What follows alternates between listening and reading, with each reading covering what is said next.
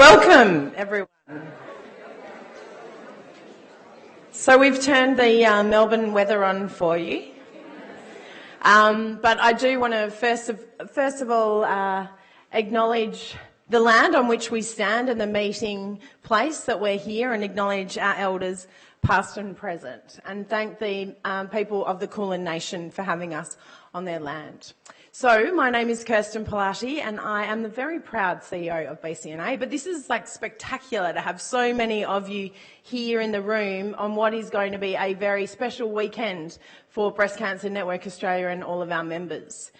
There is something that I want to just highlight first before we have an acknowledgement of country from Auntie Pam, but there's a woman in the room today who allowed us to share her story in a very powerful way, and this is the Herald Sun today, and the beautiful Kate Keogh-Murray. Can you stand up, Kate?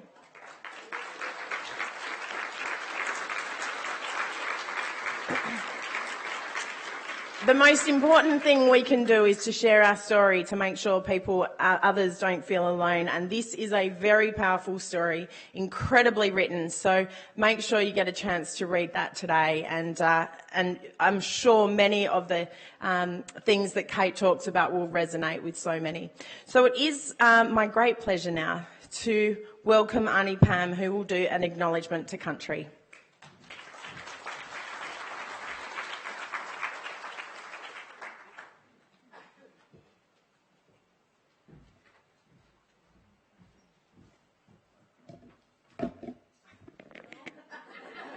I have to do this. Good morning, everyone. Oh, I think I'm a bit too close. Thank you. Good morning. As KP said, my name is Auntie Pam Pedersen, and I'm an elder of the Victorian Aboriginal community. And welcome to everyone. Welcome to the BCNA Plan B Beyond Breast Cancer Conference. This is my first time here, and it's such a pleasure for me to be here to see all you lovely people dressed in your pink, but various colours as well. And I feel a little bit nervous and I'm dry in the throat. I don't know why. It's because I'm standing here in front of all you beautiful people. All of us come together from right around Australia, from every state and territory, across these great lands. We come from so many different backgrounds, so many different cultures, so many different life experiences, though one thing binds us together, and that is because we are survivors. And I would now like to acknowledge the traditional owners of the land on which we stand on today, and I pay my respect to our elders past and present. And I would just like to say to you all, do enjoy your day. And if you feel like having a yarn to me today, do come up and speak to me and my beautiful Aboriginal people who are here today. Thank you.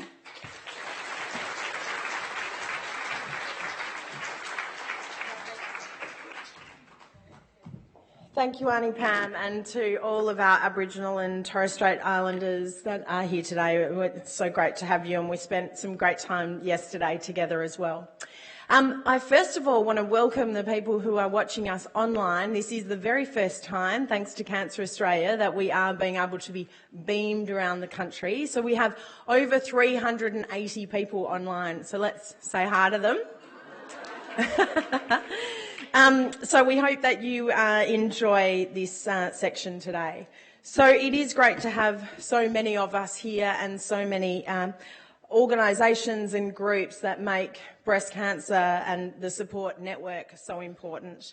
So please make sure that you go outside and check out all of the tables of information and support. So a few housekeepings, please make sure that you turn your mobiles to silent. The toilets are outside these doors, and our BCNA team will be able to show you those. We are having photos taken today, so if you don't want to be in any photos, then please just let us know, and we will make sure that those don't happen. There are also, very importantly, evaluations in your books, and we want to make sure that you help us to make whatever we do and any services that we provide, we want to make sure we hear real feedback, so you don't just have to say everything's great all the time, because that's the only way we can make things better. There is royalty in the house today. It's not Harry, sorry, but pretty close to Meghan. Our founder, Lynn Swinburne, so please welcome her.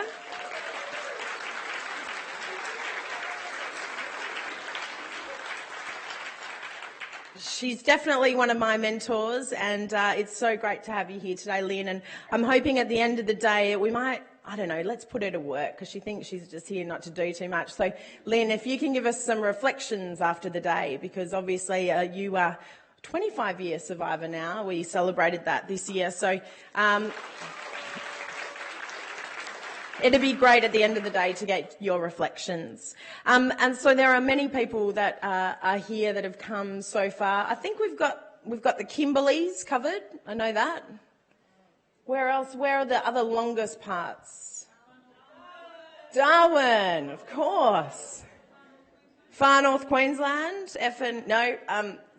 Where else? Perth, my town. Busselton? Yeah. New South Wales, Ballina? Dubbo, love it. Awesome. Thursday Island, yes. Auntie Thelma. Mission Beach. We could have brought the sun with you, that would have been handy, but I do want to say that this is a beautiful environment, but BCNA couldn't actually afford a location like this. So we made a few calls to people who, have a bit of sway in Melbourne. So we called Eddie Maguire and said, hey, Raelene needs your help. And so Eddie has actually provided us with this space totally free today. So we're very grateful to him. So enjoy those athletes out there as well as they train. I kind of feel much more svelte because of it, yeah. And so we will do a message to Eddie later from all of us as well. So I think it's important that we thank him for this beautiful space and this opportunity for us to really be in a fantastic place together. So really quickly, I want to talk, I don't know that there we go. Oh, there's Lynn. So just quickly, who is BCNA? So we now represent more than 120,000 members across the country. So tomorrow when you stand on the field, look up into those stands, and every seat would be filled by a member plus the standing room in the MCG. And that's, the people like you that we want to support every single day, and that every decision we make is about you, the 120,000 members. 300 support groups, and I know we've got lots of support groups here today, and they're such a special part of our network. And of course, linking in with health professionals is a very big and important role that we play to make sure that we can get the services to them, but also hold them to account. So the State of the Nation, I'll keep going with State of the Nation. So State of the Nation, we presented in Canberra in March this year. It was an amazing project, and I was very proud to lead that. So 10,500 people completed an online survey, which allowed us to then go out and study more about what the gaps in services and care were, but also for us to see how far we've come in 20 years of consumer activism. So thank you. There are a lot of faces in this crowd of people who came out to the consultations around the country. I did visit every state and territory, 3,500 interviews that we did, and we are really proud of the State of the Nation and the impact that this report will have on the future for BCNA. So just really quickly, the top 5 gaps that we found, financial burden will not surprise anyone. The inequalities of location, and this is going to be a very big focus for our advocacy efforts going forward, that your postcode should not define the treatment that you get. the lack of allied health services, and we do call for the allied health services program to be increased from 5 to 10 in the report, but there is so much to be done in this area, particularly in lymphedema. The lack of information for some people, particularly referring into important programs, and the shortage of breast care nurses in terms of their capacity to be with you. What we did find is that our expectations of how much time we'd have with a breast care nurse was significantly more than that of the capacity of a breast care nurse. But of course, for those women with metastatic and men with metastatic disease, that they are not having access to many breast care nurses, and we're so thrilled to have Jane Mahoney here from the McGrath Foundation, and we're working really closely with them on making sure that we can increase and actually start employing metastatic breast care nurses in major cancer centres. So welcome to Jane. I'm not sure I saw her. There she is.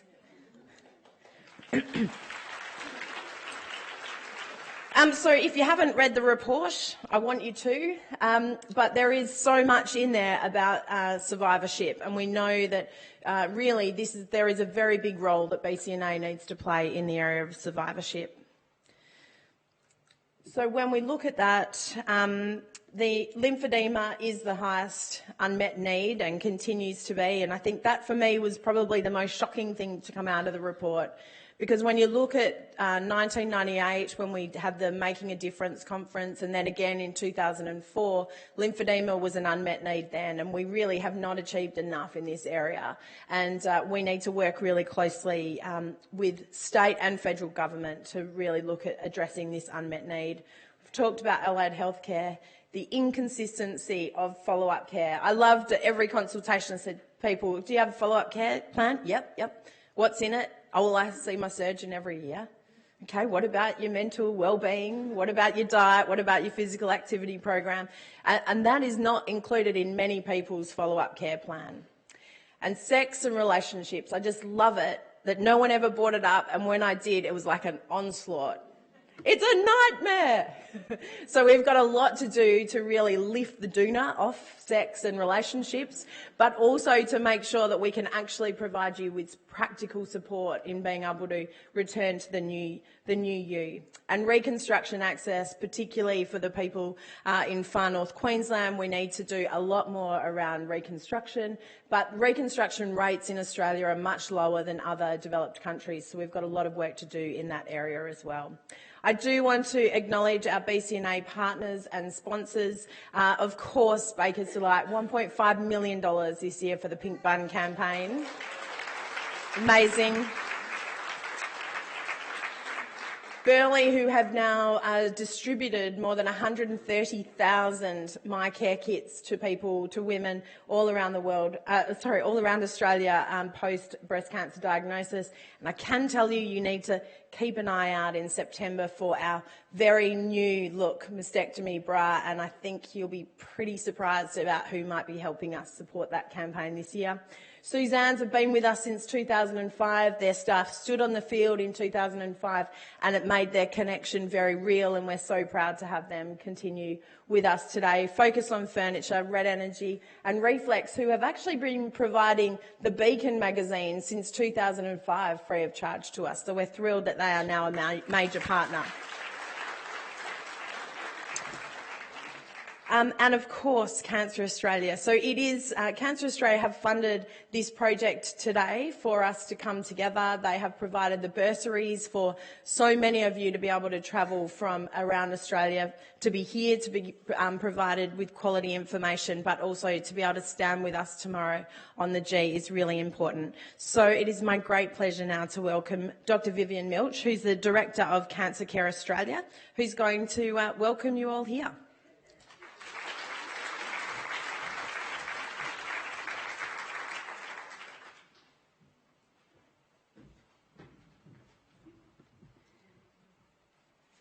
Hello, everybody.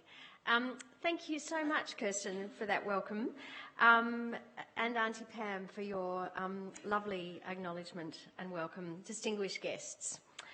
I too would like to acknowledge the Wurundjeri people, the traditional owners of the land on which we meet this morning.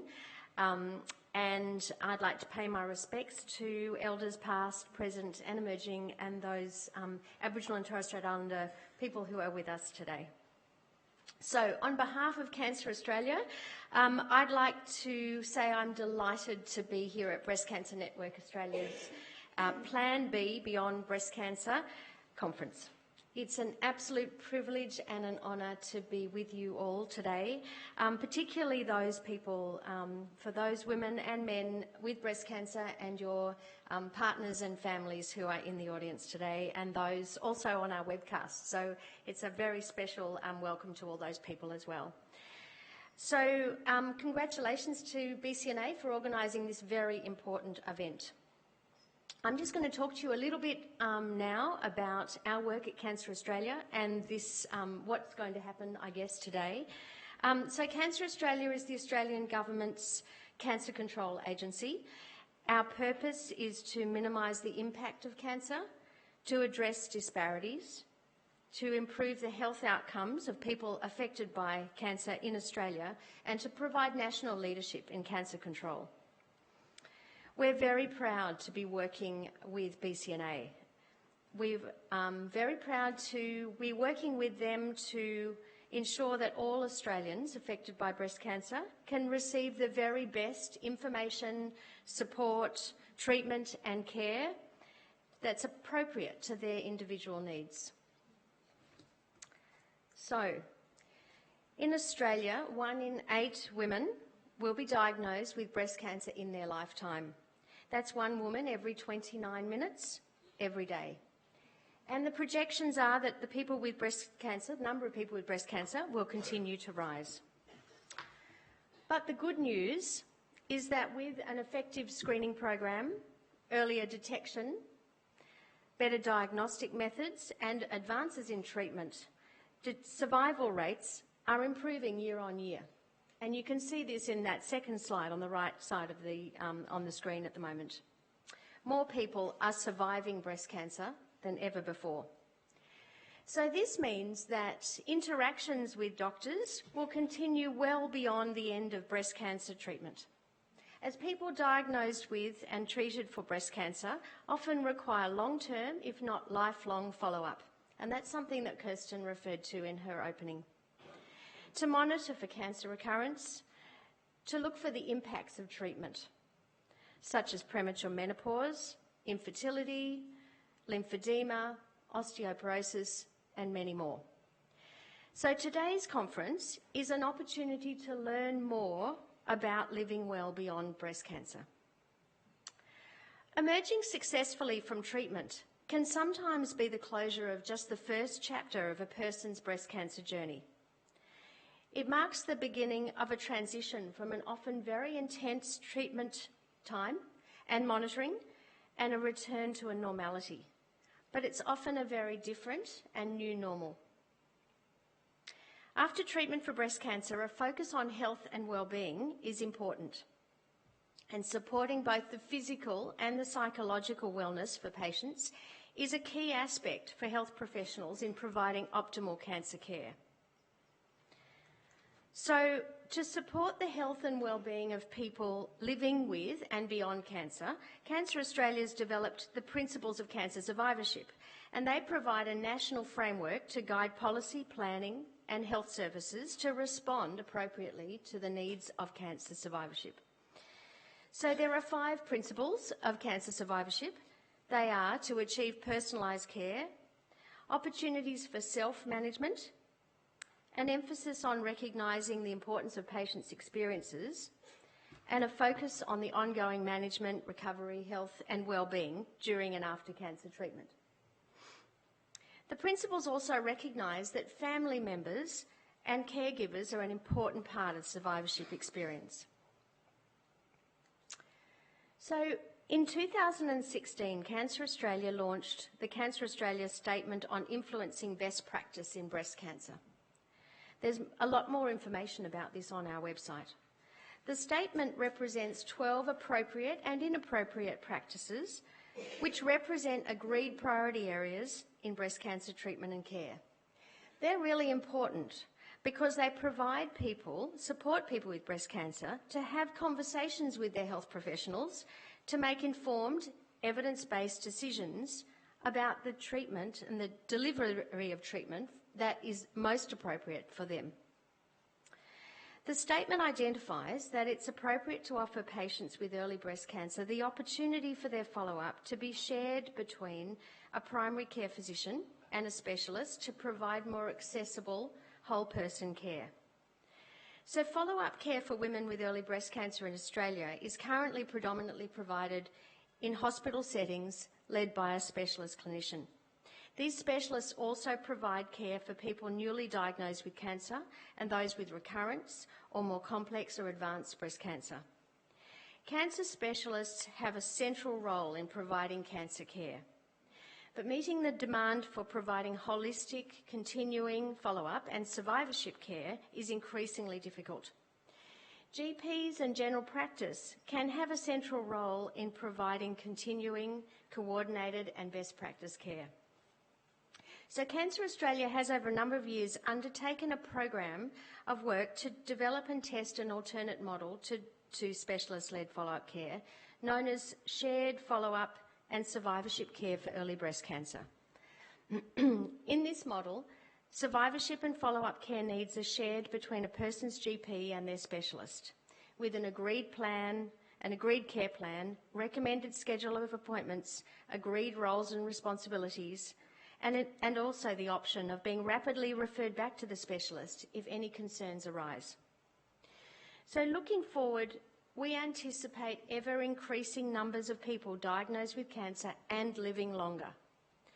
This is a future that requires sustainable approaches to the delivery of care. Approaches that support the physical and psychological and emotional well-being of cancer patients, and models of care that reflect people's everyday needs. Cancer Australia will continue to do what we are uniquely positioned to do: anticipate cancer's new challenges, build knowledge, define best practice care, develop new models of care, and lead and shape national cancer control efforts.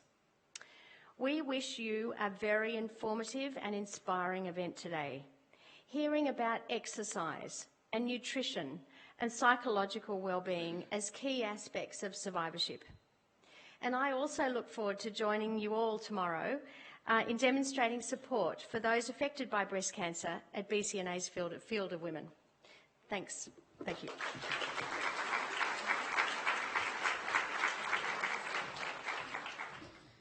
Thank you, Vivienne. And it is great that we are a part of the shared care planning and future, and you can be sure that we will continue to use our voices to help you shape that future planning. I do want to just say, if you are meant to be in Plan C, that is downstairs. So if you're a woman or man living with metastatic disease, their session is downstairs in the auditorium. So this is for survivorship for early breast cancer. I'm pretty excited about the next speaker because, you know, I'm a West Aussie and I'm quite patriotic to West Australians, and I do think, I don't know, we kind of lead the way over there. So our next speaker has flown himself in from WA to be here because this subject is so important to so many of us around exercise and breast cancer. So it is my pleasure to welcome Professor Newton, whose current major research directions include, wait, you have to wait because, you know, cut. Let's just say he knows his stuff about exercise and cancer. Please welcome Professor Newton.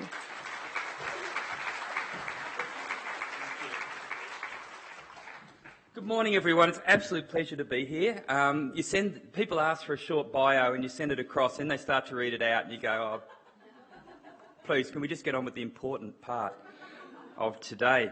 A lot of things I want to talk about. One of the first things is I want to go a little bit political.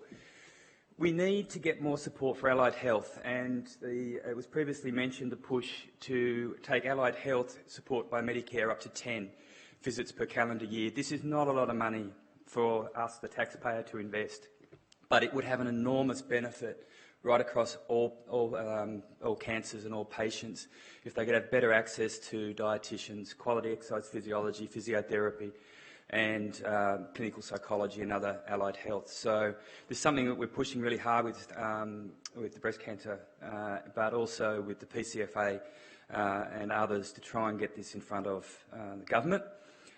It was many years ago that we got accredited exercise physiology added as part of Medicare, and that was through Tony Abbott. And when he was the health minister, he did it within 2 weeks. So if we can get it in front of the right person, then they can make that change. Okay, on with the presentation.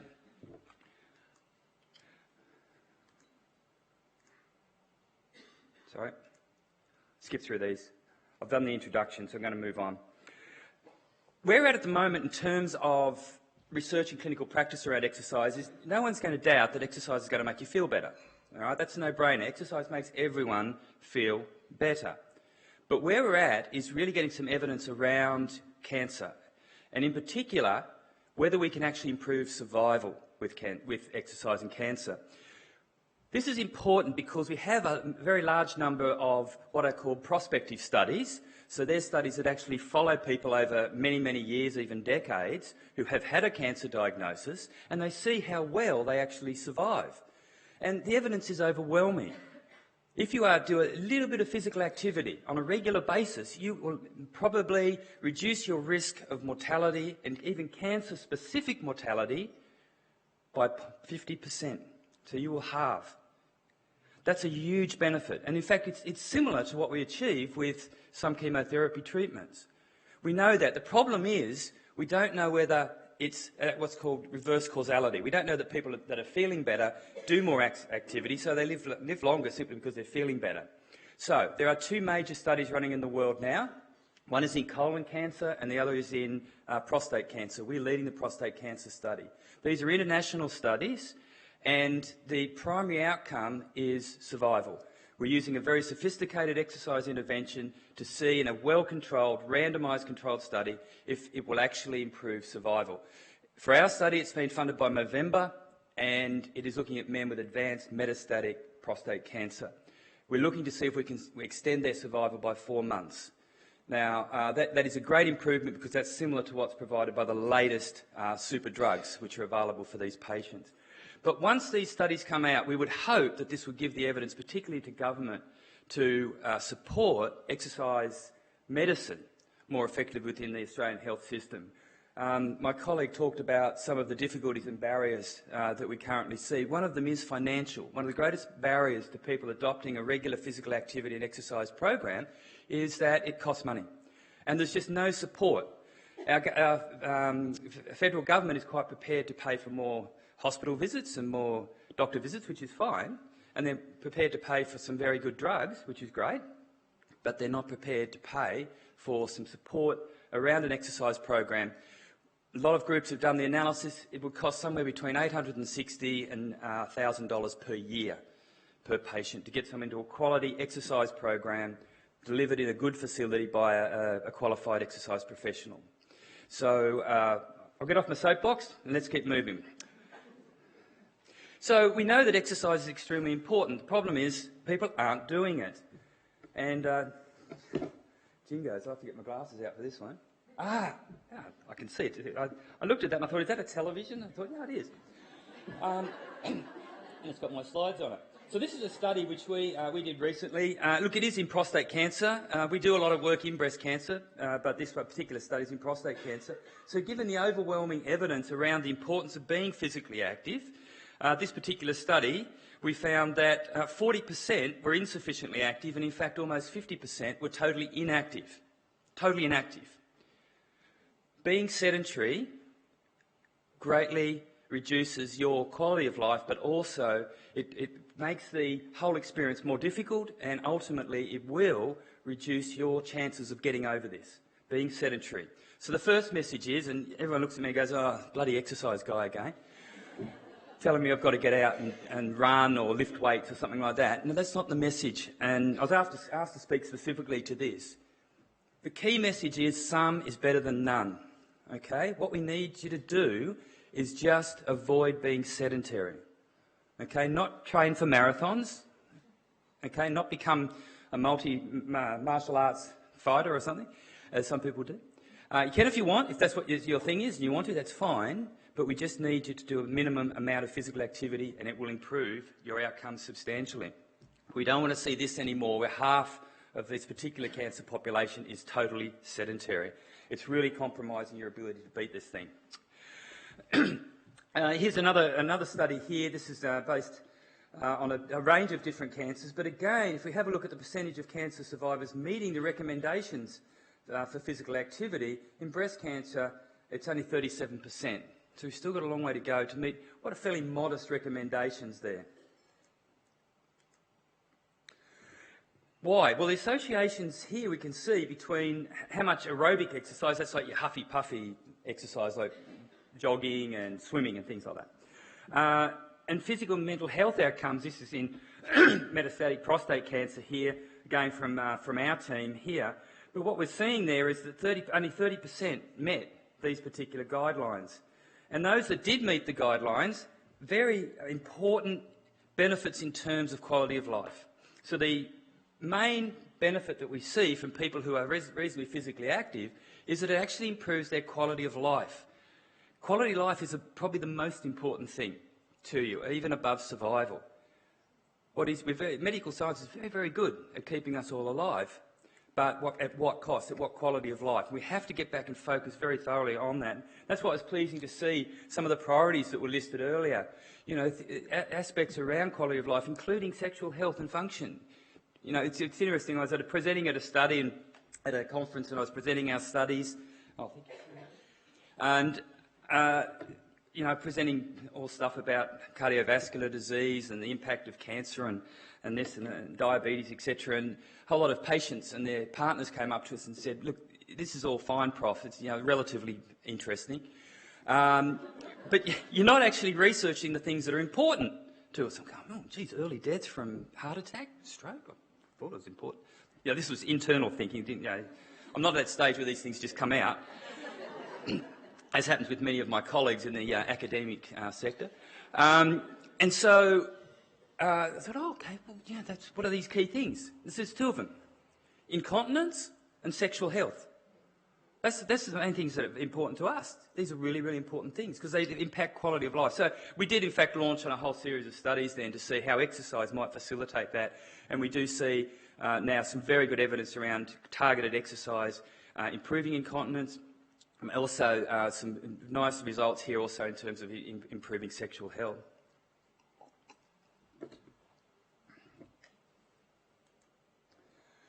So we then launched on, coming back to how do you actually do this? Pragmatically, how do you actually put exercise which is affordable and doable out to people?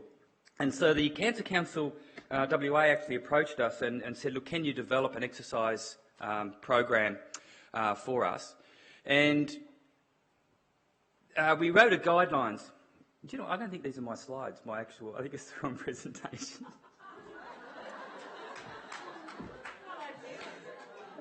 That's all right.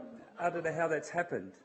Because I checked the email that I sent. I'm sure it was anyhow, we'll talk about this one anyway.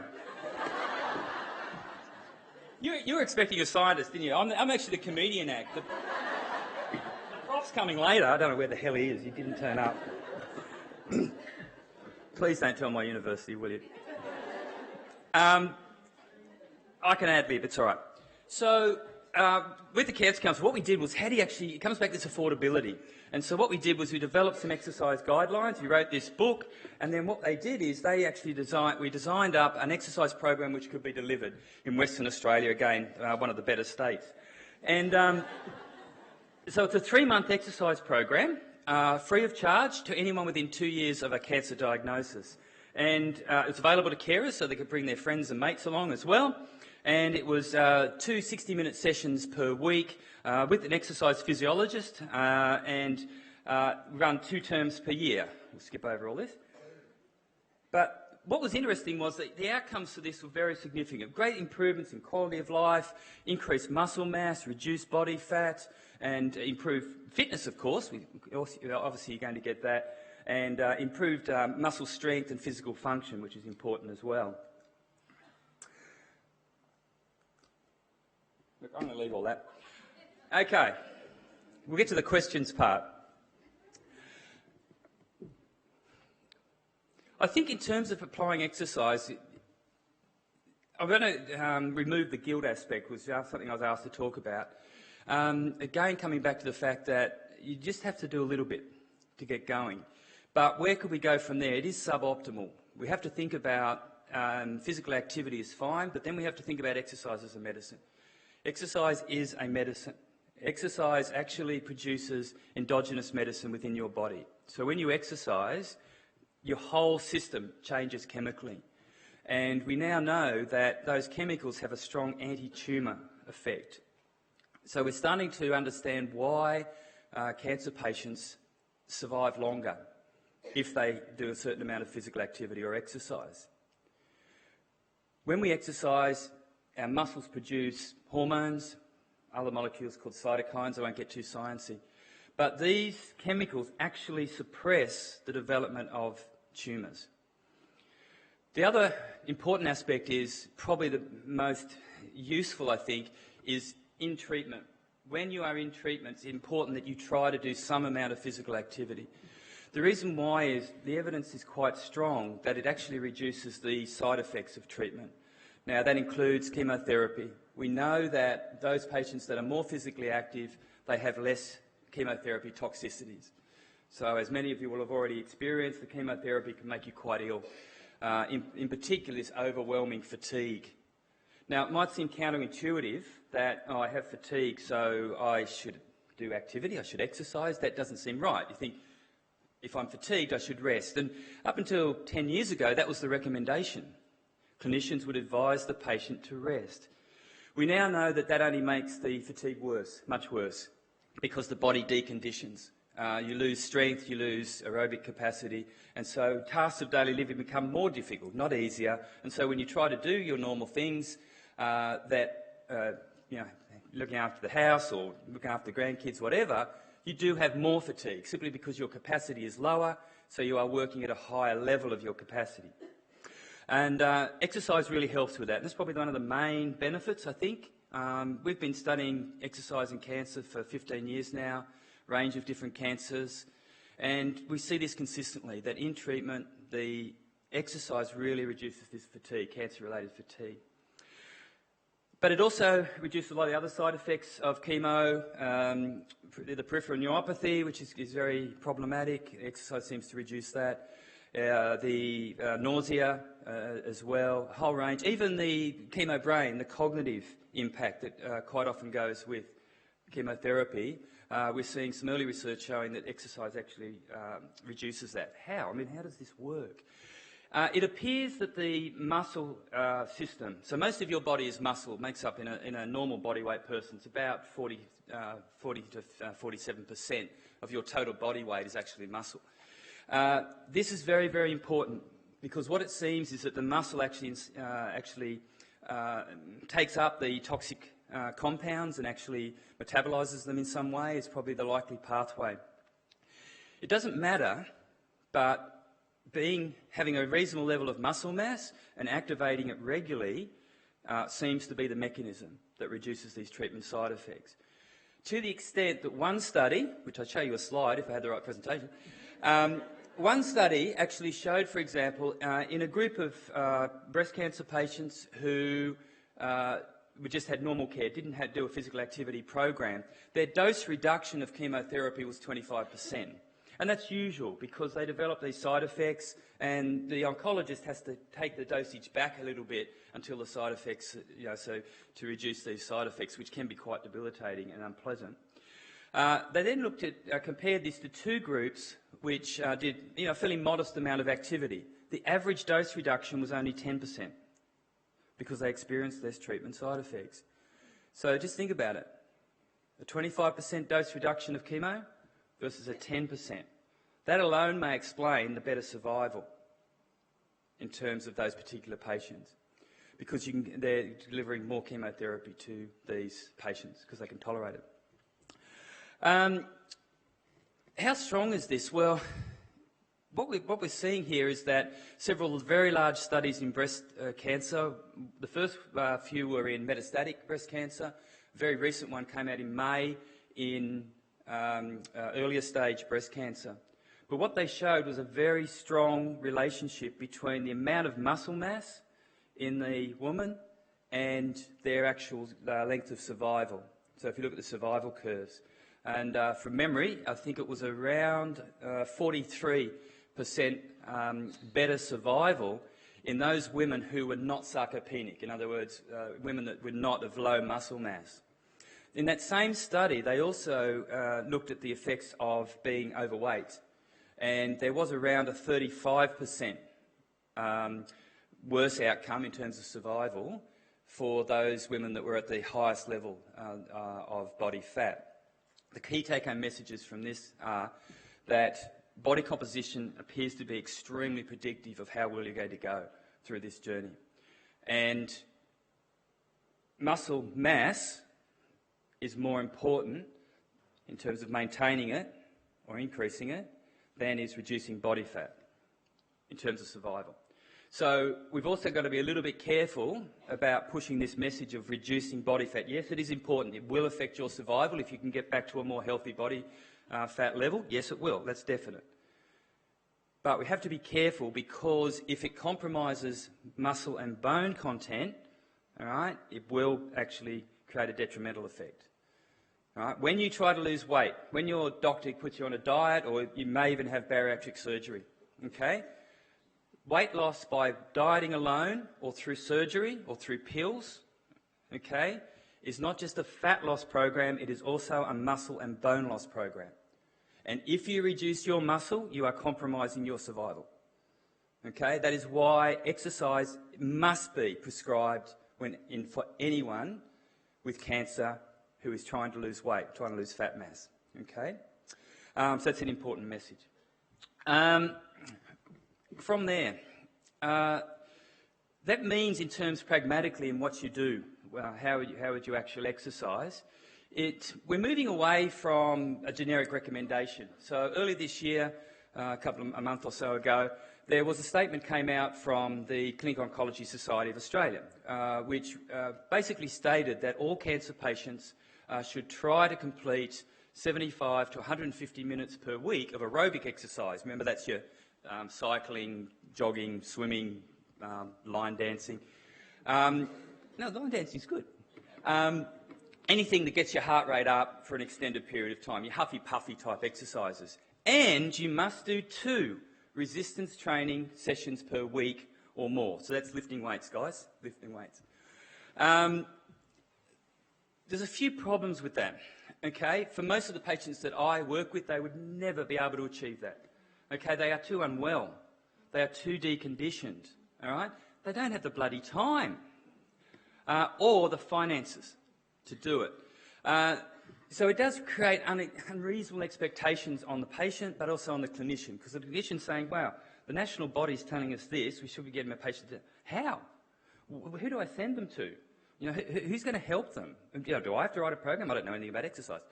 So it is problematic. What we're moving away from that same statement was made 10 years ago. What we're moving to is it has to be a targeted exercise medicine prescription. So what we do now in my clinical practice and others around the world is that we actually do extensive assessment of the patient in terms of their health. So looking at those issues which are causing the greatest morbidity, illness and mortality, and then address those, targeted with exercise medicine and other interventions such as nutrition as well.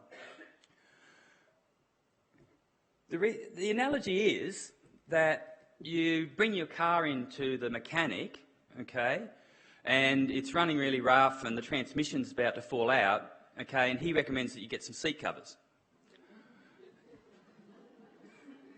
That's the analogy, okay? So when you're really unwell, you have, for example, many patients, particularly moving towards later stage, or people who have been quite thin and slight their whole life, very common in women, and so they have what's called cachexia.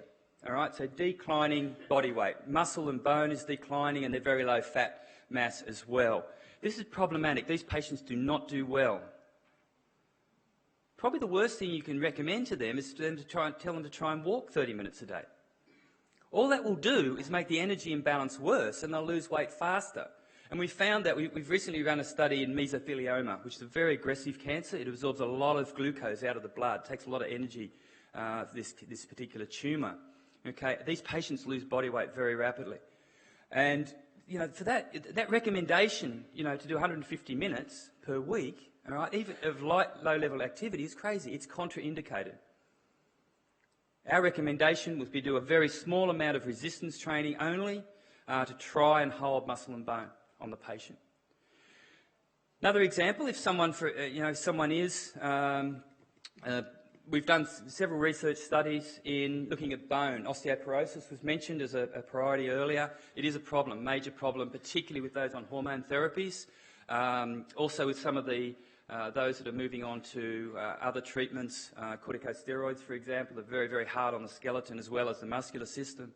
And what we're seeing is that to maintain bone requires a very targeted program, and we've been implementing a combination of resistance exercise and impact exercise as well, because that's the only thing that stopped the bone loss. Normal physical activity, so going out and walking, or, you know, a lot of people like to swim, which is great. I love to swim. I go swim twice a week. I love it. You know, you put your head down, you meditate, the world disappears for half an hour.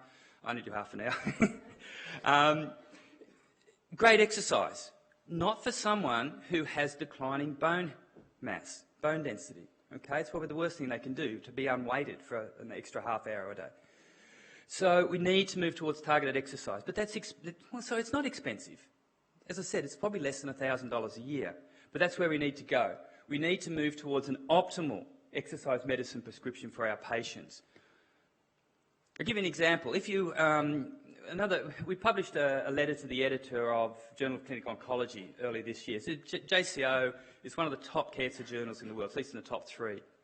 And it was in response to a paper that was written from Western Australia, so, which was all well-meaning, but what they did is they asked they went to cancer patients and said, what sort of exercise would you like to do, and where would you like to do it? And they said, oh, well, we'd like to walk and we'd like to do it at home. So they made a recommendation that cancer patients should receive an exercise recommendation to walk and to do it at home. Well, the first thing we know from previous studies, people don't do it. All right? We've seen so many studies come out now which have been trying, for example, to test telehealth, where you actually push out pamphlets and develop a beautiful website and an app, and you know, it tells the patient how to walk and where to walk and how to do resistance exercise on their own. They don't do it. All right? The adherence to these sort of programs is minimal. And we run a massive program called True North. We run for Movember in men with prostate cancer. But we know that the compliance to no worries, 5 minutes. If you'd like to see my slides, you could come to the second session. The adherence to the program is very low. Okay, so yes, we use apps extensively. Our patients, we push out a prescription to their phone or their smart device, and it's very, very helpful. But group exercise in a proper facility, the adherence is far higher. So we're trying to get people into that environment. My take-home message, I guess, from that was, I will come back to it, is you wouldn't imagine if you went to your oncologist and the oncologist said, I think chemotherapy is the way to go here. Now, you could come in here. You're going to have to come in once every couple of weeks, okay? And you live a couple of 100 k's away, so you're going to have to drive or however get here. And we're going to give you chemotherapy. We're going to give you 100 units of chemotherapy because all the research evidence shows that this is optimal to give you the best likelihood of success. Or I could give you a bottle of aspirin, and you can take it home and just take one a day. Now, probably won't work, all right, but it's a lot easier. Who's going to choose the bottle of aspirin? All right, you say, I want to beat this thing. I'll walk the 200 kilometres to get here for my chemotherapy, the best chemotherapy in the world. So, to say to patients, no, look, just stay at home and do a little bit of walking, okay, it's not good enough. All right, we need to have facilities, we need to have trained people that have experience in exercise prescription for those with cancer. We need to be supported. I say to a lot of my patients when they come through, I say, look, have you got diabetes? I say, oh, no, it's great, I haven't got diabetes. I say, oh, it's a shame. If you had diabetes, we'd get a lot of better funding for you. Tell you what, we could be sedentary for a while and eat heaps, and maybe you get diabetes, and then the federal government would finally give you some support to help yourself and save the health system millions of dollars. But look, sorry, that's a bit obviously facetious. I mean, I'm not disparaging people with type 2 diabetes. But we've done a very good job, and it's because diabetes as a group have got out there and say, come on, exercise can actually, currently exercise is the only way to cure type 2 diabetes. All right? It's the only way to cure it. So the government's turned around, and the person with diabetes can get 2 exercise sessions funded per week. All right? We need to get to that same point for people with cancer.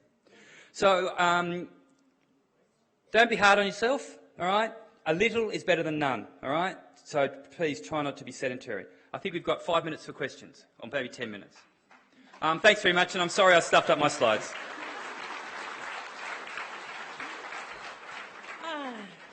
There's always going to be something in the day, isn't there? It has to be. Well done, well done. So we've got questions.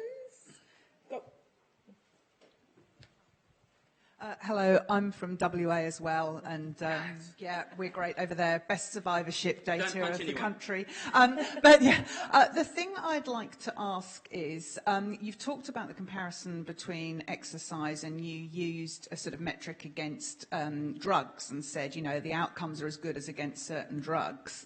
Now, I presume with that you're talking about some of the chemotherapy type drugs and so on. For many of us here who are onto Plan B and survivorship, we have ongoing issues that affect our ability to exercise, and things that are recommended in our treatment, like endocrine therapy. The hormonal effect, many of us feel at least 20 years older when we get up in the morning because our feet don't bend because of blocking all our hormones, etc. The other thing is prophylactic surgery. Which again puts us out of the ability to do exercise at various points. Are there any studies that show comparative data on prophylactic surgery versus exercise in improving outcomes, and also endocrine therapy versus exercise? Okay, my first message I want to make very, very clear. Exercise medicine is not a cure for cancer. Okay, exercise will never cure cancer, for the same reason herbal tea, Tai Chi and crystals, turmeric, will never cure cancer. However, exercise has been demonstrated to be an absolutely critical adjunct therapy for surgery and for these treatments. Look, I realise that you have a whole lot of the side effects, and they're highly problematic, and they make exercise hard. What the exercise professional has to do is come up with an exercise prescription, which you can do. Okay, it's no good me saying, look, it'd be great if you trained for the Melbourne Marathon. Really, really good. Okay, no one's going to do that, okay? So we have to come up with something that actually works for you. And I think that's a problem. That's why these broad statements have failed, and patients have felt as though they've failed because they can't adhere to it. For some of us, I might recommend to my patient, all I need you to do is once a day, I need you to do 10 squat exercises. That's all I need you to do, all right? Because all we want you to do is try and reduce the decline in your physical function, and that might be sufficient. All right, so it's about coming back to tailored medicine again. So I've got a question. I live in a regional area. So what do I actually do to demand that kind of help and support that I need for exercise when I'm living in a survivorship? Sure. There's around 6,000 accredited exercise physiologists in Australia. So these are the allied health professional most qualified to prescribe exercise medicine. And they are located in a lot of regional centres as well. But there's also many opportunities to receive telehealth or tele-exercise medicine as well. And so you can, through the Exercise Sports Science Australia, which is a professional association, they can help you with that and direct you to an accredited exercise physiologist. But clearly the solution will be not relying on a single health professional. As was pointed out, it's going to have to be a multidisciplinary team approach, and it might be a specialist nurse that is giving some basic exercise advice. It's not going to be the oncologist, okay? They're looking after a whole lot of other things. Not that they're more important, it's just that they're not trained in the area. So it's probably most likely going to be accredited exercise physiologist, physiotherapist, specialist nurse, that will actually be delivering that sort of advice. I think it's a question, but it's probably one that maybe covered in a lot of studies. So I think a lot of us have, whether you're remote or whether you're in a good location, you do have an oncologist who is doing the best to give you whatever you need to get through. When that article came out a few months ago that exercise should be part of a chemo plan, I think my oncologist then every week was asking me if I'd done exercise. That was sort of her ticking a box. Stick with that oncologist. They sound like they've... Yep, she's really, really good. But I think we don't know what good exercise and bad exercise is. So will there be a plan to link in with oncologists and research of what is that? I know you're saying there's a bare minimum, but I think we all just don't really know what we're doing. We need a little bit more guidance. And if we don't have those regular exercise programs of 2 a week, what's the best way that we have confidence that these oncologists are getting that information from the latest research? Okay, the guidelines, Australian guidelines are currently being rewritten at the moment, and so I'm a co-author on that, and that is very much around specific advice on what exercise is indicated and contraindicated for particular conditions. So that'll be out before the end of the year. I met with PCFA President last week, and we've just published a paper where we showed that only 13% of consults with a GP around the patient's cancer involves a recommendation on physical activity, which is that's not very good. So we're doing a push out through GPs initially, because they're your primary healthcare provider, making them realise that exercise is really important for a person with cancer. I'm not saying that they have to prescribe the exercise, but just having that discussion. Are you sedentary? Do you do any activity? Sedentary, you're compromising your survival here. You need to do something. Here's a referral to a qualified exercise professional. Got a question at the back? Yes, hello. Firstly, I just want to say thank you for your excellent presentation. And it's bloody awful. I'm sorry. Well, actually, I've got the bloody wrong slides. That was actually quite amusing, so that was good. Please don't tell my executive dean. Just as a survivor of 9 years and 8 years living with breast cancer-related lymphedema, I'm also quite an advocate for lymphedema services. I just wanted to ask for your comment about exercise and cancer survivorship, and extend that to exercise with cancer survivorship with lymphedema, because we have a lot of we constantly get a lot of contradictory information. So interesting. I had a couple of slides on that in my proper presentation. Look, it's problematic because the recommendation traditionally has been to rest. Okay, let's go back a step. I've got another hour, don't I? Yeah. Oh, good. The reason I got into this area is because my dad got prostate cancer about 23, 24 years ago. And he had a prostatectomy. He went up to Brisbane, because we lived in Lismore on the north coast, or he did. Went up to Brisbane, got 6 weeks of radiation therapy, and he came home a broken man. Overwhelming fatigue. The doctor told him to rest, He sat in the sun on the front porch, 2 years later he died of a stroke. Now, I kept on saying, Dad, come on, let's go for a walk. Come on, let's just walk around the backyard, I got him a little bit of some weights and things, because I was an exercise scientist by then. I've been doing this for 38 years. I was looking at him and going, this is not right. The guy's just losing function, he's incontinent, he's just going backwards. And that's where I got into this research area. I said, if we got him exercising and doing some resistance training, he'd get out of that chair and, he'd get his function back. And it's because the advice was wrong. And I think around lymphedema, there's a lot of advice which is wrong. And we've run several studies now. I think we published the first study in the world to be over, I think it'll be 12 years ago now, where we showed that patients with lymphedema can do resistance training. And as an exercise scientist, you have to come to the mechanism. What is the mechanism? How does this actually, on a physiological and biomechanical way, how does this actually work? And telling the patient with lymphedema, try not to move the limb because it'll make your lymphedema worse, and for God's sake, don't lift anything. As a physiologist, I go, well, what's the bloody mechanism in that? How does that work? If you don't move the limb, the fluid won't be returned, it won't get any better, they'll lose strength. Eventually the muscle will actually atrophy and be invaded by fat, and you can't reverse that. So the quality of the muscle will decline. I said, it's the same as my dad. I said, that's a dumb idea. Where's the physiology behind that? So what we did is we ran a couple of trials where we had women with lymphedema actually doing resistance training. We showed no exacerbation, okay? And we saw improvements in strength. We didn't see reduction in lymphedema, but they're only 12-week studies. All right, we need longer trials funded.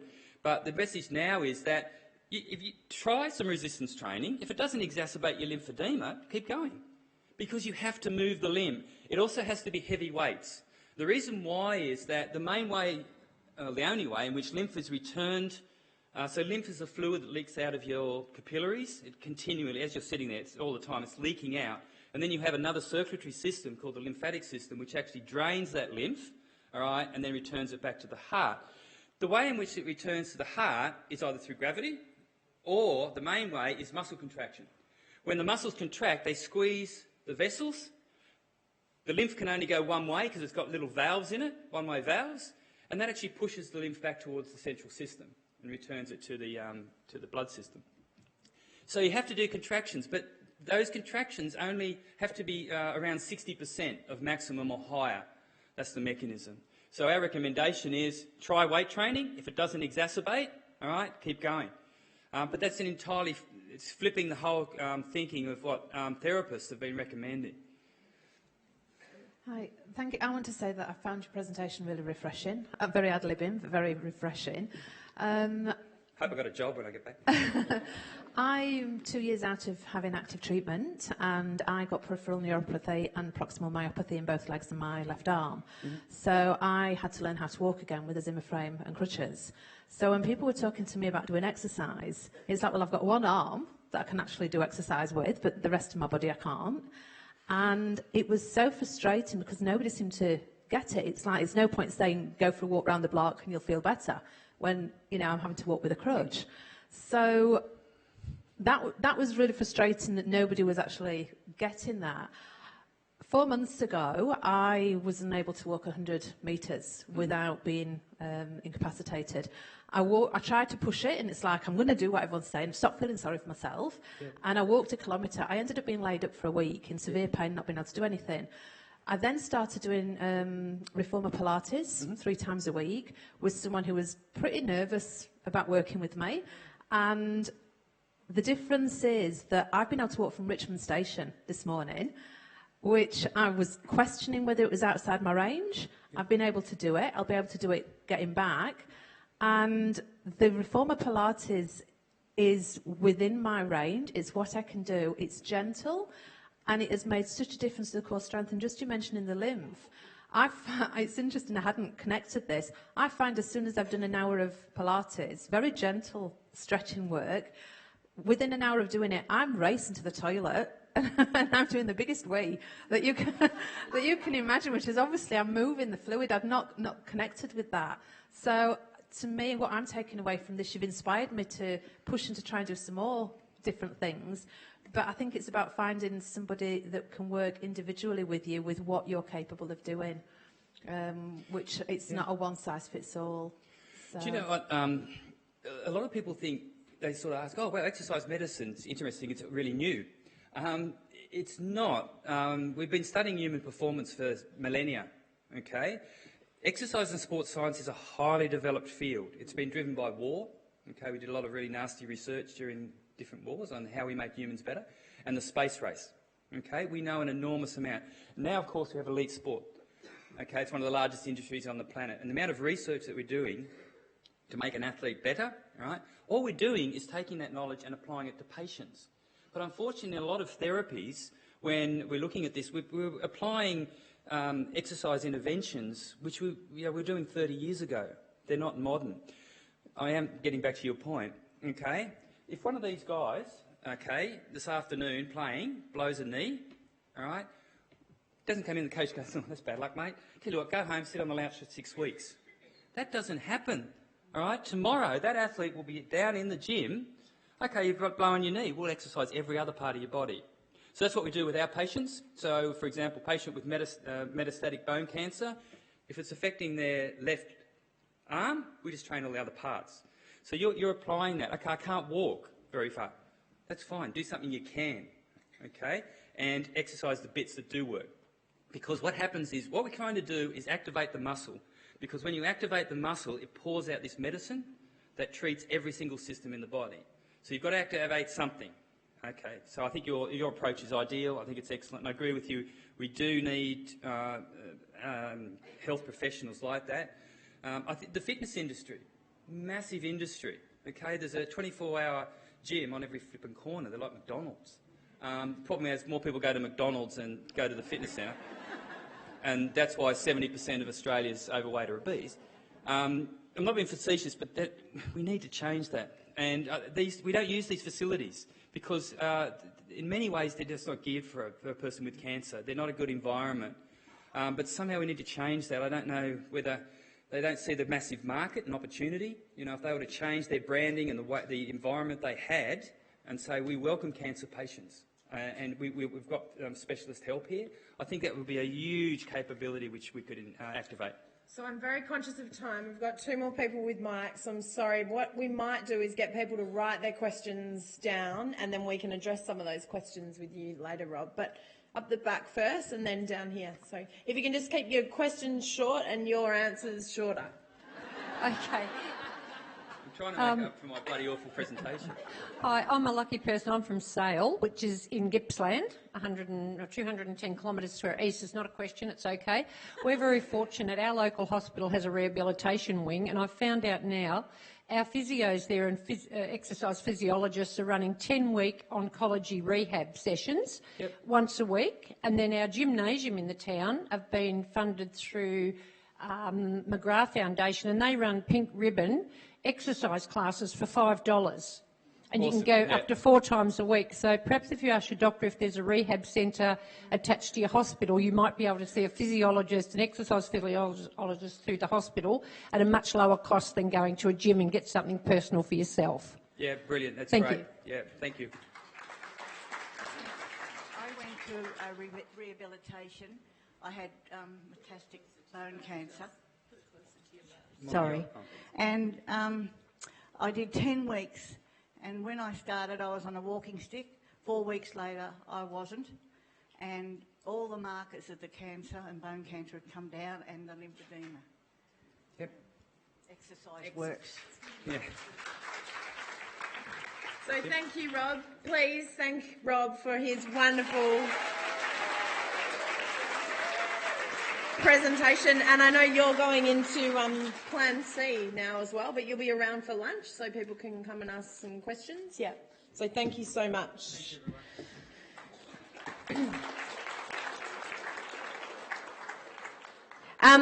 Oh, sorry, that just went very loud. So I'm very excited about our next topic.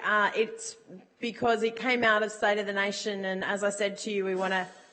Oh, that wasn't Rob. It's okay. That we don't need to lift the. We need to lift the doona off our next topic. So Janine Porter-Steele often travels around the country with us talking at forums. She is the clinical nurse manager for the Choices program at Wesley Hospital in Brisbane and also the Women's Wellness Research and Program Manager at Griffith University. I have no idea how she does it all. Please welcome Janine Porter-Steele.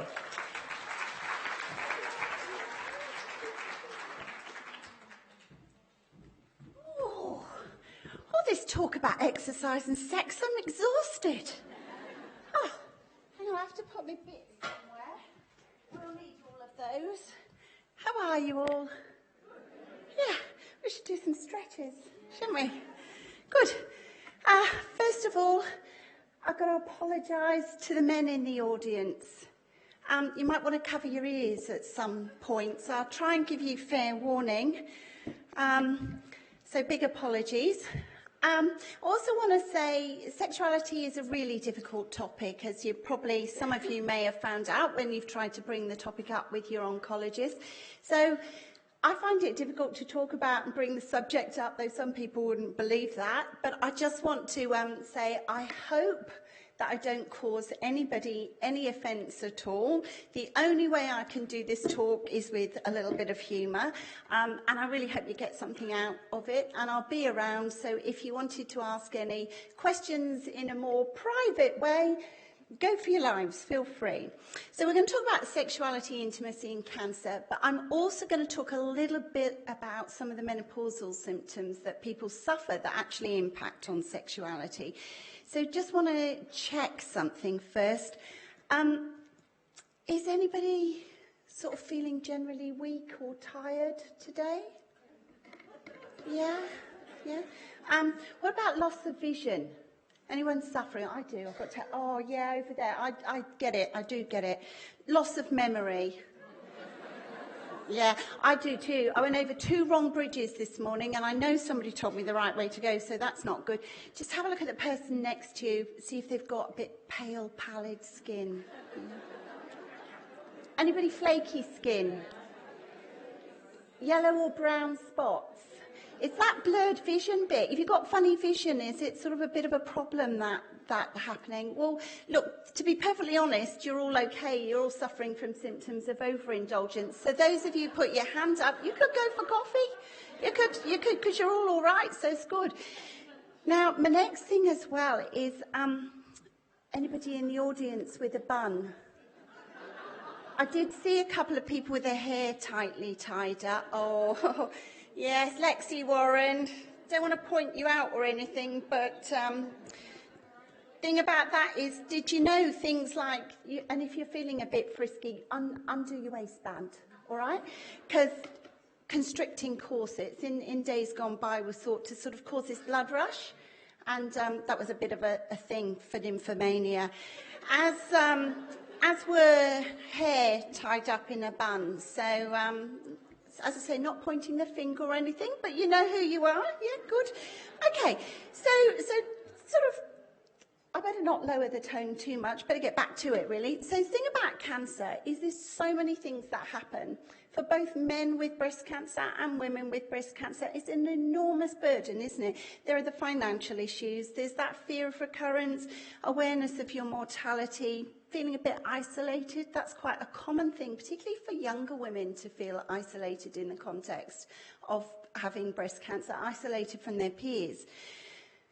Obvious things are things like self-esteem gets lost, there's fear, anxiety, you name it. I've probably only got half the things on the list that people have experienced. So things like menopausal symptoms, oh joy, anyone got menopausal symptoms? Yes, me too. It's not fun, is it? I have a hot flush every 5 minutes. And then there's the sexuality issues. And they're all, as Kirsten says, the things that are under the doona. In fact, I wish I'd thought of that myself. That's a really good one. I might use that next time, so just letting you know. So the scope of sexuality issues. For both men and women, the scope is enormous. It's something like 40 to 100% of cancer patients will actually have some kind of sexual difficulty during that experience of cancer treatment or even after cancer. So I guess one of the most important things about this is not to feel that you're alone and not to feel that you can't bring the subject up or talk about it. And we'll talk a bit more about how you're going to do that.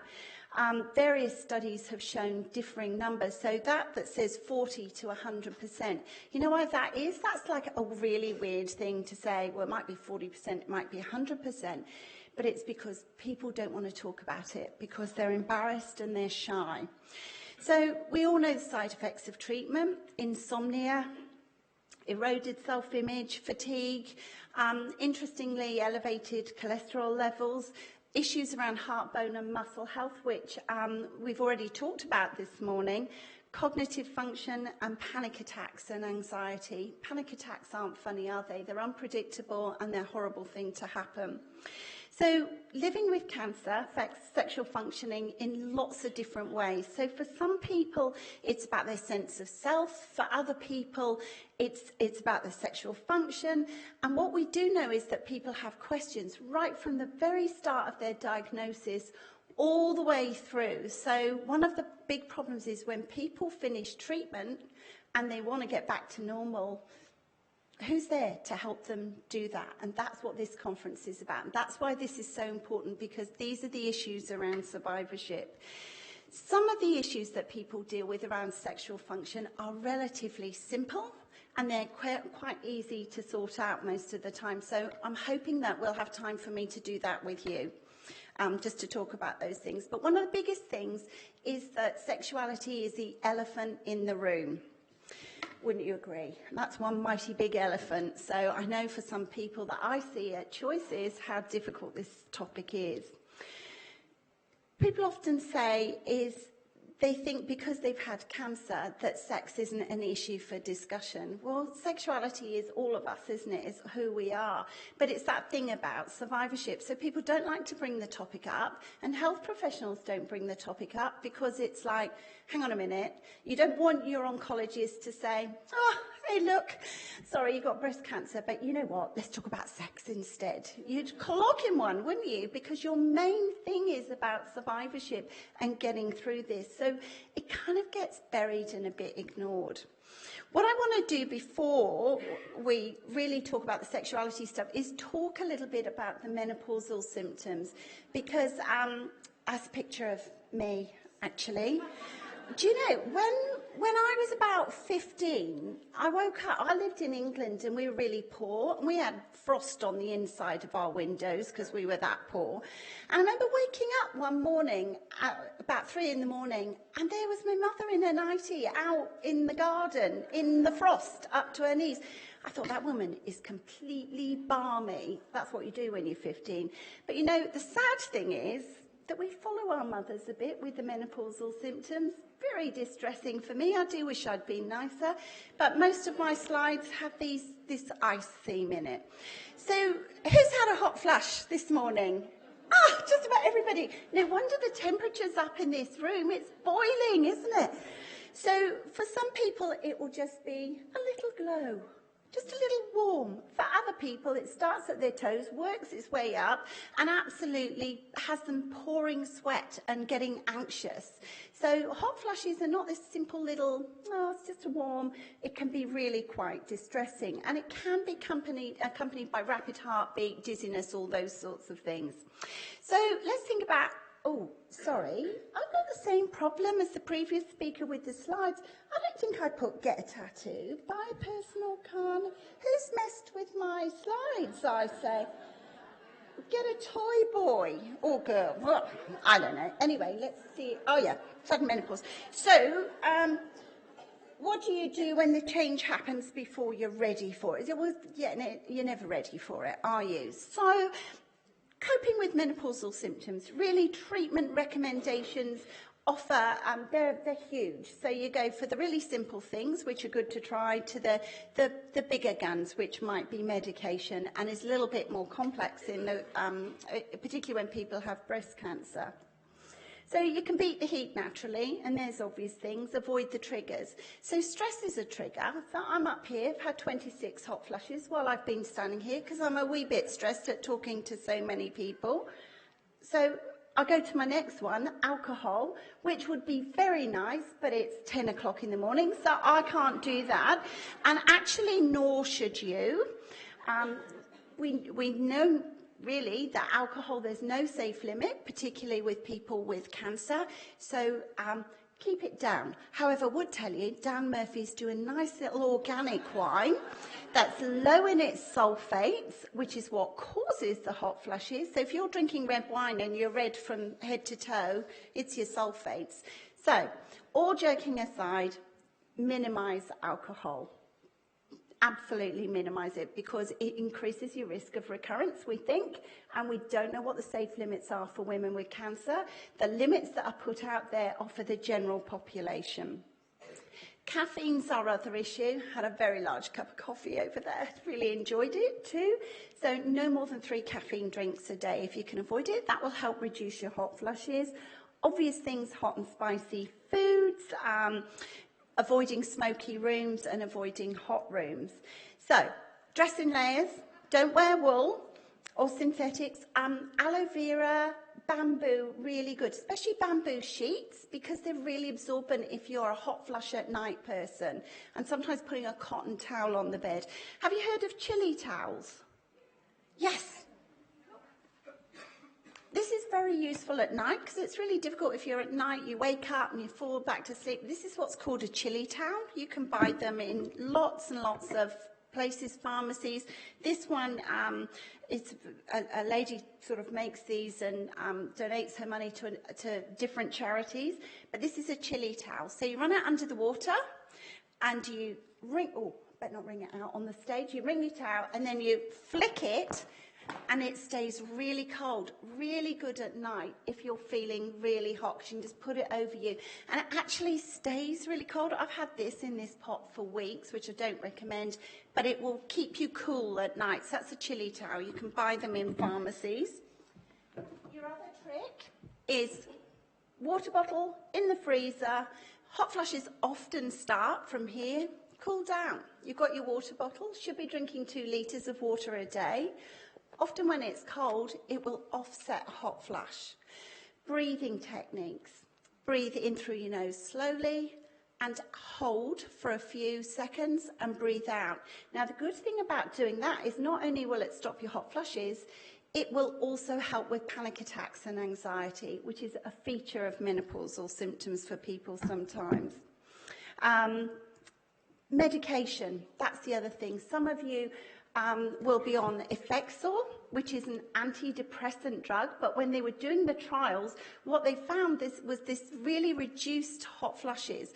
So it's difficult for people because sometimes they say, but I'm not depressed. Does the doctor think I'm depressed? I've just got hot flushes. But that's often the scenario that we use Effexor. Its other name is venlafaxine. There are also other drugs. There's one called gabapentin.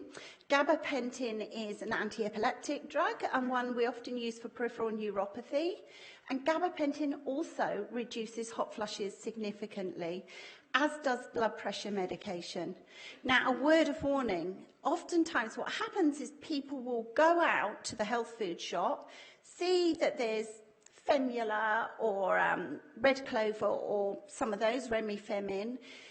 They're not the best thing to take because they contain plant estrogen, and often in the context of cancer, breast cancer is often fed by estrogen. So you need not to do the herbal thing. In fact, any of those things you need to check with your oncologist whether it's okay to take. Lots of them, herbal drugs, interact with the hormonal medicines and also chemotherapy.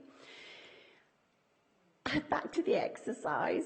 So I was listening this morning, I think that was such a good talk. And we know, even from the point of view of managing menopausal symptoms, exercise helps reduce hot flushes. And it also reduces insomnia, the eroded self-image, the loss of libido, reduce the cholesterol levels as well. And because of the endorphin activity, it can actually help with cognitive function. So that's probably the message of the day, is exercise, isn't it? Back to the sexuality stuff then. What is sexuality? What does sexuality mean to you? Anybody got any comments on what sexuality is? God, you're all being very well behaved. Nobody knows what sexuality is. Yay, go you. Feeling horny. There's always one in the audience. Good work. Thank you for that. It is. It's feeling sexy, feeling horny, feeling sensual. It's that. Anything else? Come on, Kathy, I rely on you. Feeling the love. Yeah, good one. It is. Sexuality is more than just sex, isn't it? It's about many things. So in the interest of time, because I'm sure Kathy's going to put the big sign up for me sooner rather than later. I'm all right. Okay, so there's sexuality. It's physical expressions. It's about self-image. Sexuality is about gender, isn't it? It's about families, it's feelings, it's all those things on my very long list. Intimacy. It is about intimacy, and intimacy is that connection. So it's not always about sex. But it's interesting because intimate relationships, they're not always sexual, but sexual relationships aren't always intimate. And I guess most of us with a partnership are striving for both of those things. The other thing that ties into sexuality is body image, and body image is important to all of us, isn't it? How we see ourselves, how we look, how we feel. So there's some images there that show various different bodies. I'm having a bit of trouble with my slides today. They're not popping up. It must be a slide thing this morning. So body image is very much about people, how they see the world. After cancer, it's all those things that impact on your body image, like hair loss, eyebrow loss, eyelash loss. Those things become quite important. Scarring, we often think that women who have mastectomies are the ones that are going to really struggle in terms of body image, but those women who have reconstructions or those women who have a lumpectomy, that visual thing of having a scar, it's not just the visual scar affecting the body image, it's that reminder, isn't it, that you've been through this treatment. So body image is really significant to people. So we're going to talk a bit about that in a second.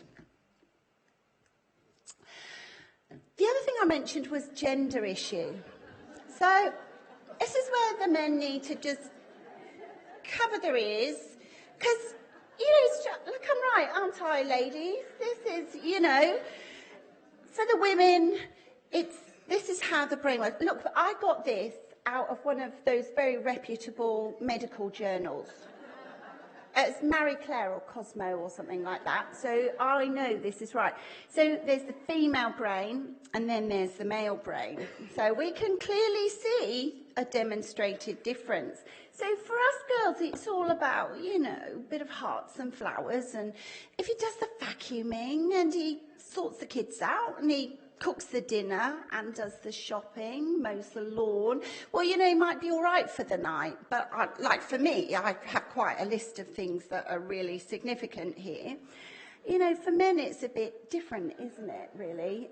It's kind of, this is the thought. And, it's that thing in the morning, isn't it? When you feel that nudging in your back and it isn't his knee.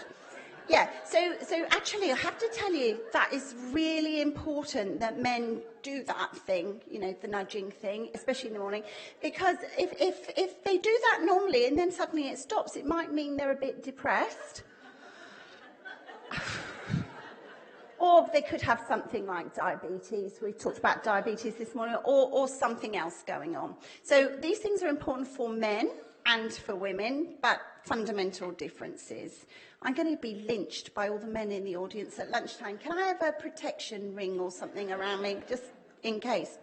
So we've talked a bit about the issues. And all joking aside, men with breast cancer get similar issues. So for women and men, there are things that affect sexuality. The menopause stuff does. When you're having hot flushes, trying to snuggle up with someone is like, no, just get off me. So trying to fix all these different little things becomes quite important. So issues like pain, fatigue, you'll see. They run right through the list. Now, men with breast cancer as well get put on the hormonal therapies quite frequently. So they're just at risk of hot flushes and all those sorts of things as women are. So this kind of affects both men and women.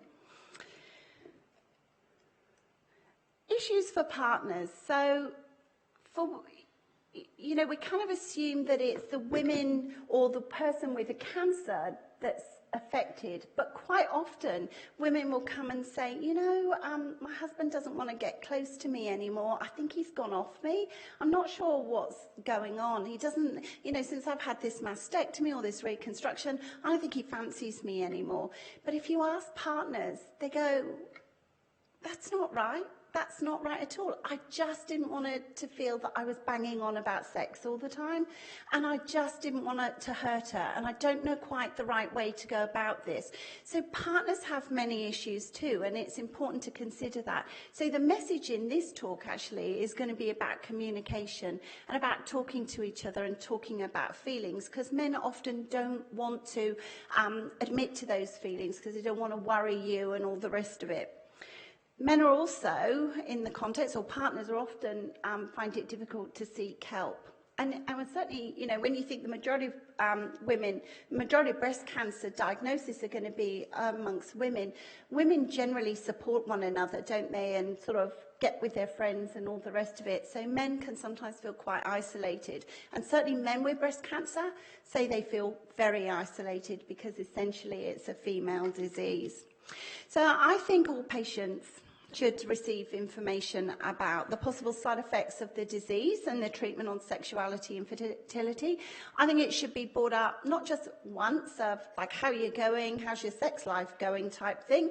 I think we need to discuss that around chemotherapy, not just in the context of whether you use condoms for 2 days or a week, but in the context of relationship. I think it needs to come up when people are given tamoxifen or the aromatase inhibitors. I think it's a conversation that should keep happening throughout the treatment trajectory. And I don't think it's just young women, I think it's midlife women, and I think older women. Often older women are having the best time. I've had a couple of 84-year-olds say, no one's talked to me about this, and you know what? We're swinging off the chandeliers. We've got no kids to worry about. We can do whatever we want. We've got all this time. You know, what else is there to do? We're having a great time. So it's important for everybody. So this is generally the sort of thing that people say, oh, I'm embarrassed, or I don't want to bring it up, or, you know, it's a bit awkward. And health professionals will often say, oh, no, someone else's job, not trained to talk about that. There's no privacy. I'm a clinical nurse, and I think there is always a way of bringing this topic up and finding some time and space to talk about it. You can bring the subject up. There's some little suggestions for you. I did have a lady last week who said, I did try and bring it up with my oncologist. I said, look, I think my lady garden needs watering.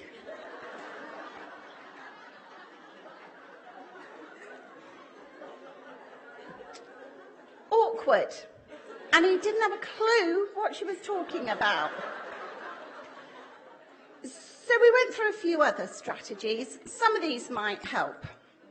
Now, just in terms of sexual function, because I've only got 10 minutes left, so we better get to this. Might have to push the question time out a bit.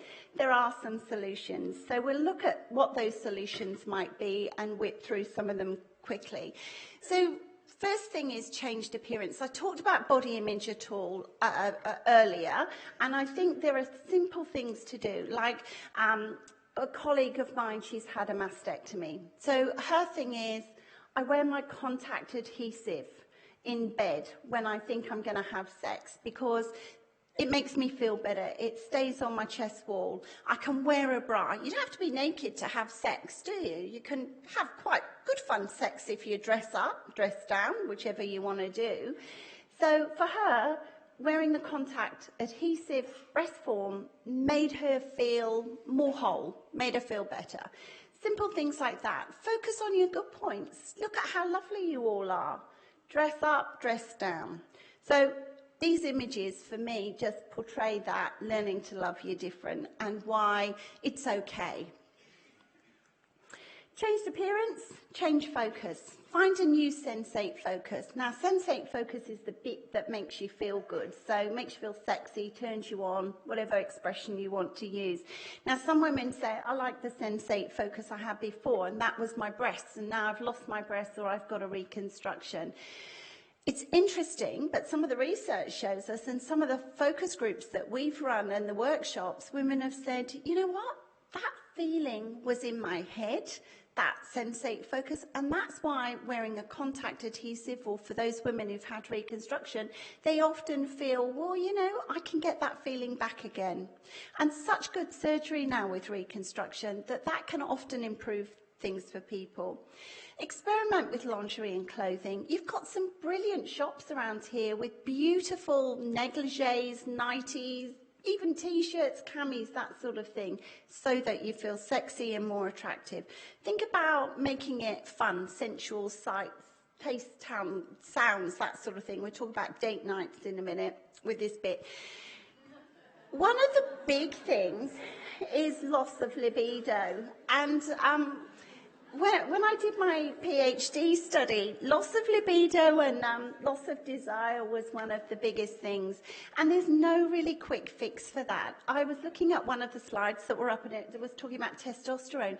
Years ago, we'd give women testosterone to get their sex drive back, because that's what men have got, loads of testosterone. So somebody thought, that should work nicely for women too. We'll give them all testosterone. But in fact, it's turned out not to be the best plan, and it's not recommended that women have testosterone. So it makes it a little bit difficult in terms of libido. So there's things that you might have to think about doing. So I like this porn for women, as I say. I mentioned that previously around the vacuuming and the cooking, the cleaning, the washing, the sorting the kids out. So sometimes you just have to make it work for yourself. Loss of libido and different levels of desire. We know cancer exaggerates those issues. So it's well recognised that if you've managed different levels of desire before, cancer can actually make that worse or make it difficult, change it. So it's actually communication and working out how you can do it. So trying outer course as an option, touching, holding, hugging, massaging. There are other ways of connecting and being intimate with someone. Have a quick, gentle love-making session rather than a long one, but not too quick. It actually takes longer to get clitoral stimulation. So women frequently complain about vaginal dryness. That's a common feature, particularly with aromatase inhibitors.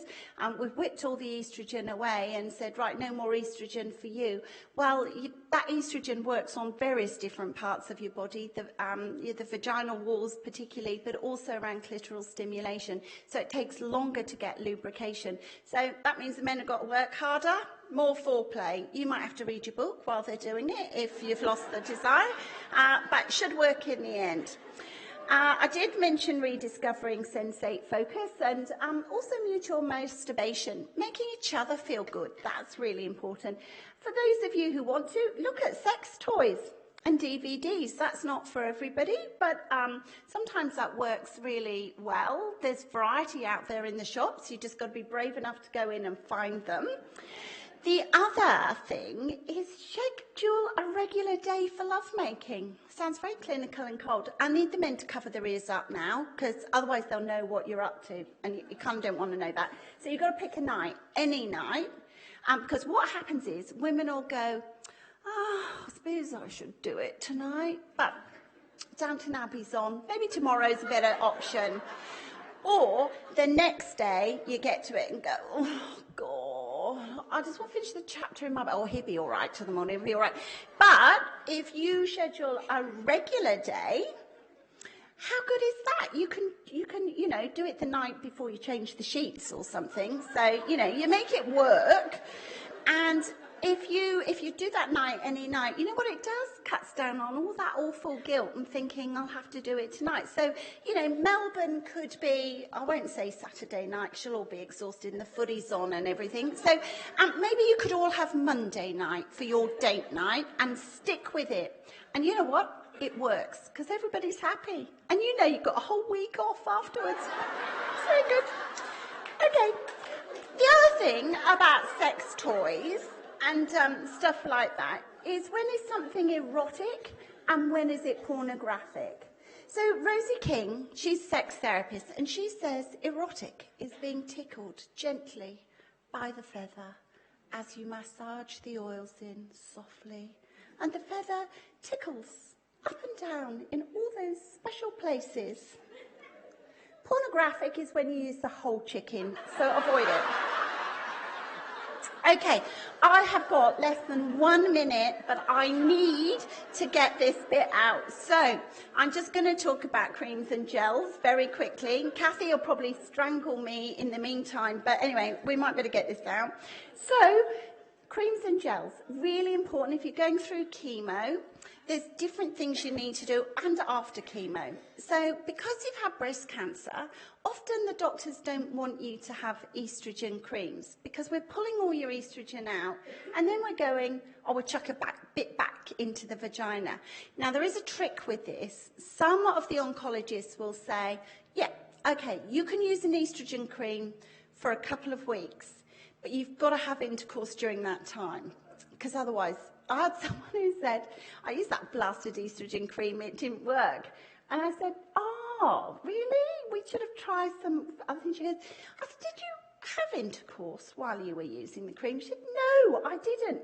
I'm like, well, how do you know it didn't work? And anyway, so you've got to have intercourse while you're using it, because what it does is in the short term it'll plump up the walls. Now, some oncologists will say, no, you're not doing it, but others will say, okay, it's only for a couple of weeks.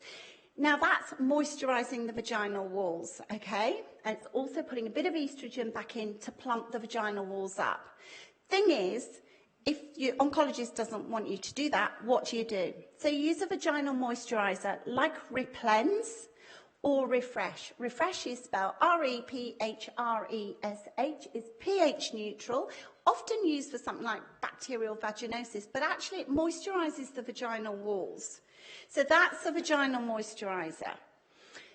With a vaginal moisturiser, you also need to probably, to start with, use a lubricant. And there are a million different lubricants on the market. There's Astroglide, which astronauts used in space to start with to oil their ball bearings. I don't know how it got into vaginas, but they don't have a lot to think about up there, do they? Really? So there's Astroglide, and there's one called Wet Stuff. Now, Wet Stuff comes in Wet Stuff Slippery, Wet Stuff Super Slippery, Wet Stuff Aloe Vera, Gold, Natural, Light, Chocolate, Strawberry, Banana, and Peppermint Tingle. Whoops. Has a nice glowing warming effect. Might cut down on the foreplay time, so you've got more time to read your book if you want to. Peppermint Tingle. And their latest one is sea salt and caramel. So if you get bored or hungry, you can always eat it. Now, there is an important aspect to all of this that I forgot to mention at the beginning, chocolate. So if you get the chocolate one, chocolate's really good because you can burn all the chocolate stuff off if you're eating it, not using it for other things, and you'll lose, that's 250 calories. It's really good, If you want to eat chocolate before, it's an aphrodisiac. Go for that, and then have sex, and then you won't need to worry about the calories and putting it on. So, anyway, that's the creams and gels. Now, the other thing is relaxation. Oh, I put dilators and vibrators in there, not for fun, but also for fun. You could. But some people have such significant painful dryness, they need to start somewhere, and dilators and vibrators are useful. This is a brand that's a silicone brand, is comfortable and soft. And women from previous workshops have said that's worked really well to introduce something into the vagina when something's so painful before they start having sex again, if it's been really uncomfortable. I'm going to race through this because I've told you really about a bit about vaginal dryness, but it is a common feature for menopausal women, and it's also a common feature after cancer treatment. But there is a new thing, well, not so new now, called the Mona Lisa Touch. So for women who've tried all the creams and gels, and I'm going to just talk briefly about position and exercise and relaxation, Mona Lisa Touch might be an option. And what it is a laser therapy, and it lasers the vaginal walls. Sounds incredibly painful, doesn't it? But in fact, there's no downtime particularly with it, and the results have been really, really good. So it's been, in terms of the research, it's been well researched now, and people have found this a really effective thing to do. It is not cheap, and you need about 3 to 5 sessions, and each session can cost up to $500 depending on who's doing it. So it is worth finding out if anybody in your area does this. I would make sure I used a good gynecologist or a GP who is experienced and trained in this area. They numb the area and then they do the laser resurfacing type thing, but it is an effective method. We've had lots of really good feedback. The other thing is about relaxation. If you screw your hands and your toes up, what happens? You screw your bottom up, everything tightens up, so nothing's going nowhere. So while you're using the vaginal moisturiser, the lubricant. You also need to think what your hands and your eyes are doing and relax. And maybe alter your position to have a more comfortable position for having sex. As a midwife many years ago, our women who had babies and had cuts or tears, afterwards it would often be quite painful for them to have intercourse, and we used to suggest they raise their bottom up on one pillow, not more than one because you look really stupid and you fall off the back, but one pillow. It just alters the angle of the pelvis and makes things a little bit more comfortable. The other thing that was talked about this morning was pelvic floor exercise. I think that's another key thing to be doing. Finally, have realistic expectations. There's more than 2 people on that trolley, isn't there? And just to finish, you were talking about exercise programs and rural regional people. With Professor Deborah Anderson at Griffith University and the research team there, we've developed, and the BCNA actually were starring partners in this. Thank you, Kathy and Tim. It was really good. We set this lifestyle intervention that covers exercise, but it also covers diet, nutrition, stress, anxiety, all those things. And it's one that we can do remotely. So if you're interested, talk to me about it afterwards. And I'll get off, she says. Thank you. Janine, you don't have time for questions, but I know you will stick around, and I also know people find it a bit daunting to ask questions after your amazing presentations. But what I love most when Janine or any of our speakers come to forums, there's plenty of people heading home via a pharmacy, and the towns are usually rocking. We are just going to put the blinds down because I know the glare is getting very bad, so I'm sorry, we were trying to make that work. And we will let the light come in again afterwards. So I'm going to be joined by someone from the Inform team to do a stretch. Come on up, because it's time for a stretch. I also just want to say that we are looking for case studies of people who may have had significant or any MRI out-of-pocket costs, dare I say it. So if that is you and you are prepared to share your story with us, we want you to meet us just outside at lunchtime to talk to you further about. So that is MRI out-of-pocket costs. We're just looking for some case studies. So we're going to do that. We're going to meet Jane right there at the front at lunchtime. So, Inform team, welcome. Stretch away. Okay, you've all been sitting for way too long. Stand up. So, my name's Rochelle, and this is Ismini, and we're exercise physiologists from Inform Health and Exercise in Glen Iris. We run a breast cancer exercise group every Monday evening and Saturday morning, and we do individual sessions as well. So, let's get started. We'll do some shoulder rolls. Ismini will be here demonstrating, so just watch her if you're not sure what to do. Rob talked a lot about strength training and cardiovascular exercise, which are both really important, but stretching is also another area that you need to focus on as part of your whole program. If you're not sure, what stretches to do, we definitely advise you to get in contact with your local EP or physio, and they can set a program for you. Okay, the next one we're going to try is gently bringing ear to shoulder. And hold for 5 counts, and then slowly going over to the other side. We'll do a couple of those. So this is a really nice one to do when you're in a hot shower and you've got the heat on your back and your shoulders. Good. And our next one is reaching our arms up above our head. This is a nice stretch for your shoulder. Now, some of you might be a little bit uncomfortable in that position. If so, just try one arm at a time, coming up to where you feel the stretch and then coming down, and then changing arms. Good. After your initial surgery, you may have been given a set of stretches to do, which would have included the fingers walking up the wall. That's a more gentle version of this stretch.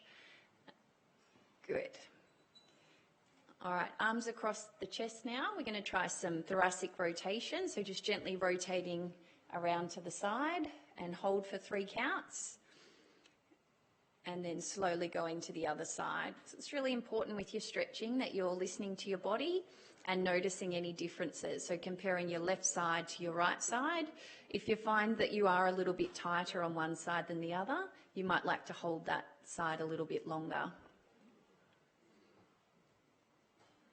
Good, and now arms down by your side. We're going to do some lateral flexion. So leaning down to the side and hold for 3 counts. And then slowly over. Another important part of stretching is making sure that you're breathing. So you want to avoid breath holding with all of the stretches. Okay, let's try some hip circles now. So hands on the hips, and we'll go clockwise for 10, anti-clockwise for 10, just in a comfortable range.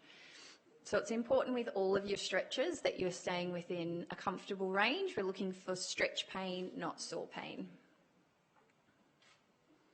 Good, and then back the other way.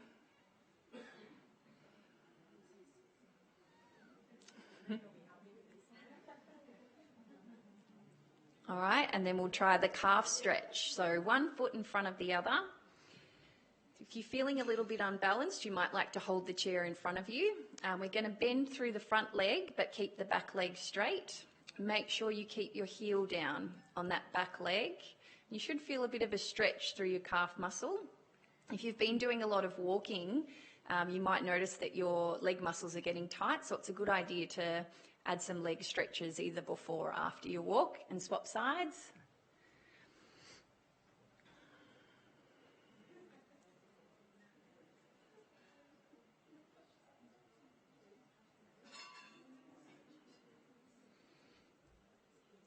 All right, and then you might just want to try some more dynamic marching on the spot.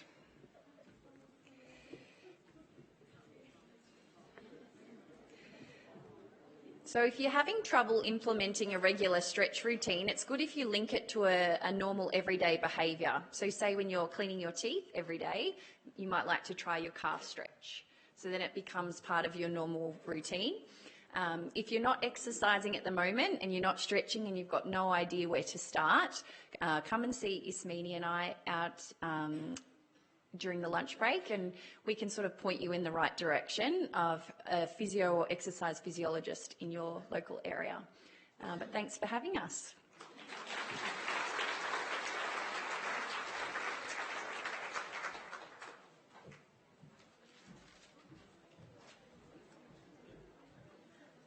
Okay, so for people watching us on webcast, you are going to be able to see we're just doing a slight reshuffle of the stage, but you will be able to see what's coming onto the stage. Well done, boys. Done this before? Yeah? Voila.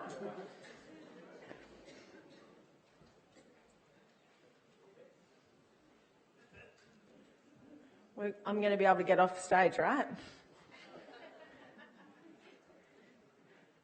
Okay, so I'm really excited that we're going to move from a beautiful stretch into food, and we're going to be taken through what we should be looking at from a food with life after breast cancer. So Zillan is an accredited practicing dietitian and accredited nutritionist with experience in nutritional management of patients with all types of cancer. She works in private oncology practice at Berwick Specialist Centre and Cabrini, and she is very experienced, and this is going to be very interactive, even a lapel mic. Welcome.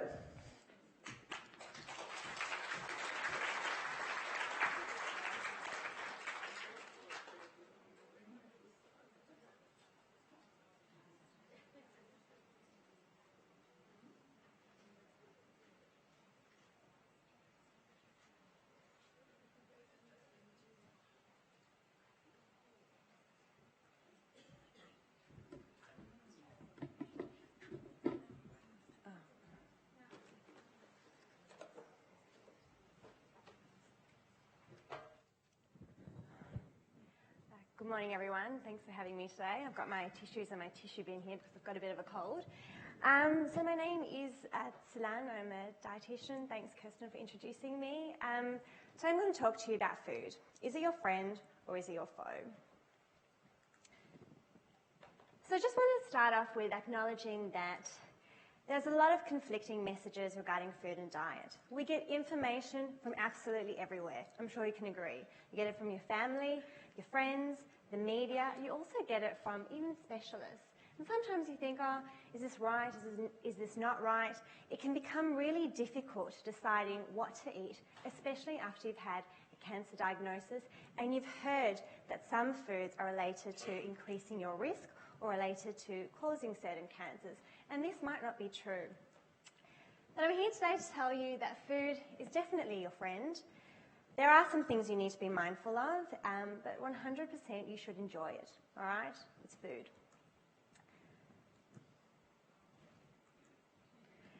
So today I'm going to talk to you about a few things. I first wanted to start off with what is a dietitian, okay? Because we get, like I said before, information from absolutely everywhere and from everyone regarding food. I'm going to talk about the importance of food, the nutrition guidelines for breast cancer, food groups and nutrients, what are they? What is food actually made up of? And then I'll be doing a lovely food demonstration. I hope you enjoyed this part. I'll be touching on weight because weight is really important in the context of having had a breast cancer diagnosis. I'll talk about reading and nutrition information and some common dietary myths. So what is a dietitian? Has anyone heard of a dietitian before? Yeah? Fabulous, good. Maybe, maybe not. So a dietitian is an allied health professional with a university degree in understanding the relationship between food and health, disease and certain nutrients. They help people make dietary choices to improve and maintain health, and they're also nutritionists as well, so they understand all the nutrients that comprise of food. A lot of dietitians are members of the Dietitians Association and have to undergo continuing professional development. So why is food important? Why do we eat? Well, I eat because I'm hungry, right? That's the number one reason why we eat. We eat because our bodies need energy and we need nutrition. Food is part of our daily structure. We wake up in the morning, what do? I hope all of you eat breakfast, okay? How do we end the night? Maybe with snacks, maybe with dinner, everyone's different, but it does form the structure of our day. Food is also linked to mood.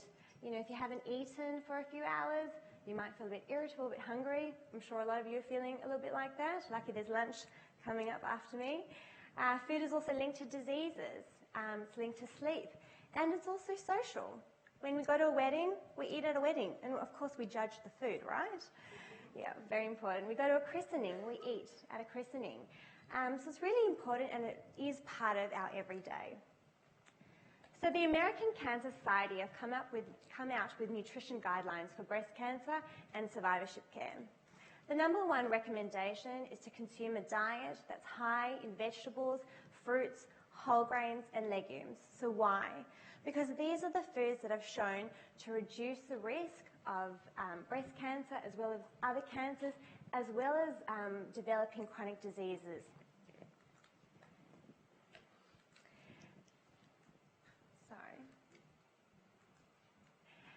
The next guideline is to consume a diet that's low in saturated fat. So saturated fat is that fat that increases high cholesterol, that increases your risk of heart disease. It's also been shown to be related to breast cancer as well as developing other cancers, and I'll be touching on that on the next slide. Also need to limit alcohol consumption, which I'll be talking about in a little bit more detail later. And it's important to achieve and maintain a healthy weight. And if you are overweight or obese, to limit high-calorie foods and beverages such as smoothies, such as soft drinks, such as delicious frappuccinos, such as juices as well, because these are drinks that are high in calories to achieve weight loss. So what's food made up of? Food's made up of three important nutrients: carbohydrates, protein and fats, okay? All three are important. Our body needs all three, okay? So foods that are high in carbohydrate are your breads, potatoes, rice, corn, pasta, oats, cereal, fruit, honey, and all types of sugars. Foods that are high in protein, I like to think of come from animal foods or animal sources, such as beef, lamb, chicken, fish, shellfish, and pork. And foods that are high in fats are your oils, such as your olive oil, fish oil, coconut oil, flax seeds, other types of seeds, as well as butter and margarine. But food doesn't just fall into one of these three nutrients. Food can be a combination of two of these nutrients or even three. So examples of foods that contain both carbohydrates and protein are beans, lentils, chickpeas, buckwheat, quinoa and tofu. And you can see where the two circles of carbohydrates and protein cross over. And foods that contain protein and fats examples are dairy, bacon, eggs, nuts and fish. So for example, let's take an egg. The egg has the egg yolk and the egg white. So the egg yolk is the fat and the egg white is the protein. Is it bad for you? No. The egg yolk has actually a lot of vitamins in it and a lot of healthy nutrients. It's completely fine to have. Okay, but you can see here that there's an interaction of different nutrients within food. When it comes to fats, there's actually 4 types of fat. You can see there's a little circle on the bottom right of the fat circle. So there are 4 types of fat, 2 in red, that's saturated fat. I'm sure a lot of you have heard of saturated fat, trans fats. And then the 2 green ones, obviously the good ones, the polyunsaturated and the monounsaturated fats. Why are the 2 red ones bad? Because they increase your risk of heart disease. The 2 green ones are good because they can reduce your risk of heart disease by reducing cholesterol and reducing blood fats. Why is this important? Because once you've also had a cancer diagnosis, you're at a much higher risk of getting other long-term diseases as well, such as heart disease. So the Australian Guide to Healthy Eating are guidelines that help show us what we should be eating, what our diet should comprise of. So you have this circle, and it's divided into the 5 food groups. So you have your, starting sort of clockwise, let's look at the vegetable, the green group. That should be a really large part of your diet, okay? And you should be consuming about 5 serves a day. The next part is, well, the next piece of the pie are fruits, and you should be consuming about 2 serves a day. Then with your dairy foods or dairy alternatives, and a dairy alternative might be soy milk, okay? You should be consuming about 2.5 to 4 serves. With your lean meat, protein, fish, your animal sources and sort of the foods that are high in protein, you should be consuming about 2 to 2.5 serves a day. And then with your grains, foods, what people like to call carbs, 3 to 6 serves, okay? So there's a bit of a variation between how many serves you need to consume a day. Why? Because as you get older, you actually need less energy. But in the case of dairy, as you pass through menopause, you actually need more calcium because you're at risk of osteoporosis.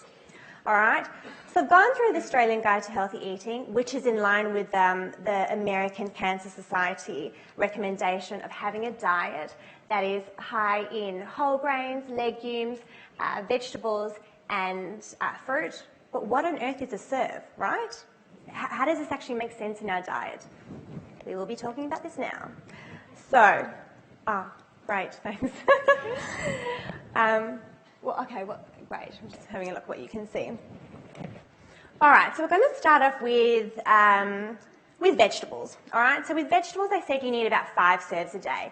So what is 1 serve? 1 serve is 1 cup of salad. All right, I'm just seeing what you can see here. Okay, lovely. So we're going to move this side of the table.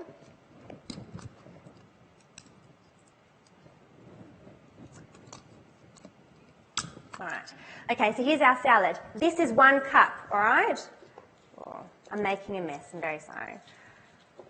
All right, so this is 1 cup of salad is 1 serve, all right?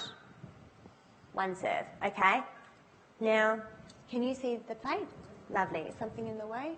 Let's move this maybe. All right, so this is 1 serve of vegetables. I said you need 5, all right? So I'm not going to plate 5, but I'm going to give you an example of what 2 is. Okay, let's just take that off. All right, that's 2. So this is just 2 serves of vegetables, all right? I want 5 in a day. You can't eat 5 in one go, can you? Definitely not. So that is, so 1 serve of salad or raw vegetables is equivalent to 1 cup. Half a cup, so this is my half a cup of cooked veggies is also considered 1 serve, all right? So we have here, you can either consume 2.5 cups a day of cooked vegetables or 5 cups of salad. You might not want to have 5 cups of salad a day. You might not want to have 2.5 cups of cooked vegetables a day. So have a mixture. But you can see this is a lot of vegetables, right? When do people mainly eat their vegetables? At night time, yeah? Because that's when you can be bothered making a salad, right? Yeah.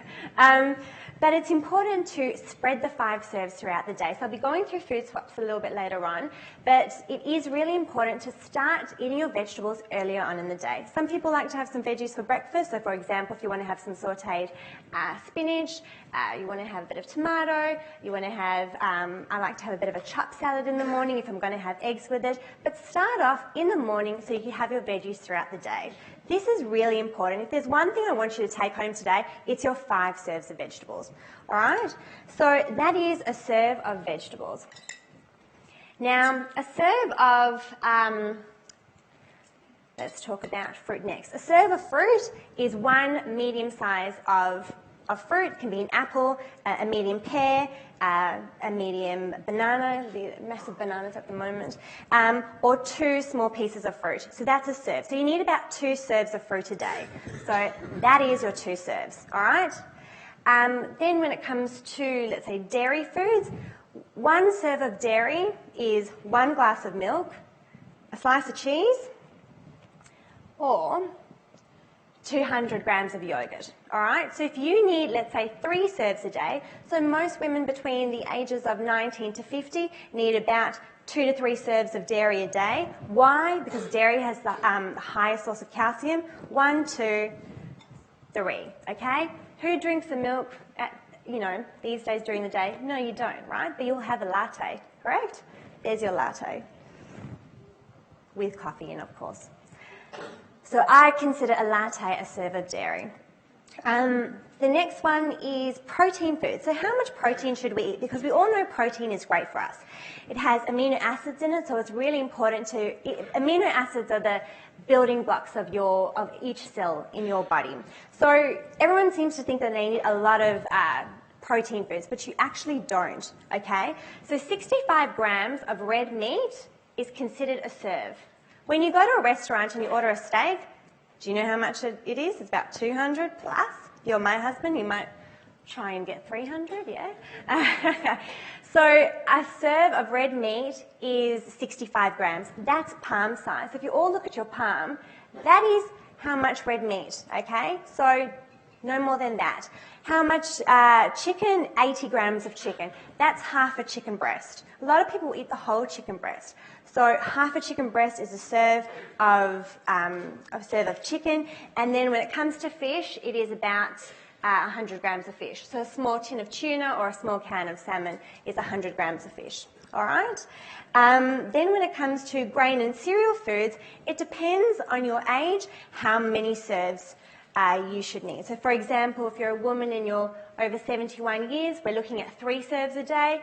If you're a woman between the ages of 19 to 50, you're looking about 5 to 6 serves a day. A slice of bread is 1 serve. Half a cup of rice. This is about this is 1 cup of rice, okay? Where's my half cup? So half a cup of this is 1 serve. That's a little bit. That's very little, isn't it? Because we look at this, what we'll get from the supermarket, and think that's 1 serve, right? It's not. Half of this is your serve. So when it comes to plating your meals, I like to think of it as you have 2 hands. Okay, everyone's 2 hands, that's your meal. All right, that's your dinner meal. And your lunch meal as well, but I think we always put a lot more effort into our dinner meals. Now, the problem is that these days, You get these massive plates, right? Who has a square plate at home? Yeah? Who has an oval plate at home? Now, 50 years ago, plates were this size, right? And you ate inside the rim. A lot of plates don't even actually have a rim anymore, okay? So that's why I like to say that when you're plating your meal, it is 2 hands, all right? You lift the first hand up, and half your plate should be vegetables. Now, if half your plate is vegetables, it doesn't matter if it's salad. It doesn't matter if it's cooked vegetables, all right? Have a mix. So half your plate should be your vegetables, and this is actually 3 serves. So out of your 5 serves a day, you'll be having 3 serves just from plating your plate with half with your vegetables. Now then, when it comes to your protein, I said palm size, so we've got some chicken here, and then that should be 1/4 of your plate, all right? Done. And then when it comes to your grains and cereals group, that should fit here, all right? So that's what your plate should look like. Can everyone see that? Or is it not very clear? Yeah? Okay. So that's what your plate should look like. Half your plate vegetables, 1/4 of your plate your protein foods, and 1/4 of your plate your grain foods, all right? If you're having potato, your potato fits here instead. If you're a vegetarian, same deal. Half the plate should be vegetables, 1/4 of the plate might be beans, or if you want to have tofu, and I'll be talking about tofu a little bit later as well. And then I consider starchy vegetables such as potatoes and sweet potatoes as part of your grains and cereal foods. Why? Because they have a high carbohydrate content. Nothing wrong with carbohydrates. Everyone's very scared of carbohydrates. Carbohydrates are great. It's the body's #1 source of energy, and we need it, okay? So it's completely fine to have. So that would be a vegetarian person's plate, all right? Okay, so do serves make sense now? Yeah, I hope so. All right, so now I'm going to do some food swaps. So this might be someone's typical day. I'm not saying it's everyone. It's just an example. You might have 2 slices of toast in the morning with jam on it. And we think eating toast in the morning is great. You might have a glass of orange juice, and you might have a yogurt. So, and that yogurt is strawberry flavoured. So what I would swap it with is 2 whole grain or whole grain pieces of toast with avocado, and then for morning, and then I would not have the juice. I look at juice as not something that we'd have every day, but something that we might have occasionally. Why? Because it's high in sugar. And then with the yogurt, you can leave for later because the avocado is quite filling, so you won't need anything additional. Morning tea time, you might decide to have a latte with 2 sugars. And then here we have a muffin, a fruit muffin. So let's substitute that with some low-fat, unflavoured yogurt, okay, and some fresh strawberries. You might want to have some almonds with that as well. And latte, fine, have it. I love coffee as well, it's important. But you know what, cut down the sugar from 2 teaspoons a day to half a teaspoon a day. You can have some fresh fruit as well instead. Comes to lunchtime, this is the ham and cheese sandwich, a huge staple here. But it doesn't really give you much in the way of nutrients. So let's swap it with salad, with chicken and avocado on grainy bread. Let's ditch the Diet Coke and the soft drinks. Even though it is diet and it doesn't have any sugar in it, you don't really need to be having it. Have some water. We need to be drinking about 2 litres a day.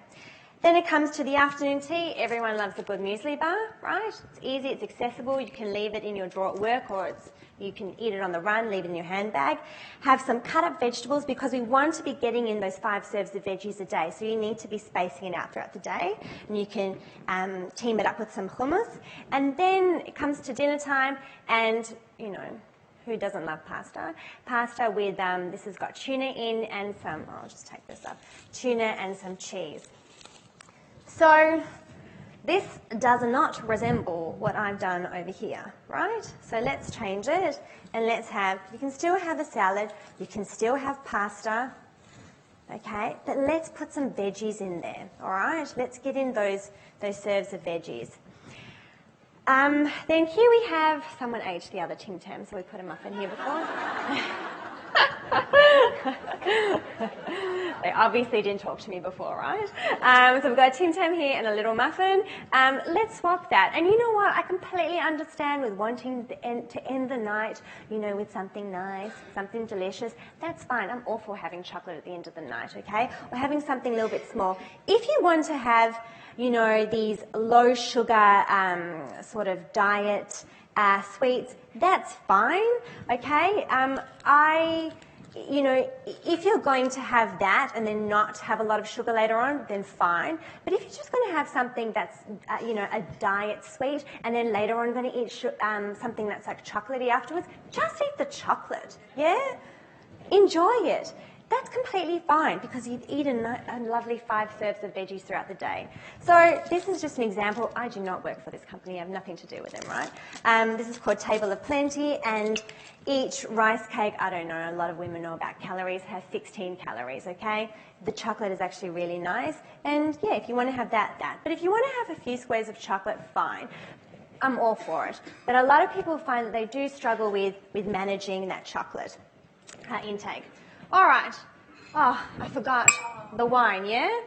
Yep. A lot of people drink 1 to 2 glasses of wine a night. I have some patients who like to drink a bottle of wine. Let's space that out. 1 every 3 nights, okay? And I'll tell you why soon. All right. I hope that was interesting and you all learned something. We're going to go back to the slides now. All right.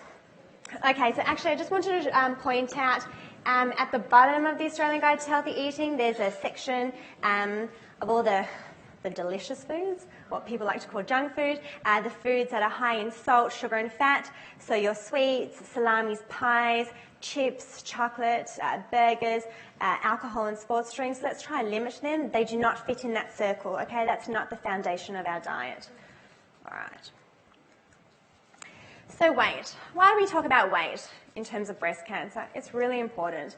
Obesity actually increases the risk of a poor prognosis and comorbidities in women who have already been diagnosed and treated for breast cancer. So it's really important to have a healthy weight after previously being diagnosed with breast cancer. So in research, we use the body mass index. It's a simple equation. It does not take into account someone's muscle mass. It is weight divided by height squared. So let's say if we have a person who weighs 80 kilograms, their height is 1.65 metres or 165 centimetres.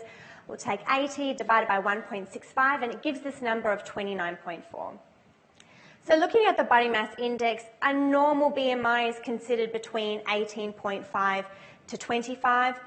A BMI that's considered overweight is between 25 to 30, and a BMI that's considered over 30 is considered obese.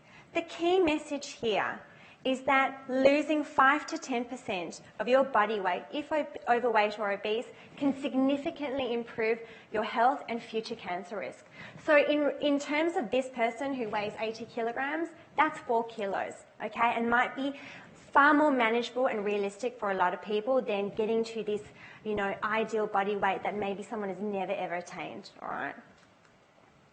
So the nutrition information panel, you all should have received like a little card in those envelopes at registration, yep.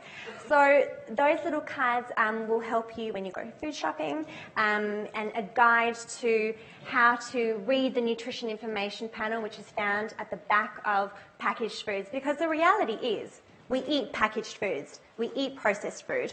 Bread is processed, but how do you read what's good and what's not good? So the nutrition information panel has 3 columns. You have the energy, protein, fat, the total and saturated fat, the carbohydrates and the sugar, sodium, which is salt, and this product is a dairy product, so it has calcium. So that's the first column. That's your nutrients. The second column is the per serving. Don't even worry about that, okay? That's whatever the manufacturer decides and considers a serve. What I want you to look at is per 100 grams. This is the percentage, okay, and allows you to compare one bread with another bread, one yogurt with another yogurt. So in terms of fat and the total fat, You want a product that has less than 10 grams per 100 grams. So this product has 0.2 grams, that's 0.2%, pretty low. Generally, you want the lower the better. So this is fantastic with this product. With saturated fat, so that bad fat, 2 grams per 100 grams or less. With sugars, 10 grams per 100 grams or 10% or less.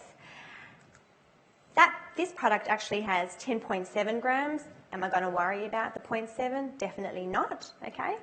The sodium, so salt, this product has 33 milligrams. So the guidelines are to find a product that has as little sodium as possible, preferably under 120 milligrams, but under 400 milligrams per 100 grams is the guideline. So those cards that you all received will have this information, okay? And in the beginning, when you go shopping, look at those cards. It fits in your wallet. Start making these comparisons, and afterwards it will become second nature and it'll be really quick. And you'll see a product, a condiment that might have 1,000 milligrams per 100 grams of salt and be like, no, that is way too high. So alcohol. Alcohol is really important in the context of breast cancer because regular consumption is associated with an increased risk of breast cancer and also can increase the risk of a breast cancer recurrence as well as other cancers. Alcohol consumption should be limited to no more than 1 drink per day for women, and for men, no more than 2 drinks per day. If you are at high risk of getting breast cancer again, my recommendation might be even to completely avoid alcohol entirely and maybe just leave it for special occasions. The type of alcohol beverage, whether it's wine, spirits, beer, it doesn't matter. It's not important what type of drink it is, it's the amount of alcohol consumed. And there's also calories in alcohol as well, which can contribute to weight gain. So, so important to really reduce your alcohol intake. Soy comes up a lot. It's actually an excellent source of protein, fantastic for vegetarians. It comes from a plant, so it's a really good alternative to meat. It's a source of phytoestrogens, and a lot of women worry about phytoestrogens if they had an estrogen-positive breast cancer. So phytoestrogens have a weak estrogenic activity. It may reduce the risk of breast cancer. Research is really on the fence about this one, but no specific benefits or risks have been found if you consume soy foods such as protein in moderate amounts every day. So if you're a vegetarian and you do like to have some tofu, or you're going out for Japanese food and you have a bit of tofu, it's completely fine to have a bit of soy in your diet. Or if you decided to switch to soy milk, completely fine if you want to have a soy latte or a soy cappuccino every day, not to worry. Sugar, does it feed cancer? In short, no, it doesn't. It hasn't been shown to directly cause cancer. However, sugar and sugar-sweetened drinks add large amounts of calories to the diet. And it's the intake of calories leading to weight gain. It's the weight that increases the risk of a breast cancer recurrence, as well as other health complications. So the recommendation is to limit sugar as much as possible. And as I said with the food demonstration, if you have a drink in the morning or a tea and you have 2 teaspoons of sugar, just look at slowly cutting that down to half. You will get used to it, and your tongue will get used to it as well. So don't worry that in the beginning it tastes horrible. Maybe just cut it down to 1.5, 1, and then half a teaspoon of sugar. Organic foods. So many people believe that organic food is healthier for you. However, there's been no significant differences between the nutritional content of organic foods and non-organic foods. And organic foods are much more expensive as well. Organic farmers produce organic food without using synthetic chemicals such as pesticides and artificial fertilizers. But they're allowed to use naturally occurring pesticides for organic farming. Organic foods are not necessarily chemical-free because the farmers may use land that was previously used for non-organic farming. So there still might be some pesticide residue in the organic fruit and vegetables. It's really important to know that in Australia, though, pesticide residue for non-organic fruit and vegetables is strictly monitored. Key messages for today. Add more vegetables to your diet. Vegetables are fantastic. Spread it out throughout the day. They have fantastic vitamins, minerals, antioxidants in them. They have fibre in them. They are filling. They will help with weight loss if you find that you're struggling with weight loss. Be aware of those portion sizes. I know I went through it a bit quickly today, but there's more information on the Eat for Health website about portion sizes. Everyone should have a look at it. And if you drink, reduce alcohol intake. And thank you so much for having me today. It's been an absolute pleasure.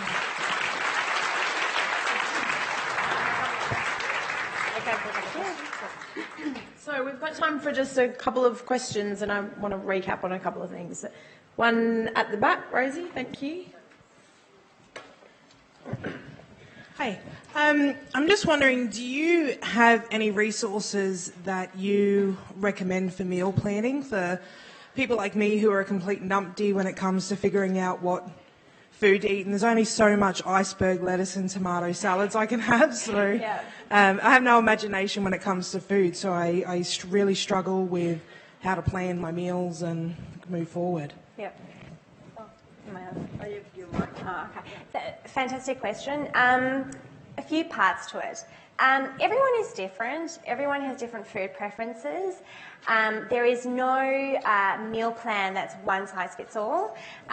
So what I would recommend probably is to see a dietitian first, and you can talk to them about what is good for you and what you enjoy and what you don't enjoy. The last thing you want is someone provides you just a meal plan that was given to someone else and said follow this, and you don't enjoy any of those foods at all.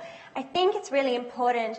We don't look at it as a diet. We want to look at it as lifestyle changes, and it needs to be sustainable for you, and everyone's an individual. So I think seeing a dietitian would be a really good start. There are so many recipes online. I don't even know where to start. There's like thousands. So if you want to look up, there's also Instagram as well that a lot of people give, very nice, healthy meals and put a lot of vegetables in it. I do generally like Jamie Oliver as well. I think his meals are generally quite healthy and they have a lot of vegetables in it, and he promotes that as well. But most dietitians, won't just have a meal plan that just will give you. They will just work with you and give you sort of changes for you that would work for you. Did that answer your question? Yeah. All right. We've got one over the side. Yeah. I have two questions. First, if you find you aren't able to get enough vegetables in your day, occasionally, are green powders or supplements acceptable? The second question is, can you address the information on the internet about the ketogenic diet and the link to cancer? Okay, so for the first question, are green powders appropriate? No, there's been no evidence to say that they're beneficial. It's really interesting because, when you have a carrot, okay, yes, it will have vitamins and minerals in it, but it's not just the one vitamin and mineral that you'd find in a powder. It's actually how the vitamins and minerals within the food work together. And that's also the benefit. And there's a lot that we don't know about nutrients and how they work in our bodies. So I would say that a lot of all supplements, unless you are deficient in something, so for example calcium, and you're told to have calcium tablets, all the other stuff is a real waste of money. It's a multi-billion-dollar industry, so save your money in that. Eat the vegetables. If you can't get it in, don't stress. Not every day is perfect, right? And you're not aiming to try and get it perfect. I think if you can try and aim to eat a good amount of vegetables throughout the day, on most days, I think you're winning. But I would say no to the green powders and supplements, and they haven't been found to be of any benefit at all. Second question, ketogenic diet. So for those who don't know what a ketogenic diet is, it is a high-fat diet, high protein that has very minimal carbohydrates. It's only been shown to be of assistance in children who have epilepsy, so not linked to cancer. And then in terms of specific cancers, it was looking at specifically brain cancer. Now, The reason why a lot of these theories sort of come into cancer comes from the theory that sugar feeds cancer, okay? And sugar is a carbohydrate. Carbohydrate is the body's #1 source of energy. So when you consume, let's say, a sandwich, your body's really going to quickly use the carbohydrates in the bread or in the sandwich and use that quickly for energy. Yes, sugar will be found in bread, and in cancer cells will use that. If you deprive your body of carbohydrates, your body is very clever to convert existing protein in your body, either from muscle or carbohydrates from breaking down fat, and use that as energy, and all cells in the body will use that. Does that answer your question? Yeah. We've just got one. Oh, yeah. Oh, Hey, KP. A statement, not question, really. For those that can't get to a dietitian, if you go to your Cancer Council website or Live Lighter, LIVELIGHTR, there's a website that's government-approved, evidence-based research, and it's pretty much like Michelle Bridges online, but free. So it's a really good resource. So any Cancer Council website will have it, or come and see me. And so, in addition to that, thanks for mentioning that. The Eat for Health, that website also has some ideas of meals and snacks that you can have throughout the day. I think we've got one more question. Rosie, have you got someone? Sorry, the light's now very tricky for us. Hi, just one question. Has there been any research done with regards to timing of eating? Like, should you have your main meal for lunch, for example, rather than at dinner time? Should you have your main meal at lunch? There has been a little bit of research. I think you need to appreciate that when we look at research when it comes to food, we can't just do a study with, let's say, 10 people. That doesn't really apply to the whole population. When we look at studies in regards to food, they need to be long-term. I'm talking about 20 to 30 years, because what you eat as a child, we don't know what the effects are later on in life. So you really need to follow someone throughout the day. If I said to everyone here, so maybe there's about 450 people here, you all need to eat 2 apples a day, and I want you to do that for the next 2 weeks. Some people will do it. Some people will do it for 2 days, some will do it for 3. You get the idea that it is really hard to do research, and everyone has different genes as well, and the way our body cells and our genes interact with nutrients are very different. So that's really difficult to understand. There's a lot about food, diet and health that we really don't know. In regards to eating throughout the day, it is really, research has been done to look at eating in the morning. So if you think about the last time you ate dinner, or you ate your meal the night before, was dinner, which was at 8 o'clock, and you finished at 8:30. And then you go to sleep and you wake up at 7 o'clock. That is 11 hours that you didn't eat. So your body was essentially not having any nutrition, which is fine because a lot of that time you were sleeping and you didn't really need any nutrients. But it is important to start the day and to start your metabolism by eating some food in the morning. In terms of having a larger meal around midday, a lot of people find that it actually is more satisfying for them. So if you're going to have a larger meal in the day, then you can have a smaller snack at night time, and that might be good for you. But everyone is different. Look, some people don't even have the time in the day to sit down and cook and eat a large meal. And in terms of research regarding this, it's not really definite, okay? And I think everyone has to do what works for them. So if you are able to start preparing a nice meal at night time at around 6 o'clock and eat at 7, so you're not eating at 10 o'clock at night, then that is beneficial than not eating at all. I've got one last question over the side. Thank you. Are vegetable smoothies or vitamised vegetable soups an acceptable way to get your 5 serves of vegetables? Definitely. Doesn't matter how you want to cook your vegetables. If you want to boil them, which is boring, if you want to steam them, which is probably even worse than boiling, if you want to, I like to put them in the oven with olive oil, salt, bit pepper, oregano, Italian herbs, whatever you want to do. If you want to vitamize them, as long as it's the whole veggie. The problem with certain juices that you really lose a lot of nutrients and the fibre. So it doesn't matter if you want to have a vegetable smoothie, by all means, go for it. Doesn't matter how you cook your vegetables, just get them in, as long as you enjoy it, because that's what's going to be sustainable for the rest of your life. Thank you very much, Zillan.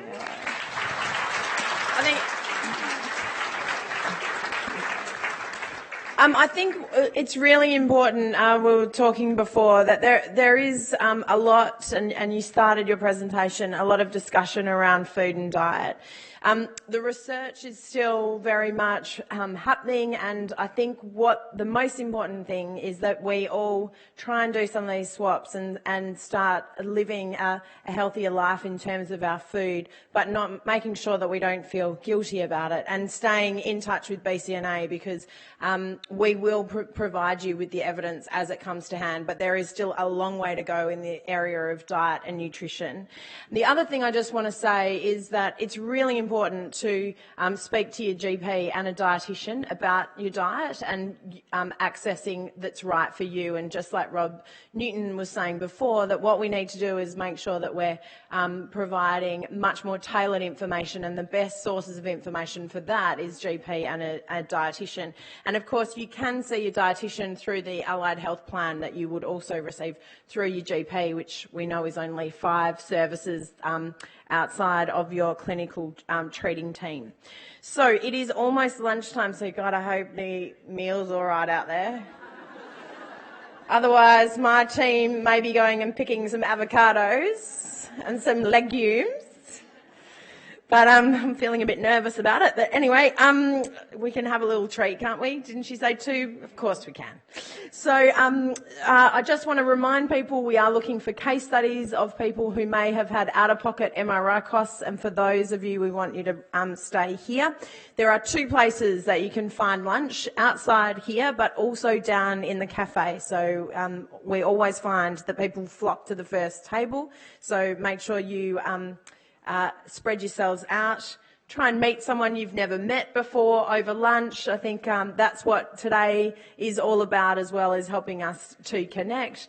People online, we hope that you have some avocado on rye bread and a nice glass of water, and we'll see everyone back here at 12:40. Enjoy. It's beautiful, isn't it? Okay.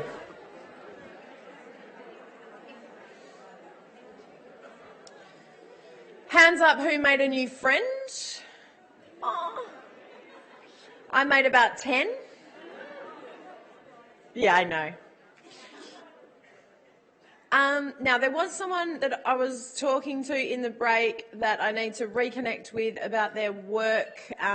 Yes, there you are. Okay, so Dana is waiting for you. So we'll connect you together. So there are so many things about survivorship that we want to talk about, and work and breast cancer and returning to work, finding new employment, dealing with some of the side effects from your breast cancer at work is something that really came out of many of our forums that we've had around the country. So we have actually developed a work and breast cancer hub, which has information for employees, employers and colleagues, because, you know, to be quite frank, we needed to update the work and breast cancer information and how to support a colleague, and we really needed to stop people making spag bowls. I thought only spag bowls. I was hoping that the dietitian might have had a bowl of spaghetti bolognese for us on the table, because that's pretty much what you all would have been served up during treatment from well-intentioned friends. So welcome back from the break. It was so great to hear the hub of excitement, and but also we've got some great coverage from media. So SBS were here, Channel 9 and Channel 7. So thank you to people who did interviews for us. And it is great that SBS is really supporting us a lot in terms of helping to reach the culturally and linguistically diverse communities who have some many different challenges for people who speak English. So we're really proud of that work. So now we are moving from diet, and I will say never stand on a stage with a dietitian is my note to self from this conference. But I hope there was no photos. But anyway, what we are moving to now is to being about looking after ourselves emotionally. And we know that, many of you describe that moment of being sent from your specialist to say, go and live your life. And that's the time when you probably feel the most isolated. So I'm really excited that we are going to have a great session now with, I think, one of our great supporters of BCNA and long-term forum attendees, Carrie Lethborg. So Carrie is a social worker and researcher in the setting of cancer for over 25 years. She's a clinical leader in social work at St Vincent's Hospital, and they do some amazing work around this breast cancer and mental health support. She's a counsellor for our our metastatic breast cancer service, which has been so well regarded. So, Carrie, thank you for that work there. An honorary research fellow in psycho-oncology at Monash Medical Centre, Peter MacCallum Cancer Centre and the University of Melbourne. She is, as I say, one of our regular speakers, but she's just a great, great woman, Dr. Carrie Lethborg.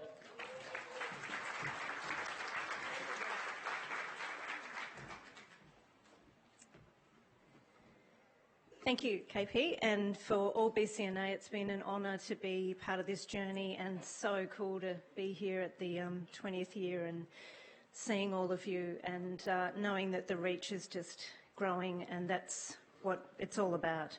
I want to really acknowledge the traditional owners of this land that we stand on, and pay my respects to elders past and present, and acknowledge any Aboriginal and Torres Strait Islander people here today. Let me just...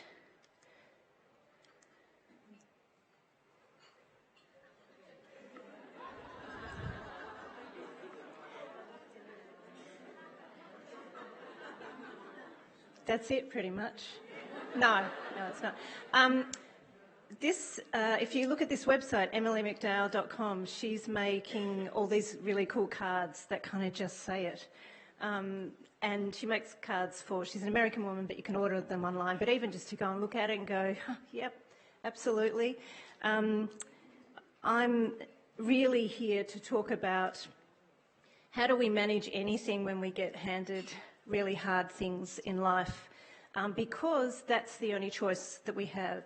We don't have a choice that this diagnosis happened to you or to the people that you love. What we have a choice about is how we manage it, what we do about it, and how we deal with our courage around it. That's what we're here for, and that's what we're wanting to learn. I think getting a diagnosis of cancer, having someone you love have a diagnosis of cancer, going from being not a mother to having a baby, any of these major things that happen in our life they're a life transition. It kind of sounds really basic, but that is what it is. And I often use the analogy of a bridge. So at the beginning of the bridge, that's life as we knew it before this thing happened. So we knew who our friends were, we knew what our goals were, we knew what our capacity was, we might have known about our body and what it was capable of and not. We knew all of that stuff, and then suddenly we're made to walk across this bridge. And the issue is that, of course, the other side of the bridge, we're not sure what that's going to look like. And when you're in the middle of that bridge, it's really uncomfortable because all that stuff's up in the air. That's the nature of uncertainty. It's often when I talk to people. So you're in the middle of this, I don't know who I can rely on now. I don't know about relying on my body. I don't know what's going to happen. I don't know what I want. All those sorts of things. So it's a transition. And it's uncomfortable because we like to think we know, and we like to have control, and we like to feel like we can make those decisions. While we're in the middle of that part, it's uncomfortable and we need really to be supported. I did a study a long time ago. I probably should work. It must be something like 20 years ago. I was fairly new in the medical oncology department at St Vincent's here in Melbourne, and I kept getting referred, in this point, young women who had finished treatment for early stage breast cancer, who had done well through their treatment. The nurses had all said, they coped really well, had great supports. And then they would come back for usually their 6-week post-treatment review with their oncologist, and they'd often come back with a partner, and that's when they were referred to me. And they were really struggling at that point, and they were struggling with their relationship at that point. And it kept happening and kept happening. And of course, what happens when you work in a hospital and you're a social worker? If someone cries, that's a referral reason. So, she's crying, so can you stop her crying? So I noticed this and went, that's really interesting, and I need to, look more into this. This was long before we talked a lot about the survivorship phase and the recovery phase. That's an important next step that we still don't acknowledge well enough. And so I started to do some research, and I did my master's on this study. And I'm going to present it to you as it was, these slides are quite old. It's still really pertinent now, even though I think we've come a long way. So let me tell you, we interviewed women who had finished treatment for early stage breast cancer. We interviewed their most significant other. They would decide who that was. Mostly that was a male partner. There were some female partners, and there were some good, really close friends. And we asked them to tell us what the story had been for them. What was it like to be diagnosed, have treatment? It was very much an open study. And then we looked at what was common in what people said to us. So what they said was, at that moment of getting a diagnosis, or for some people it's finding a lump, or whenever it is that you go, okay, there's this new thing in my life that I'm going to have to deal with, you go from being this idea of being a well person to a cancer patient really quickly. Suddenly you're a cancer patient, which is very, very strange. And the experience is of complete shock, absolute shock. All of you probably have experienced shock. We, again, don't understand it enough, but it is a physical thing, It's that cold, suddenly you go cold, or you can't think, or it's such a big, horrible feeling, shock. But of course it's a defence mechanism. It's what happens when we have heard some news that is so big that we have to slow down and slowly be able to take it in. So they talked about going to shock and being very bewildered. What does this mean for me now? Now, just to point out, this is them talking in retrospect. I'm sure if we asked them the day after, they probably couldn't describe it. So it's like 3 months probably down the track, or 6 months down the track. What was it like to be told? So there's this shock. I remember everything about the room and what the doctor was wearing, but I didn't hear anything after the word cancer, or whatever shock was for you. And the adjustment task, so what had to happen then was this appraisal. How bad is this? What is it going to mean for me? What's it going to mean for work, for kids, for whatever? And of course, then having to make a whole lot of treatment decisions. What do we know about shock? You shouldn't make decisions when you're in shock, but you have to. You have to make fairly quick decisions. So that's something we really need to support people, that it's hard, like taking in information. Sometimes we have to hear it and hear it and hear it because we're in shock. And there was this, appraising of the threat. So I'll give you a couple of quotes from women in this study. One of them said, "It was one of those moments that will live on in life. It's scary. I hope I never have that moment again when she tells me it's cancer." Another said, "She described the scene like a photographic still, so just a still photo. The crying, the feeling of tears. Mum was at the end of the bed and she burst out crying and ran." People will often say, it's like I'm watching myself in a movie, or like I'm kind of here, but I'm watching this happen. I'm watching my family be upset, and it is so big that I can hardly even really be here. That's shock. That's useful because it's helping you to be able to manage this really horrible situation. But that's what it's like. It's in this incredible shock. So then, the women in this study talked about going through treatment and what that was like. Now, we know treatment can be a really varied experience, so we'll just kind of go with their general comments. The experience of going through treatment was about just getting through. And the best analogy that one of the women in this used that I thought was really useful is that it's like a racehorse where you have blinkers. So you're aware of what's going on. You're aware that maybe the household, the way the house is being run is very different, that you are getting, people are bringing around food, there's lots of phone calls, the kids are not sure what's going on, or your mum, or whatever's happening. So all of that's happening around you, and you're very aware of it, especially women, I have to say. You're very aware of what's going on. But you have to just get through. So you're trying to go, I know all that's happening, but I've got to damn well survive. I've got to get through.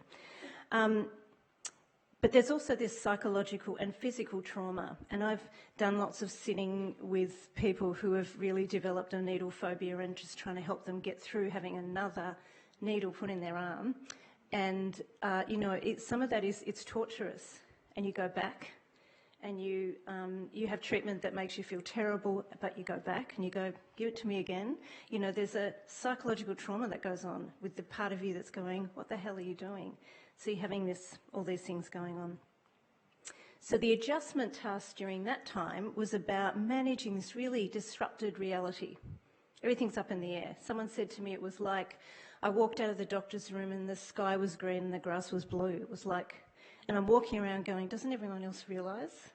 People are just walking around the street like it's just a normal day, and my whole world has just turned upside down.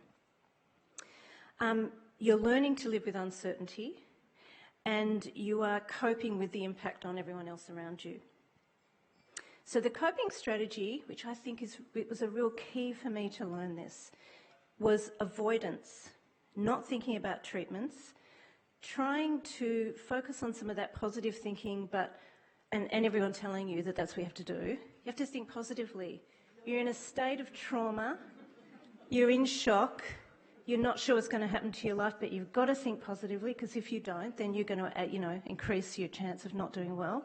That's wrong, just in case you need it said to you before. But there's all this pressure on you. And you are focusing on the stuff that needs to just get done. Now, the avoidance is really key here. If you read an account of any other trauma, if you read a book about someone who was in a plane accident that landed in the desert and then they had to walk for 4 days until they were found, they will tell you exactly the same thing that I've just said. While I was in the middle of it, I couldn't think about it. I had to just get to safety. And of course what happens then, of course, is then you're saved and then you think about it. So we will get to that. But clearly that is what they were describing. So this is a couple of quotes from women who were going through treatment. It was awful. It was as bad or worse than I ever expected it to be. Each time you have a dose of chemotherapy, it takes longer for your body to get better. I just really couldn't see it ending. And another said, during treatment, you're in go-forward mode. I didn't stop to think about what was really happening to me. Really common. And of course you can't because you're surviving, so you're just going through. So then treatment finishes. And again, we know that the idea of treatment finishing is a tricky one, because for some it is that you have surgery, maybe radiotherapy, and then it's finished, and then you're on surveillance. For some you have chemo or whatever. For some you keep going on hormone treatment. So whatever it means for you that you're now at this other phase. So treatment finishing, there's absolutely this relief, especially if you've been very unwell, and it's exhausting to drive however far you have to drive and find a park near a hospital, especially if you're going to St Vincent's or any of the inner city hospitals in any of your states. So that's great, that's finished. I don't have to keep doing that all the time. But of course we know that's really mixed with ambivalence, because I've had this enormous thing happen. I've been going in regularly, whatever that means. If something comes up, I mention it to one of the nurses or the radiotherapists. I've got a plan. Suddenly the plan's stopped. And apparently I should be really grateful for that. So there's relief mixed with fear and beginning to process what's happened. So again, if you read any account of another trauma, that's when people say it wasn't until I stopped that I started to go, oh my God, what does this mean? What happened? All of that stuff. Starting to process. So the task is adapting to this new world. And for some people, it's the aim is I just want to get back to normal. I want to get back to that time when I wasn't worried all the time. For some, it's I'm absolutely not going back there. For some, is that I can't go back to that. So there's that processing. And adapting to changes in values and things that you believed in, and that can be a really big thing if this has challenged your beliefs. I thought if I did everything right, this wouldn't happen, or I thought if I needed help, I would get it. If some of those things, are different now, then there's a whole lot big phase to work that out. So the coping strategy is this kind of looking back. Now it's not quite so scary to look back on what happened and appraising it, and at the same time starting to think about where I'm going. And maybe developing some new goals. So no surprise to me, this is the time when women were getting referred to me. A couple of quotes. Claire, when she finished treatment, said, I could do cartwheels down the street. I absolutely get the idea that if it's been a really hard treatment and you finish, it's a fantastic time. There's a whole lot of controversy about whether in oncology wards that when the last day of treatment should be celebrated. There's a number of, I think, paediatric wards, and they ring a bell. That's great, and that is, it should be celebrated. But we know that doesn't mean you go off and we don't want to give the wrong message. Now you should be fine. Now you can go off and be happy. Gail said, I told my doctor, that's it, I'm not coming here anymore. It was really just so great. But Annie says, whereas at the time of going through treatment, the time of being operated on and having all of that, it was a time when I didn't really think I really had cancer. Looking back, I think it was a bit unreal, whereas now it's becoming real. If you haven't been in this situation, you might think, how could you not realise you had cancer? Of course, it's not about that. It's that I can't actually really go there yet. Yes, I'm going and I'm having treatment and I'm, being around other people with cancer and it's kind of acknowledged and people know, but I'm nowhere near ready to go, I have cancer, or I had cancer, and of course that's one of the questions, how you describe it to yourself now. Doesn't surprise me at all. I've had more than one person say, it didn't hit me until now. It's understandable psychological response. So let me just summarise that. Living through the experience of diagnosis and treatment for breast cancer has many similarities to living through any traumatic experience. And when I work with people and even when I talk with other healthcare professionals, I use the word trauma a lot. And that's not because I want to kind of amplify the bad bits, it's because I don't know that we do enough. And sometimes we need permission to go, this is horrible. And yes, there's lots of great things, but I acknowledge the trauma, and a lot of this is traumatic. While the person is in the middle of a traumatic experience, they are seldom able to focus on it at that time. Rather, they use diversion and avoidance as common coping mechanisms to manage that trauma.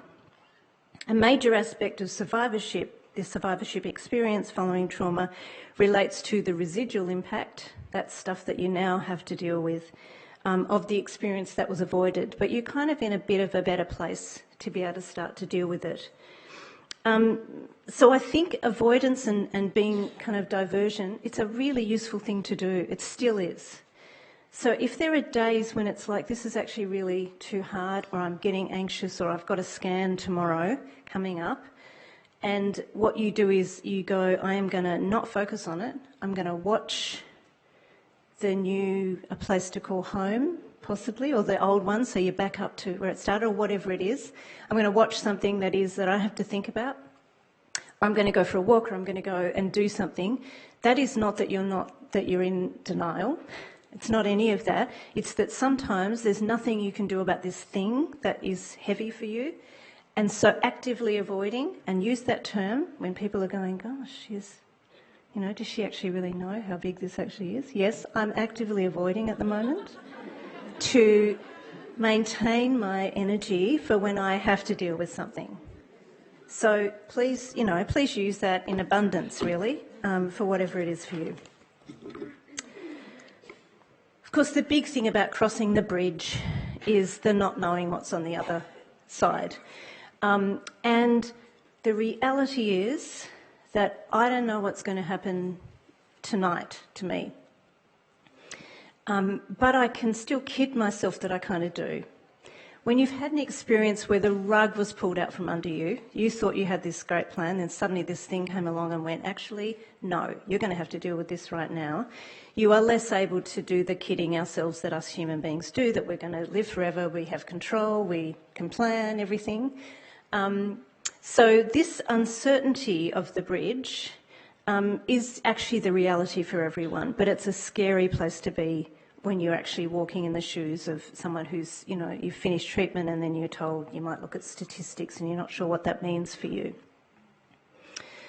So, of course, finishing treatment, fear of recurrence, universally concerning on different levels for everyone. It's common, absolutely natural. Be strange if you didn't. Worry. God, I don't want that to come back again. What if that didn't work? What does it mean? Don't know if I can do it again. All that stuff. Absolutely understandable response. We know that having survived cancer makes you hypervigilant, so you're suddenly really aware of your body and you're concerned about, that headache that you have, and what does that actually mean? Is that because you're overtired or because, you've got a tumour growing in your brain? It is that we become much more hypervigilant about these things.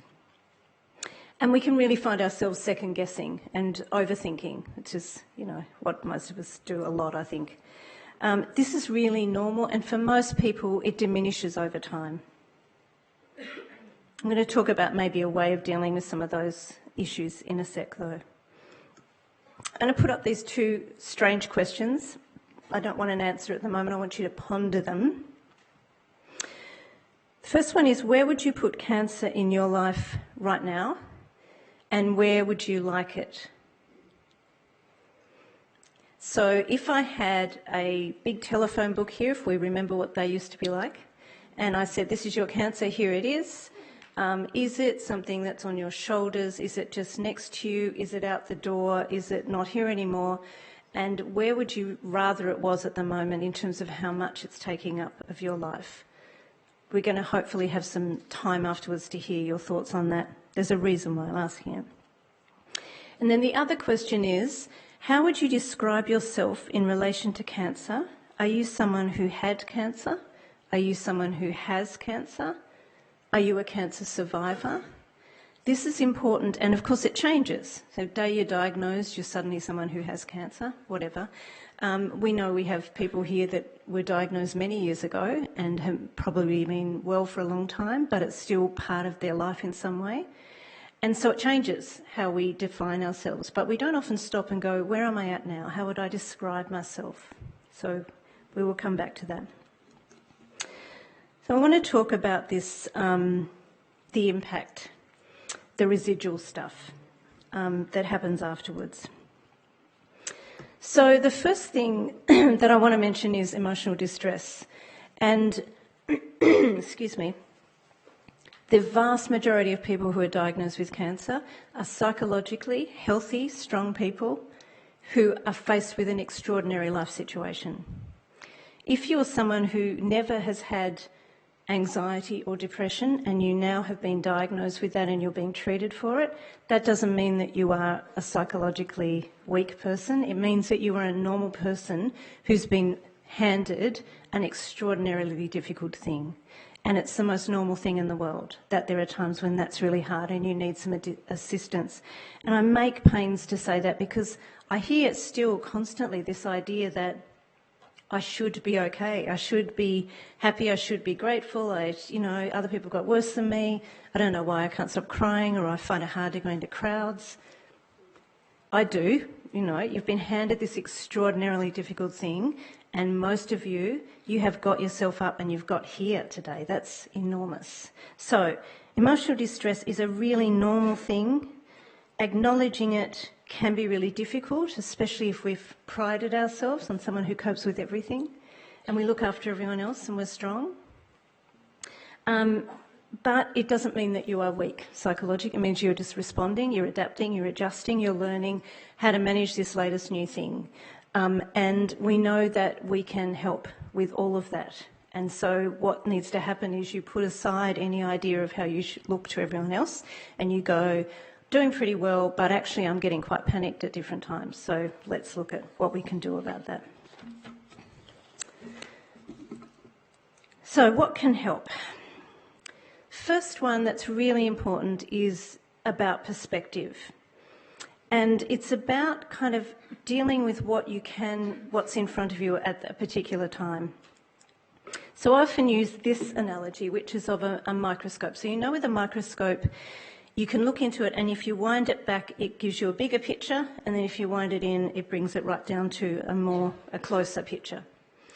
That is what we have to learn how to do when we start to go, okay, I'm not seeing the doctor now for 3 months. What's going to happen in that 3 months? Oh my God, what if something happens? Or, you know, what's going to happen at Christmas time? Or how am I going to play all this big stuff that no one has an answer to? What you need to do is learn how to bring it back, actually have a picture of a microscope in your brain. I'm going to bring it back until I feel like I can manage this. So on bad days, that might be, can I get through till afternoon tea today? I can't think beyond that right now. It's a really bad day. And I've got all this other stuff going on in my life and I can't manage it all right now. Can I get through till this afternoon, till dinner? Can I cope with the next 2 weeks? Yeah, probably can. Okay, I'm not going to think beyond that. I'm going to stop myself. Can I make a plan in a month's time to go away overnight? Yeah, I think I can manage that. I just can't think about, you know, this idea someone's brought up of going to Europe next year. That's actually too big, too scary. So one of the things is about perspective and pulling back to right now. Because all of you, even if I had to keep going back, can you manage the next 10 minutes? You know, can you manage the next day? We would find a point that you went, yeah, actually I can. I can manage this bit. So let's just bring it back to that. It will slowly get bigger. But as soon as you start that overthinking, panicky, you need to bring it back to what do we know right now and what can we manage. There's a quote about this. It's not hard to live through a day if you can live through a moment. What causes despair is the imagination, which of course is a wonderful thing, but it pretends that there is a future and insists on predicting millions of moments, thousands of days, and so drains you that you cannot live in the moment. So we hear it all the time. If we worry about yesterday and tomorrow, we are going to miss right now. And so I've left, my daughter is in a big production so I live in Launceston. These are the Launceston girls. I live in Launceston at the moment, and my daughter's in a big production, and I left her last night. She was kind of like, going away again, I see. So that's kind of been on my mind. She's going to be fine. But right now I am here in front of all of you, which is an incredible honour. So if I'm standing here going, gosh, I better ring and see how she is, I've missed this. And what a, lesser life I'm going to have if I miss those things. So it's about focusing on right now. Now, I want to just teach you quite quickly, because I've only got about 5 minutes left. One of the things you can do when you start to worry about the stuff that we have no control over. Now, some of you will have done cognitive behavioural therapy. Some of you would have heard a bit about this. It's a life skill that I've learnt. Use it all the time. So basically what it says is that what you think, the thought process you have, affects how you feel and what you do. So I'm going to give you an example. So we have a situation, and the situation is that you've been called from the hospital to have a repeat blood test. They tell you it's nothing to worry about. So then this person who's heard that thinks, that's it, I knew it was worse than I'd been told, the treatment isn't working, proved everything that I've been worried about for the last little while, and then that person has a physical reaction.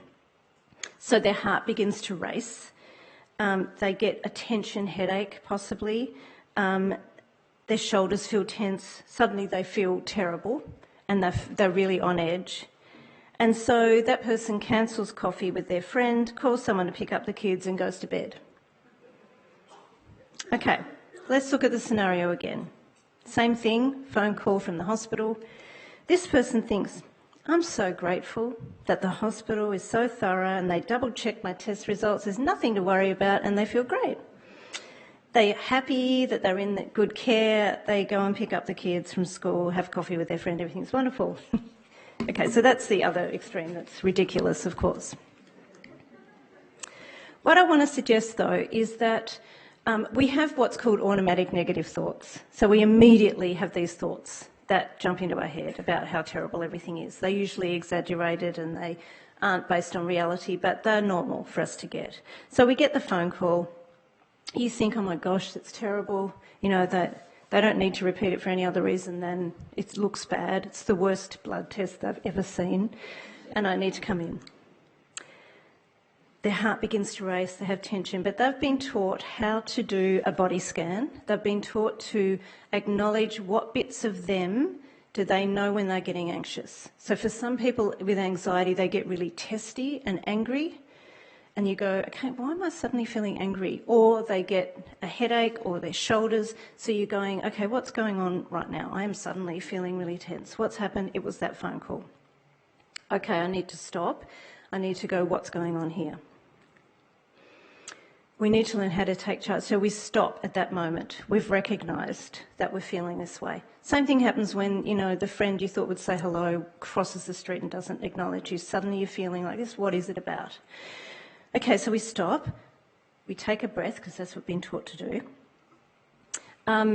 We go, when did I start to feel like this? It was the phone call. That's the bit I need to deal with. What was the thought that I had then? It's that, in that case, you know, this is terrible. Well, actually, it could be terrible, or it couldn't, or it could be a whole lot of things. I need to work out what's the evidence here that I have. And what am I going to do about it? Now, one thing is you could ring back. You could say, I know you're busy, and I know that you said it was nothing to worry about, but actually, it's Friday, and I'm really anxious. It's really made me feel worried. Can I just ask you any more information about the blood test? And they might say, can I tell you, temperature settings in pathology labs can muck up blood tests, and they do often, need to repeat them, and they'll tell you that. So it might be just that. Or, actually we've got some concerns, let's make a time for you earlier, or whatever it is, but now you know what you're dealing with. So your brain's not doing all this other stuff.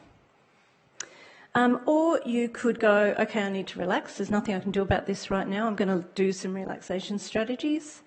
You could go for a walk. You could do something distracting. You could talk to your friend about it when you have coffee. But it hasn't taken you over. You've learnt to stop and check it out. Okay. I'm rushing through that a bit, but can I tell you that it takes practice. If you want to learn more about it, you look up cognitive behavioural therapy. It is the antidote to this worrying about uncertainty. Okay, another one that's really common, and so then it's a card from Emily again, which says, I'm really sorry I haven't been in touch. I didn't know what to say. We know that we have lots of people who don't know what to say, and we have lots of people who we wish they hadn't said it. So, that happens, and that is, it lets us down because we feel like, gosh, if it was me, I'd be really supportive and looking after people. So some of that is the grief, the extra grief that we had. But you need to know that nearly everyone in this room has probably had someone that let them down. That's really, really common. And probably everyone in this room has had someone that you just didn't realise would be there. And this is part of, the impact of all of this.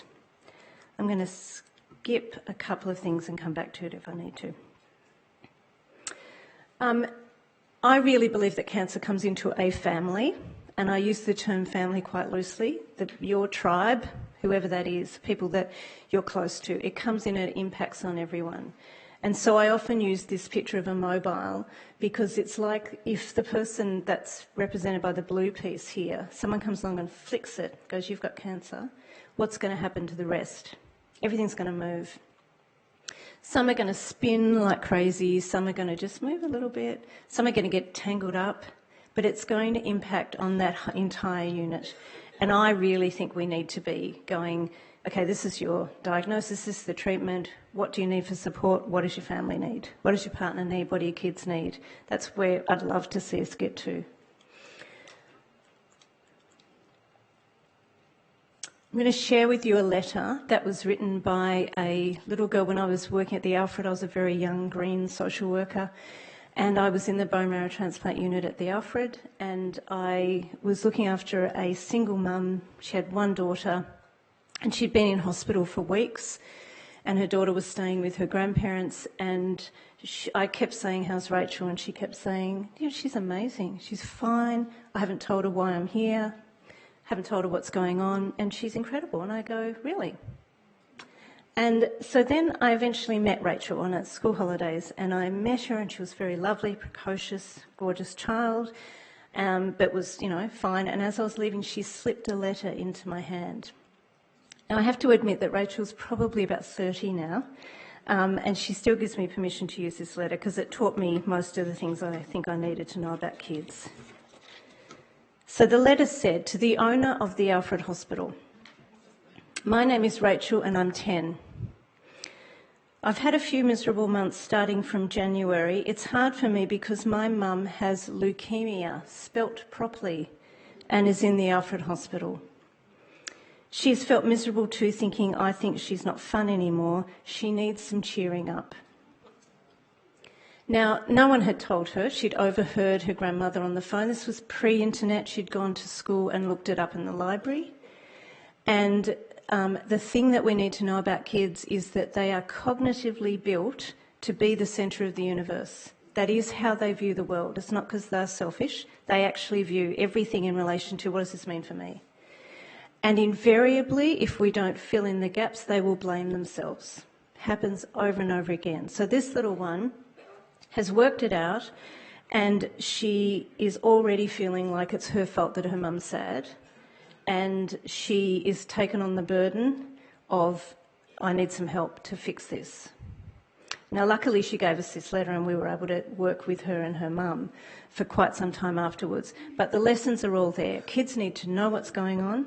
They need clear information in age-appropriate ways. They will then go out and kick the footy and be fine.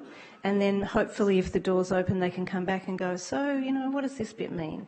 And then they come back and they come and go. They will work out something else. Their imaginations are wonderful if we don't fill in the gaps. And it'll be much worse, much scarier, because they'll think, they haven't told me because it's so bad.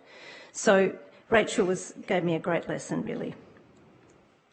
So the principles of this is that cancer is a family experience, that you really can't fool kids, that they might find out from someone else, and that they really have a right to know and they have a right to be included in this whole experience. So what now? What are some things we know helps? I have to tell you, connecting with others, we've measured this. It is the single most thing that helps us to manage any stressful situation. You don't need hundreds of people. It's just that human connection. All of us in this room, whether we've had cancer or not, have had really hard things. We know what life can give us, and we can join on that because, we can actually connect on our suffering to some extent. And the other thing is that we know meaning in life buffers all the other stressful things that can happen. It's been, existential therapy looked at this many, many years ago.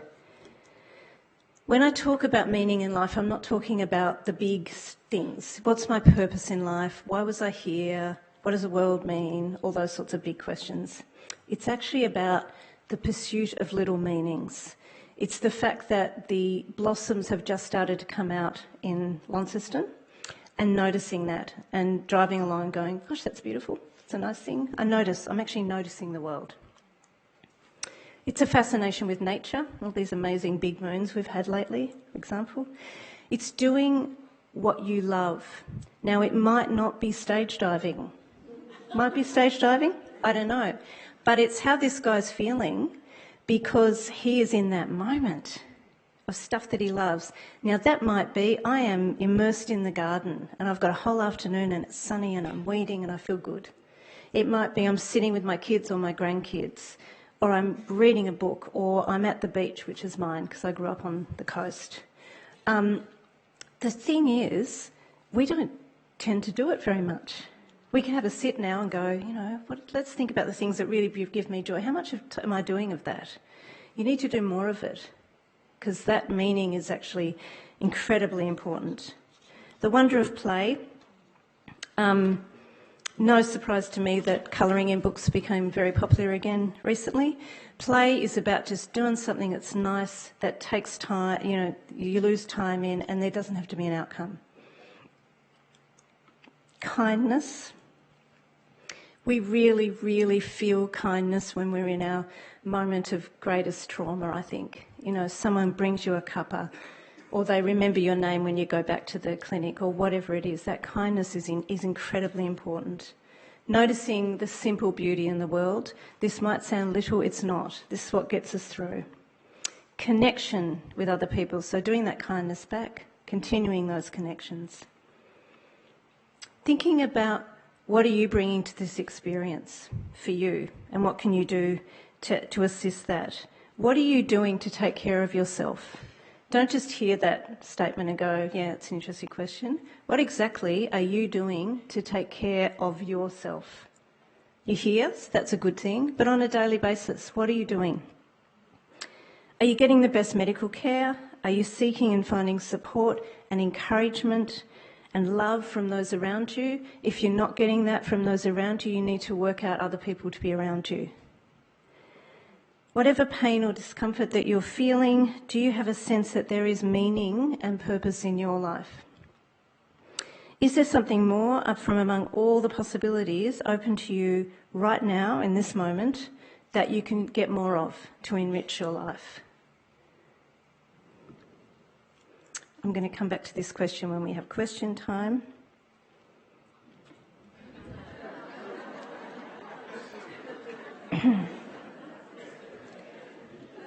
So the first caveat I need to say is that there are men that get breast cancer, and we need to acknowledge that, and they manage well. And there are men who are here as support people today, and I have so much admiration for you. Thank you for being here.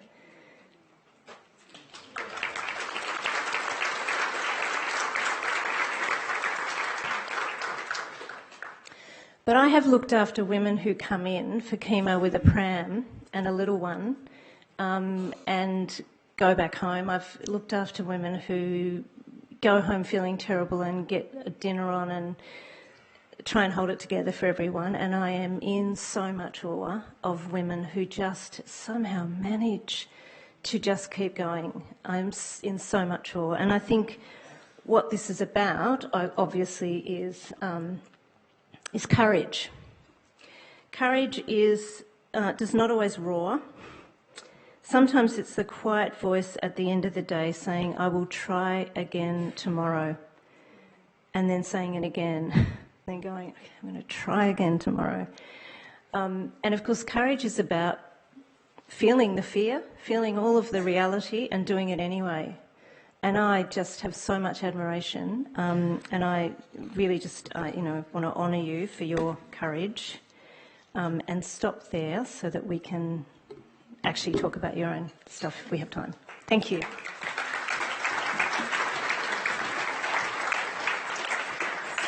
So, everyone needs a friend like Carrie in their life, don't they?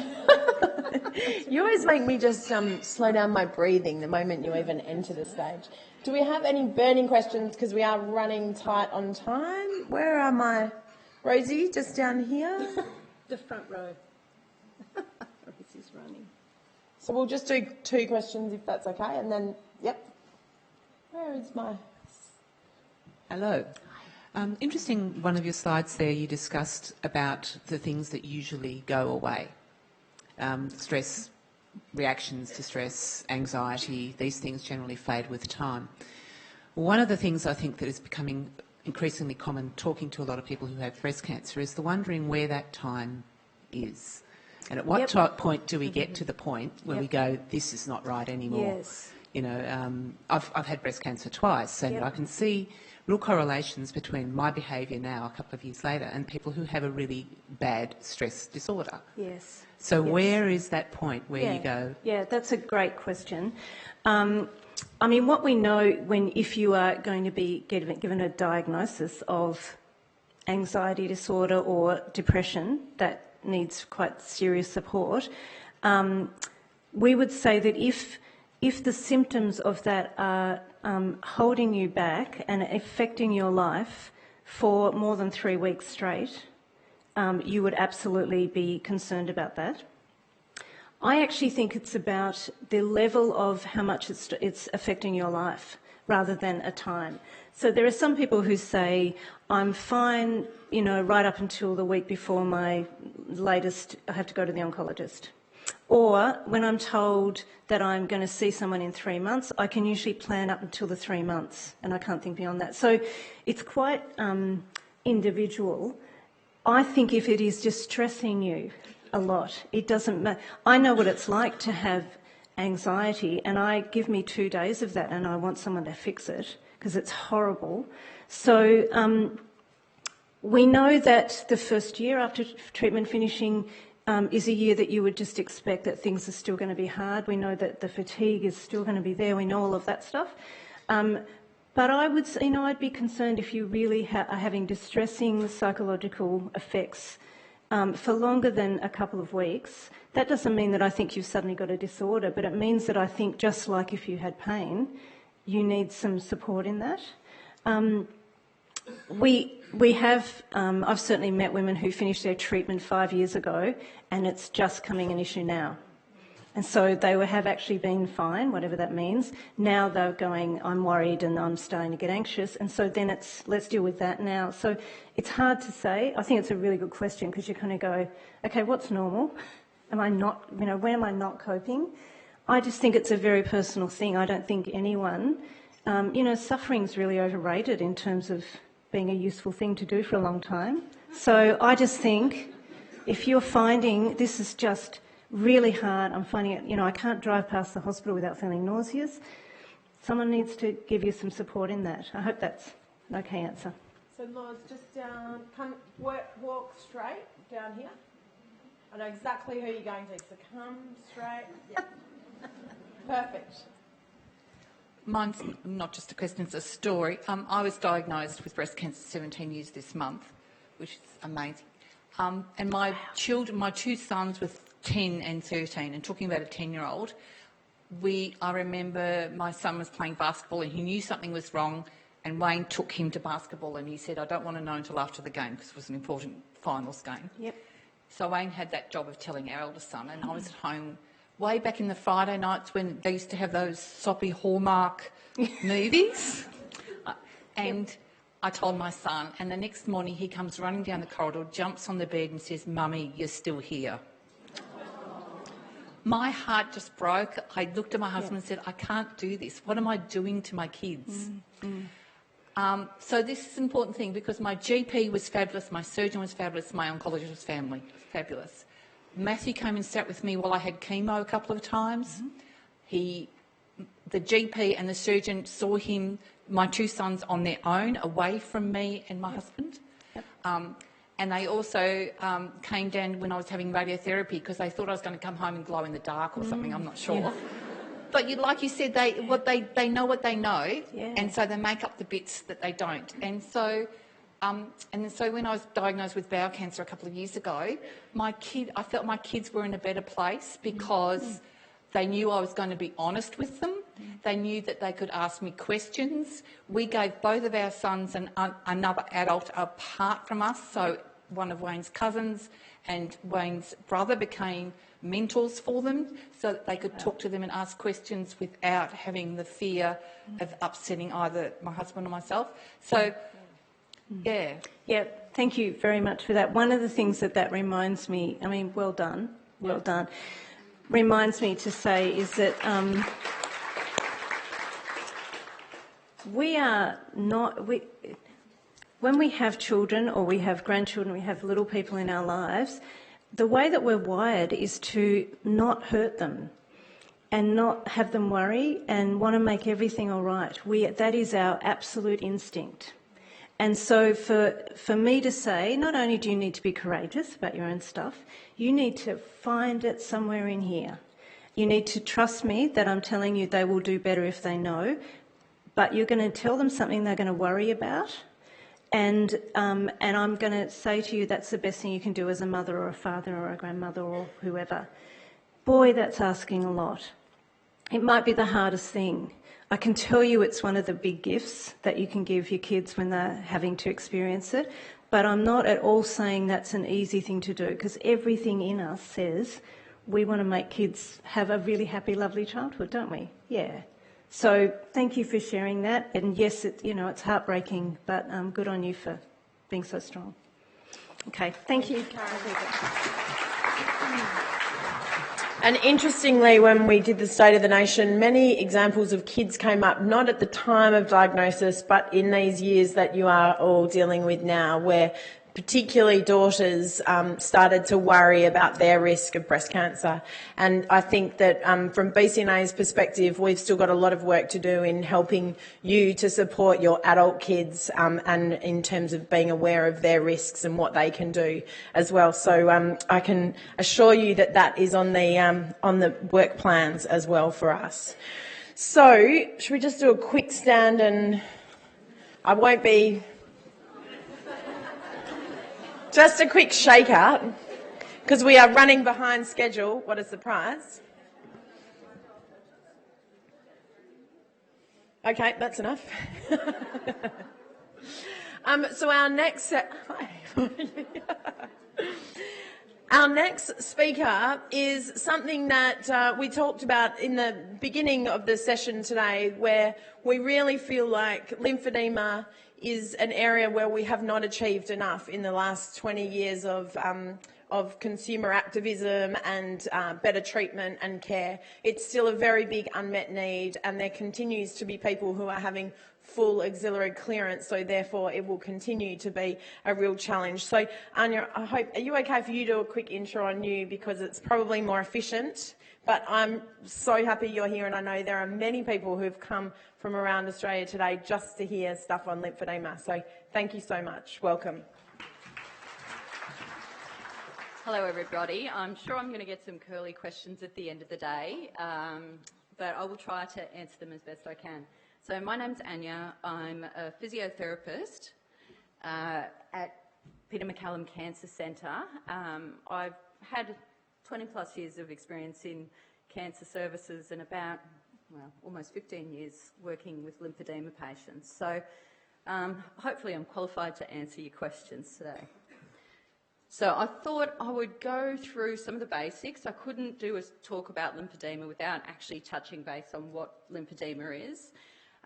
Then I will go through a little bit of slightly controversial myth debunking. I think Professor Newton stole a little bit of my thunder this morning when he talked about exercise and lymphedema, but we'll still cover that across. And then finally, towards the end, we'll talk about practical ways to manage lymphedema if you do develop it as a symptom, and where to get help. Okay, so lymphedema is basically a chronic swelling, so a long-term condition that some people develop after having had cancer treatment, but sometimes people are unlucky enough to have some congenital malformation of their lymph nodes that leads them to lymphedema.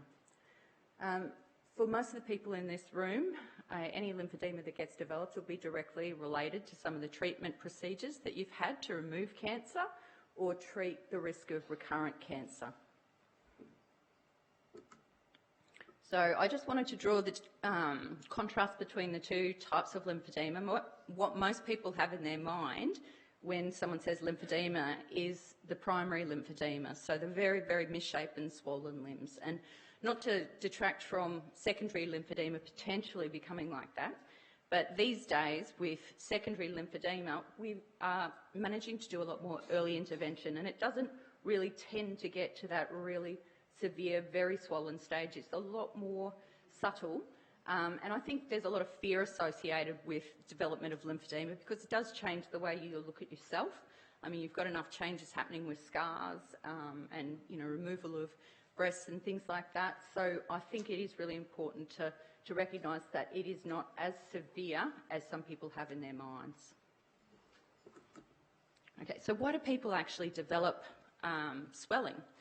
Well, we talked about axillary lymph node clearance, so that basically means full removal of lymph nodes in your armpit. So you can see with this diagram here, there's quite a lot of different layers and levels of lymph nodes that can be removed. So people who have all 3 levels of lymph node dissection done have got a higher chance of developing lymphedema. Thankfully, there's a lot more conservative surgery going on. So people may have heard of sentinel lymph node biopsies. The chance of developing lymphedema is a lot lower. It's more like 2 to 5% for sentinel node biopsies, but for axillary dissections, it's around about 20% still. And if you have radiotherapy on top of that, or separate to, there's an increased risk there as well. So why is it important? Primarily, the lymphatic system is really important for draining that fluid from your limbs, from your skin, from your tissues, from your organs, filtering that fluid, removing any byproducts of tissue growth and repair, and then putting that fluid back into your circulatory system. What a lot of people don't know is that it's really important for your immune function for the area that that lymph node drains as well. So if you've had lymph nodes removed, you're far more likely to develop an infection in the region that that lymph node drains. So I'll talk a little bit more about protecting yourself and reducing your risks, but it is really important to be aware that once you've had part of your drainage system removed, it's a little bit like gutters and drain pipes and a big storm water drain. If you have those drain pipes removed, you may develop some swollen gutters. And some people are lucky and they get away with it. Obviously, at least 80% do. Basically, that means your body starts to develop other channels to drain that lymph fluid. All right, I've put this slide up here today because there's lots of things that can cause swelling or edema, and it is really important, especially if you've got a really quick onset of swelling, to go and see your GP to just get a differential diagnosis, because it can be a lot of other things. It could be a blood clot, worst case scenario, it could be recurrent disease. So it's really important to get those things cleared if the swelling is coming on quickly. Typically, lymphedema is a really slow-moving condition, takes several months to develop. In fact, we do screening over 2 years usually, 1 to 2 years, to try and identify early signs. So it's not a fast-moving condition. So these are some of the signs and symptoms to look out for. So you might have swelling that's there one day and gone the next. Some people develop some intermittent swelling, particularly if they're having chemotherapy regimes, that eventually settles down and goes away, and that's not true lymphedema. When you develop a stage 1 or stage 2 lymphedema, you will be able to see some change in the definition of your joints, your tendons. You may even be able to create some pitting in the tissues by putting some pressure there, holding it for a few seconds, and then when you release it, you get a little pit in your skin. So if you have any of those sorts of signs, it's really important to get it addressed early. All right, so on to the myths. This is the fun part. Basically, this is where my thunder was stolen this morning, but it is super, super important to take on board that the advice to avoid using your arm is no longer acceptable or true.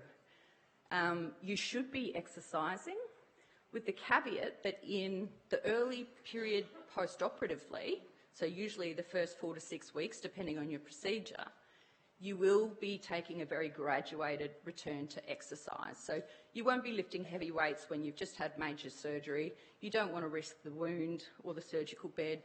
You don't want to create things like the risk of having a seroma and things like that. So in that early stage, it is quite conservative. It's about range of motion, things like that. After that 4 to 6 weeks, if there's no issues with wound healing, you can start a really vigorous regime of exercise. And yes, that does include resistance training and significant weights. So there's no good evidence to suggest that even things like powerlifting, big heavy weights, can either increase your risk or increase the chance or severity of lymphedema. So really important take-home message. Professor Newton was talking a lot about the importance of muscle mass and preservation of muscle mass. A lot of people are on hormone therapies that can impair and actually reduce your muscle mass over time.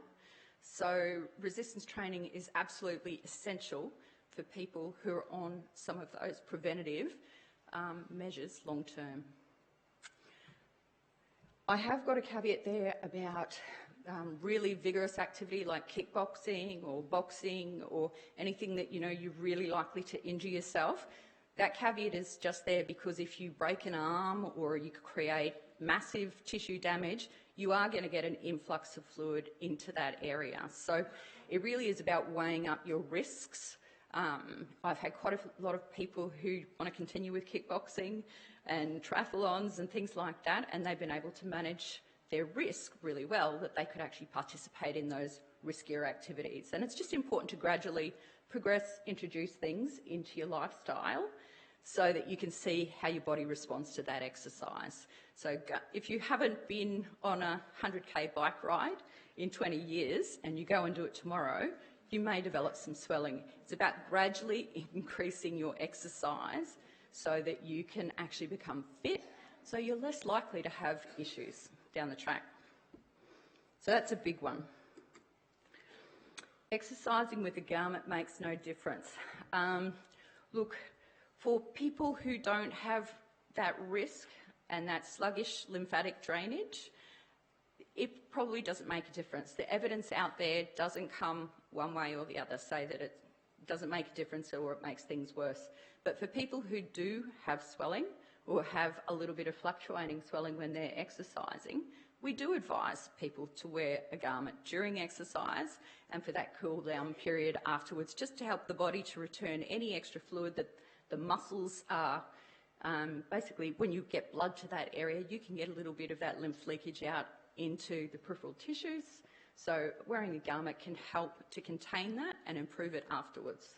So if you're one of these people who has a heavy arm after they've been exercising, wear a garment. That sorts things out for you.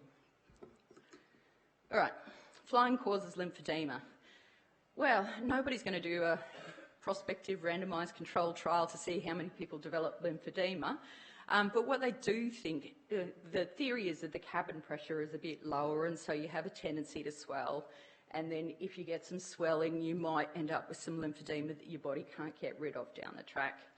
Realistically, if you have had a flight in the past and you swell quite significantly in the legs, there's a chance that you may have a little bit of swelling during a flight in your upper limbs as well. What we normally would do is do a screening beforehand to see if you have a tendency towards a sluggish lymphatic system. If you have that tendency, then we would recommend prophylactic use of a garment on a plane. You can see a lymphedema therapist for the screening and they will either measure you circumferentially down your arm to look at your volumes, or they may use a bioimpedance machine to pick up if there's any subclinical lymphedema. If there is, then they would recommend a garment. So there's other things that you can do. Keep active on the plane. A lot of times in the literature, they're sort of saying that they think a lot of the reason why people have had that report of swelling after a plane flight is that they're quite inactive. Drinking too much alcohol in the plane, it basically just means that you're going to be sitting there not doing much, so you're a lot more sedentary. So we encourage people to get up, walk, pump your arms and legs, do deep breathing, walk around the cabin, stretch. All of those things will stimulate your lymphatic system to pump. And I also like to think of it, if you're a high-risk person, so you've had an axillary node clearance, a full clearance, you might have had radiotherapy on top of that, it is a sensible thing to take a garment with you on holidays. If you go and do, I don't know, water skiing or something like that and then end up with a little bit of swelling, at least you've got your little treatment program in the back of your suitcase if you need it. So it's something to think about. All right. You can treat lymphedema with fluid tablets. Hopefully everybody here knows that you can't use diuretics that make you go to the toilet a lot to treat lymphedema. It can actually make the problem worse. If you're somebody who suffers from heart failure or another condition that you need diuretics for, of course that will help with that condition, but it doesn't impact at all on lymphedema itself. Lymphedema is as common as it ever was. It's not really, there's just a lot more survivors out there really. With improved surgical techniques, basically there's less people with lymphedema that would normally have had lymphedema 20 or 30 years ago. Also, with early intervention, people who do develop lymphedema end up with less severe versions of lymphedema because of that proactive management. All right, if you're going to get lymphedema, there's nothing you can do to reduce its development or its severity. Obviously, that one's a myth. So there's a real comprehensive set of exercises, skincare advice, weight management, hypertension's in there as well. People who have hypertension can actually have a higher risk of lymphedema. Probably the biggest risk factor there is actually weight. Really important to highlight because I know in the first lecture when Professor Brown was talking, Professor Newton was talking about the fat component. The fat component is actually really important with lymphedema because if you have more bulk on your body, you've got more tissue that the lymphatics have to drain. They don't necessarily grow with the tissue that you have. So if you're bigger, they're going to have to work a lot harder. So it is a real incentive to try and lower your body mass index. Obviously, muscle bulk and exercise is really important, but having a higher body mass index, so being overweight or obese, is going to put your risk up there. All right, the maybe's a myth. Okay, this is where there's no evidence to support or refute, really. There's minimal evidence for saunas, and that's really very prolonged use of saunas, that there's a slight increase in the fluid that accumulates because when you're hot, all of your blood vessels relax and it allows more of that fluid to leak out of the capillaries into your interstitial tissues, and so it kind of temporarily overloads the system. But there's no good evidence around spas, blood pressures, or even injections. When you think about injections, it is sterile. It does pierce the skin, so if you already have swelling in that area, it may leak out through that pinprick hole. So I would strongly recommend someone who's got lymphedema not to be getting injections in that affected limb. But if your screening is clear and there's no reason from a risk perspective that we'll be concerned about you, even something like an injection should not be an issue. So there's no evidence to suggest that people develop cellulitis after having an injection in the at-risk limb. And blood pressure is another interesting one. Realistically, a lot of the pumps and things like that that can be used to manage lymphedema mimic a lot of what the blood pressure cuff does. So unless you're having a prolonged cuff inflation around your limb and then going up, going down, going up, going down, which I know sometimes they do when you're recovering post-op, it shouldn't be a risk. So I know people get very fearful about it and they wear their bands and things like that. Sure, if you have an unaffected arm and an affected arm, get them to use the unaffected arm. But if you've got bilateral issues, it's just something to take into account. The risk is very small and certainly not proven. So there would be evidence out there if it was strong. All right, self-care. We talked a little bit about this, but the basics of skin care are up there. I mean, avoiding things like soap and things with high perfume content. It dries the skin out. If the skin gets dry, it's more likely to crack.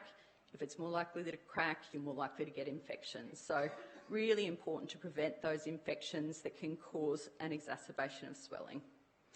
Moisturise, once again, that just keeps the skin nice and healthy, keeps that protective layer, and wearing appropriate protective equipment. So that would be something like a long sleeve shirt, hat, gloves if you're gardening, etc. And to manage cuts and bites and sunscreen and things like that proactively, because your body's immune system is a little bit slower to respond when you've had those lymph nodes removed. So really important in that affected area to be proactively managing them, any cuts and scratches. Exercise, keep on saying that, keeping that body weight in a healthy zone, really important. Water, like we mentioned before about the diuretics, it is really important to keep your hydration levels up because it reduces the concentration of those proteins out in the tissue that the lymph fluid carries. And compression garments if you're at risk or if you develop symptoms. And early intervention plus, really, really important in reducing the severity long term. All right, we've talked a lot about exercise, so I probably won't go back over that for the moment, but there is a correlation between exercise and reducing weight over time and reduced risk of recurrence. And as we were saying earlier today, not quite sure of the mechanism, but it does seem to be an important factor. It can reduce your risk of developing lymphedema by exercising, probably through the reduction in your body weight, as well as stimulating your lymphatics. And it certainly hasn't been shown to worsen lymphedema. So the severity doesn't increase if you go and start an exercise program. So I mentioned before, gradual return to exercise, the basics: warm up, cool down, do something fun, something that you enjoy, and monitor your symptoms with exercise. So if you're doing something and you're noticing a little bit of swelling, that's definitely a trigger for going to see a lymphedema therapist to get assessed and see whether or not you might need to introduce a garment when you're exercising. I put this one here because I think there's a real perception that massage is the most effective treatment for lymphedema. In fact, it's not been shown to be the most effective. There's not great evidence for it, but what there is good evidence for is skincare, exercise and compression. So just bear that in mind with any treatment plans or programs that you have. And if you've never been told to exercise before, I'd be asking your therapist, why not? But anyway, there's a lot of evidence that's emerging at the moment, really strong stuff. All right, where to get help? Look, the best resource is the Lymphedema Association, so lymphedema.org.au. That has a list of mainly private practitioners, but it also has some public ones listed. Your GP is also a great resource, and obviously we briefly touched on financial toxicity today. Really important to find out about what support services that you have to subsidise garment purchase if you're in that situation. So there's various programs across Australia. I believe there's some emergent improvement in South Australia's situation because I believe that they don't subsidise anything at the moment, but there's a little bit of progress there. But everywhere else has either a partial or a full subsidy for garments. And there's also a subsidy for electricity. There's a few different subsidies around the trap, so speak to your social worker or speak to your lymphedema therapist around that. So there's some resources. I might put that page up in a second just so people can look at that. Key messages, lymphedema, it only occurs in a small proportion, so try not to focus or become anxious about that risk. Lymphedema can be improved and managed with education, exercise, compression, etc. It helps to see people early if any symptoms appear. It's slow moving, so I know a lot of people get anxious because the wait lists for lymphedema services are quite long, but it is quite a slow moving condition, so act as soon as you get symptoms, get referred and try and get assessed as early as possible. And the treatment does include both physical and psychosocial interventions. So seeing a practitioner in isolation of, say, your dietitian and your social worker and your clinical psychologist, you're not really addressing the whole problem. So it is good if you can link in with several different practitioners to try and approach it multifactorially. All right, so hopefully I was not too over time there. Got some references, but questions? I'll put it back on that resources page because I think that's useful. I got questions, one down the front here, Rosie. Hi, Anya. Thank you. That was great. My name's Jenny, and I suffered full body edema after a mastectomy, axillary clearance, and chemotherapy and radiation. That obviously has resolved, and I have a 35 centimetre right arm and 31 centimetre left arm, which is really quite nothing compared to what some of the other women are suffering. I would absolutely agree with you on exercise. I'm deadlifting 90 kilos, leg pressing 250, bicep curling 15. So if anyone wants to talk to me about some serious Olympic style weightlifting, I'll be happy to talk to you. Now, my question was about bioimpedance. You mentioned it in passing. Am I the only woman or breast cancer, breast surgery sufferer in this room who found out about bioimpedance as I was being wheeled on the gurney through the doors to the operating theatre? And it's all a bit late by then. Deb Maguire, the wonderful breast care nurse at St Vincent's Private in Sydney, whose days have been cut back from 5 to 3, just by the way. Just thought I'd get that in there. So we need to do something about that. But she said to me, have you had your bioimpedance measurements done? I have had them done since the surgery, which is really not useful because I don't have the baseline. So am I the only person in this room that found out about bioimpedance on my way to or after surgery? And can you explain what bioimpedance measurements are then? Because I'm assuming that not very many people know about them. And how other people could avail themselves of these services prior to surgery. Absolutely. And no, I've actually done it before in the pre-op waiting area. I've taken the machine down and done an assessment because the breast care nurse has gone, oh my God, they missed their appointment. Can you just go and get a baseline for us? It's not unusual, but I have to say if people have missed out on getting a baseline done before they've had their surgery, the ranges are still underpinned by a normative range in the general population. So it is useful to get your baseline to know where you started from, but it's still useful if we get the post-op versions as well. So bioimpedance is basically measuring electrical conductivity through your tissues, and it's faster or slower depending on how much fluid is in the limbs. And it works out a ratio between left to right or right to left, so it's not very useful if you have bilaterals at risk. But people who are at risk, generally we will try and see them for at least the first year at regular intervals to see if they're trending outside of that normal range. So it's very sensitive. The old screening programs used to be over 2 years, but there's some talk about bringing it back to 1 year because it's a lot more sensitive and effective. You're picking up that subclinical lymphedema where you don't have that pitting, you don't necessarily have that heaviness, but you can identify a difference in the way that your body drains lymph fluid through that at-risk arm. So, yeah. To access, though, access is... Let's not even go there for the moment. Access, well, I will just briefly touch on, you're lucky if you've got one in your region. They're quite an expensive piece of equipment, and a lot of centres don't run screening programs. I think there's more screening programs popping up, which is great because we know that early screening and early management yields better results.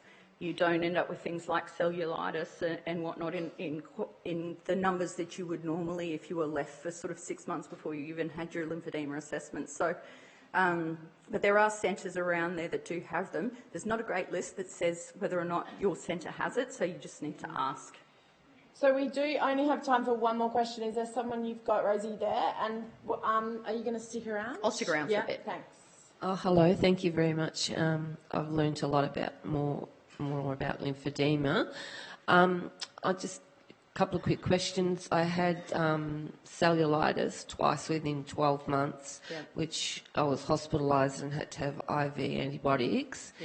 And yet I couldn't find any sort of scratch mark or anything on my arm, and neither could the doctors. But so I just wondered. How did I get it? And also, lost my train of thought. Is there any way that, because I've had the full clearance in my left arm, is there any way your other lymph nodes or lymph glands can make up for the ones that are missing?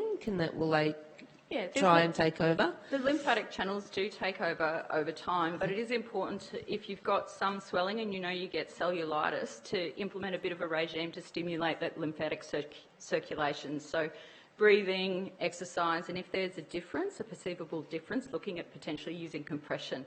Basically, the lymphatic flow becomes a little bit sluggish, and it's almost like a billabong off to the side of a creek.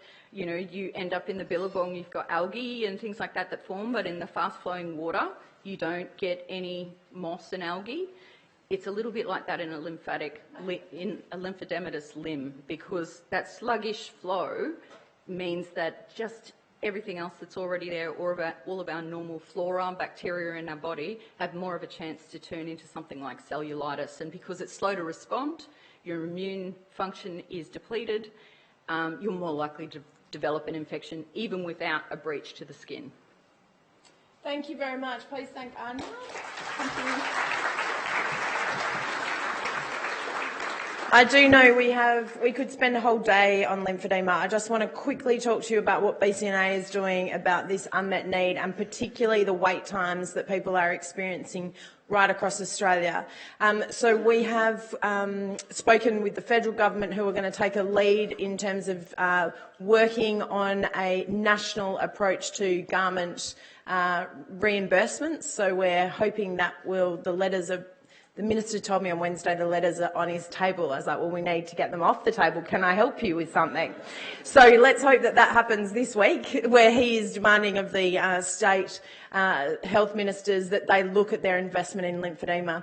This is an area where breast cancer, we need to use our voices to really impact the change, not just for people living with breast cancer, but for all cancers. There are many cancers who are struggling with lymphedema and the lack of services. In fact, what we are finding is that of the hospitals who are providing support in the acute settings, lymphedema services are often the first to go when there's budget cuts. So we can't allow this to continue to happen. So I'm asking all of you to help us when we come to you on a campaign like lymphedema, in writing to your local members, because it is only through our voice that we will be able to generate change. So I'm pretty excited that for our next guest, and we had the matriarch arrive this morning, and now, I don't know, what would we call her? Queen Bee of the organisation. But there's one thing Raelene hates me doing, and the one thing I love doing is to annoy Raelene. So first of all, before she comes up, let's watch this champion.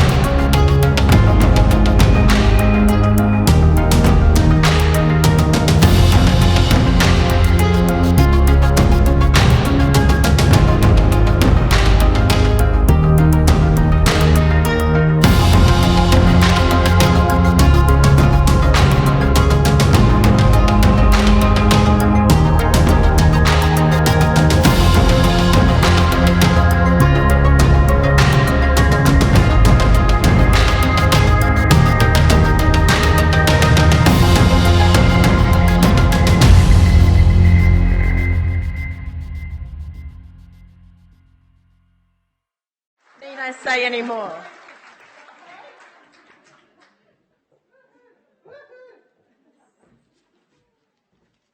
In case you didn't hear me, I said, don't look at the size difference. Those wonderful legs, you know, how lucky was I? Jesus. You know, you wonder, why, if there is a God, why does he change you from that? Those legs were good, and now they're not so good. I cover them as often as I can. It's fantastic to be here today. I just love seeing so many faces. We don't have too many forums that are this big, but we really love you coming along and hearing, and hope you take home good information that's going to help you feel better about your journey. I hate that word, journey, about your situation with breast cancer. Took me a long time to come to terms with my breast cancer, but I'll talk about that obviously.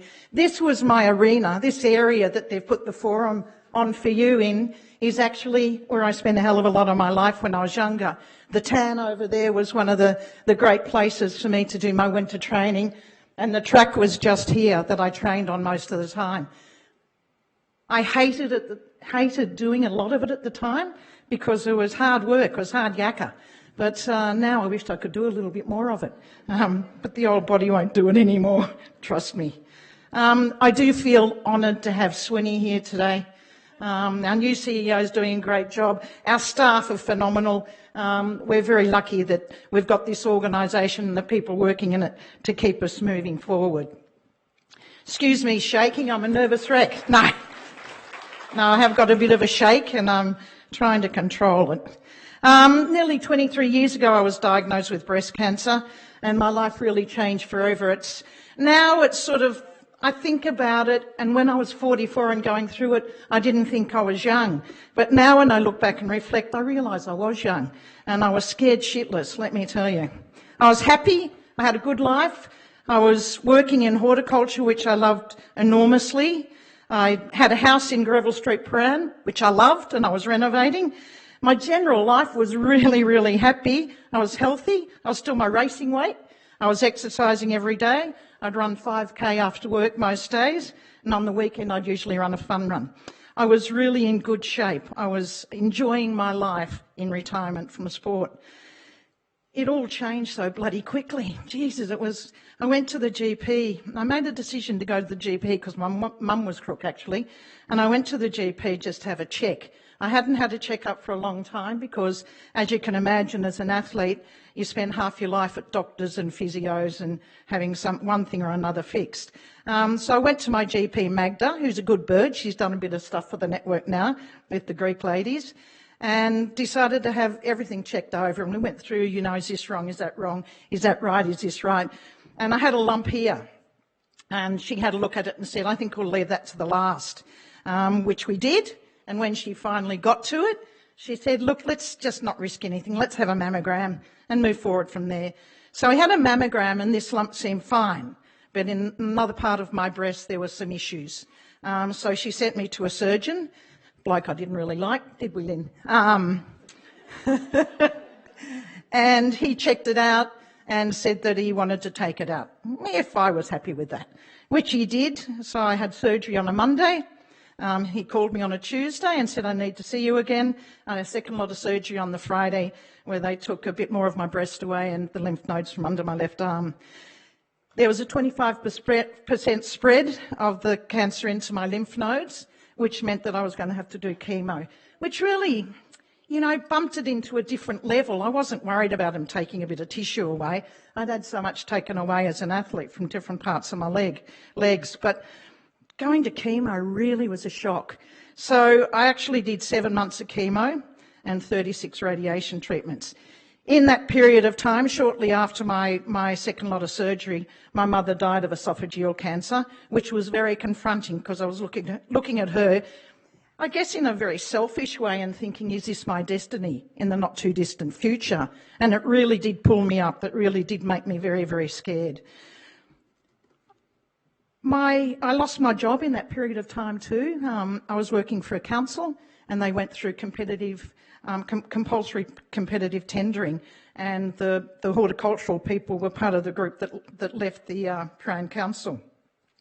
I moved to Queensland in the 5 days between my chemo and my radiation starting, Nike came to me and said, "You look like you need a break.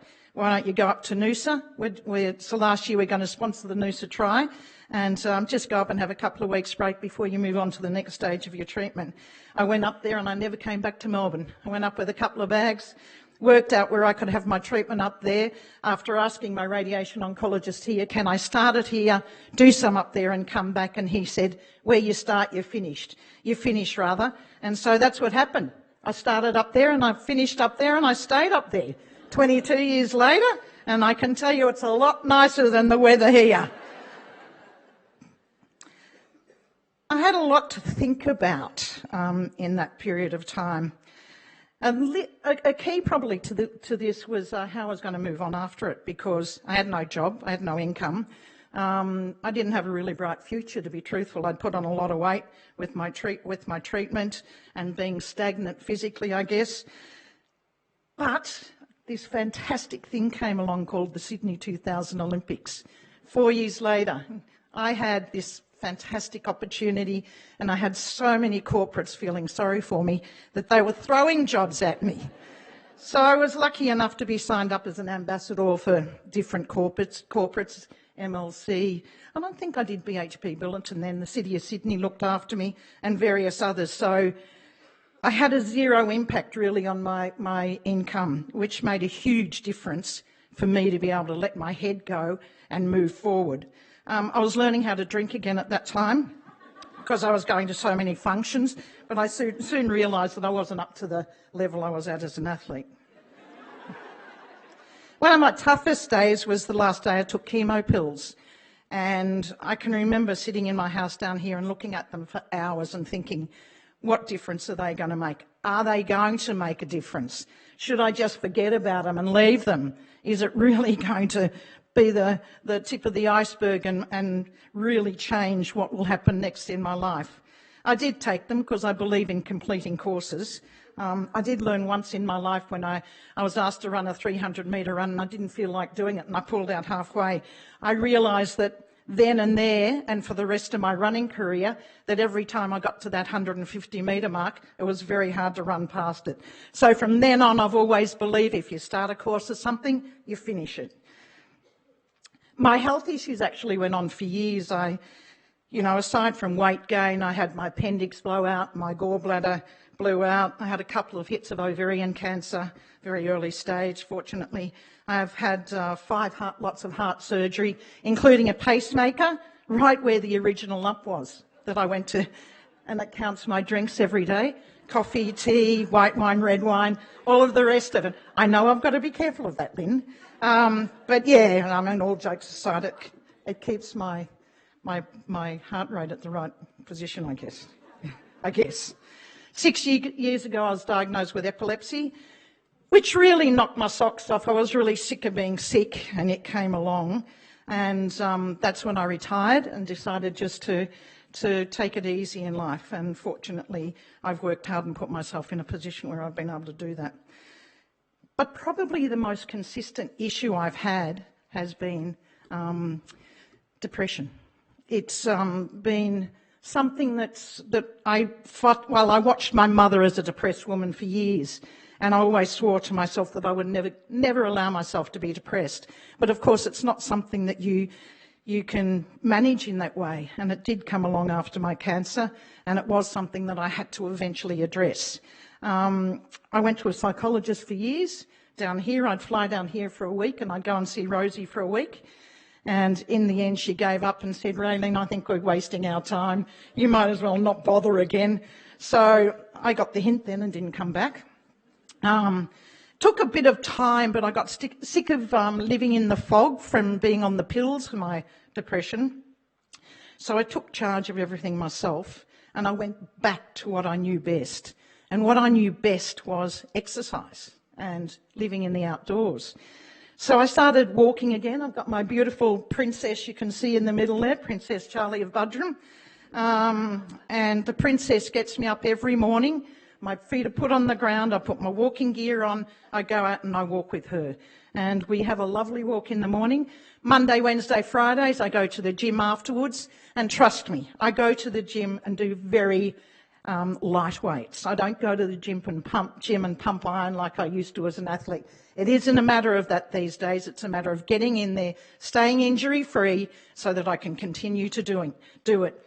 I really believe that these positive endorphins come out of exercise. I really believe it. After not doing it for a long time, coming back to it, I have little breaks when I go overseas and I can feel a real difference.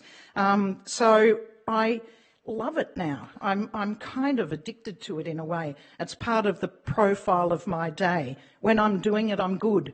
Not only am I good in my head, but I'm good in the rest of my appreciation and communication with people because I'm in a routine.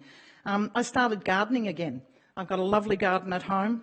You can't really see it in that picture, but it's a subtropical garden of heliconias and beautiful flowers. I keep my house in flowers all year round, pretty much from my own garden, and I love it being out in the fresh air. I mix with people I want to mix with. You know, you've got people in your life you think, gee, if I never saw them again, it wouldn't bother me. Well, I stopped mixing with them. It was a big decision. It's amazing how many I cut out of my life. I stopped worrying about what might be and I started living in the moment. And that was a very, very important thing. I think as an athlete, you always live forward, you always live to the next stage of or the next games or the next whatever. But I stopped thinking too much forward like that and I started thinking about now, today, tomorrow, the next day and planning things that I wanted to do. I reduced the stress levels in my life. There was always stress. Telephones are stressful to me. Ask the girls from the office. I am a nightmare. I never have my telephone with me. And I don't stress about it. I just think, well, when I get to that phone and I read the messages, I will return the calls. But you're going to have to wait for me. That is a different situation if I know these responsibilities that I have, particularly with BCNA, because this is pretty much all I do these days. I eat well.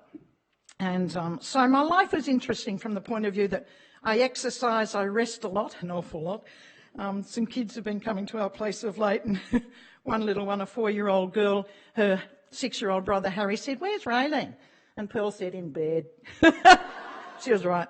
So I eat well, I stay away from stress, I rest, but at the end of the day I do enjoy a glass of wine. Now we talk about the impact of alcohol and lots of other things, being overweight and all of that. I figure that I've reduced my risks by so many things I do in my life, but I do enjoy a glass of wine at the end of the day. And I'm not going to not admit to doing that. I do it, and it's my risk. So there you go, it's out of the way, Lynn. Is that all right? You had one with me the other night.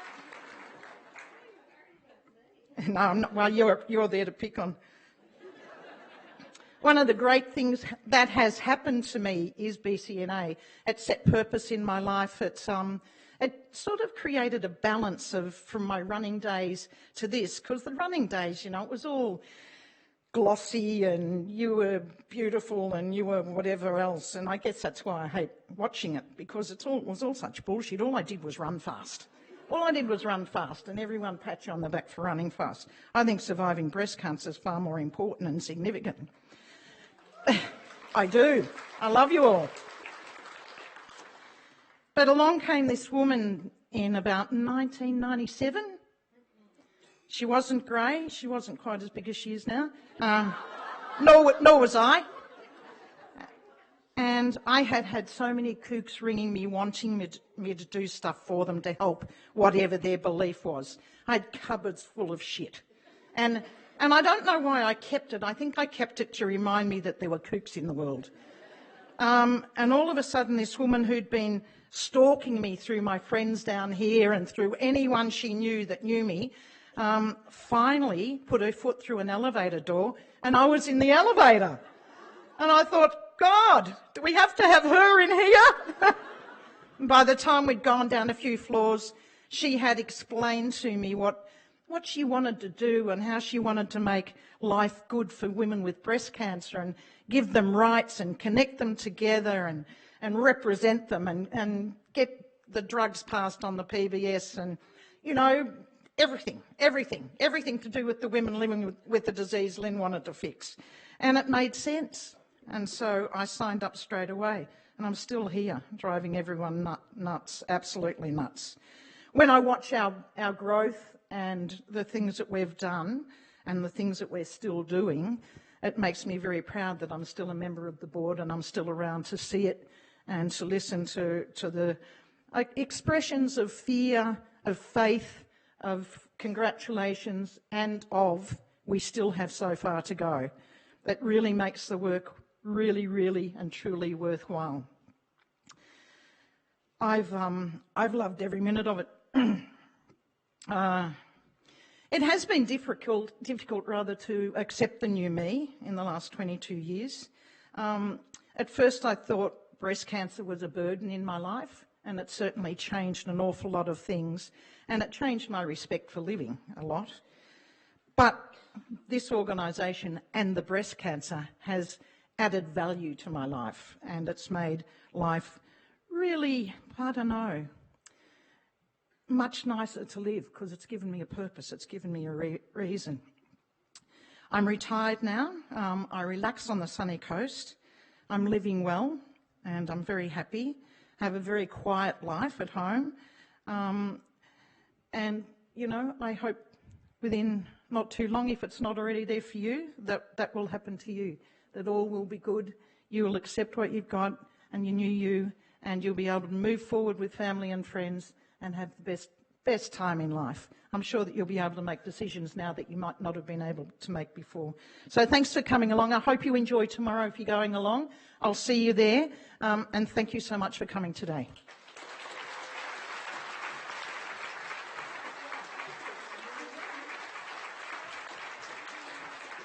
Oh, how lucky are we?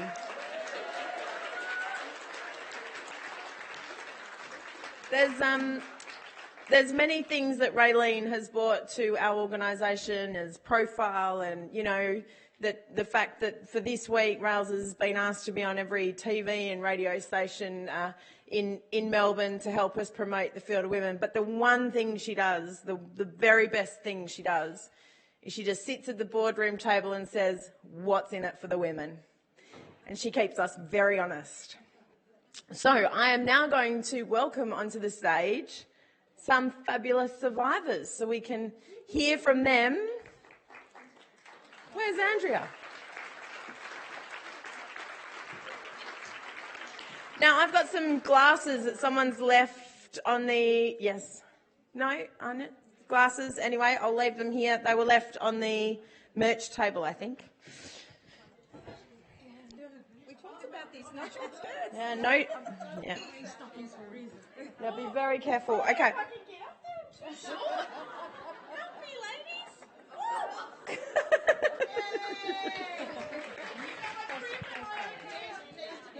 Knees together at 12 o'clock. Now, so what we need to do is introduce yourselves first, because I think for me it's really important that we can share each other's experiences and little tips that you wish you knew then, and that's what we're going to explore in this next session. So, Renee, you can kick off. I'll go first. Good afternoon. I'm not shy much. So my name's Renee and I'm a breast cancer survivor. I've probably spoken to many of you in the room today, which has been my absolute honour and pleasure over the last couple of weeks. I was 36 when I was diagnosed with breast cancer, and that was almost 5 years ago in October. So I had a 3-year-old and a 7-month-old. And I had triple positive breast cancer, so I had 3 months of chemo, and I had a double mastectomy with the Dieppe flap reconstruction and Herceptin, and have been on tamoxifen, and am now on Zoladex and going on aromasin. Thank you. Navina. Hi, I'm Navina. I was, the year was 2014. I was 39, care of my parents, new fur parent, and I'd finished the year on a career high because I'd been a major part of a team that sold a company for $5.4 billion. And Christmas Eve, my GP rings me and says, I've got bad news. I had a triple negative tumour. I had a lumpectomy, full axillary clearance, so Anya, what you're talking about, and 16 rounds of chemo and 30 rounds of radiation. Wow. I can't compete with that, ladies. Thankfully. No. So I'm Andrea. I was diagnosed in 2012, just after I'd become an empty nester, so that was hard enough to deal with. So that also meant that there was no one other than my husband around to help me out, so that was a bugger. But anyway. And when they move out, like they really move out, one moved to Cairns, like, you know, that's severe. I had 2 lumpectomies. I had a sentinel node biopsy, and I had radiotherapy, which didn't go so well, but we won't talk about that right now. And I'm 5 years clear. Woo! Well, welcome. So we did talk when we decided on who we would choose that we wanted, you know, the real truth, not the no sugar coating. So certainly we don't want you to hold back, but what we do want you to do is really focus on the things that did help and your tips for people. Navina, I want to start with you. How did you feel the day you were told treatment had finished? Sorry, I forgot about the mic. Something Carrie said kind of resonated with me, which was the sense of relief, followed very closely by a sense of fear and vulnerability. I remember walking out of those doors. I'd been seeing doctors 3 weekly, then weekly, then I'd been in the hospital daily for the radiation. And then they said, see ya, 3 months' time. And you go, what do I do now? And when my oncologist put forward the idea of a rehab program, which was at Epworth, it was an 8-week program, I just jumped at it because for me it was a sense of routine again. So every Tuesday I would go, I'd meet with a physio, do exercise. I met with an OT, a psychologist, a dietitian.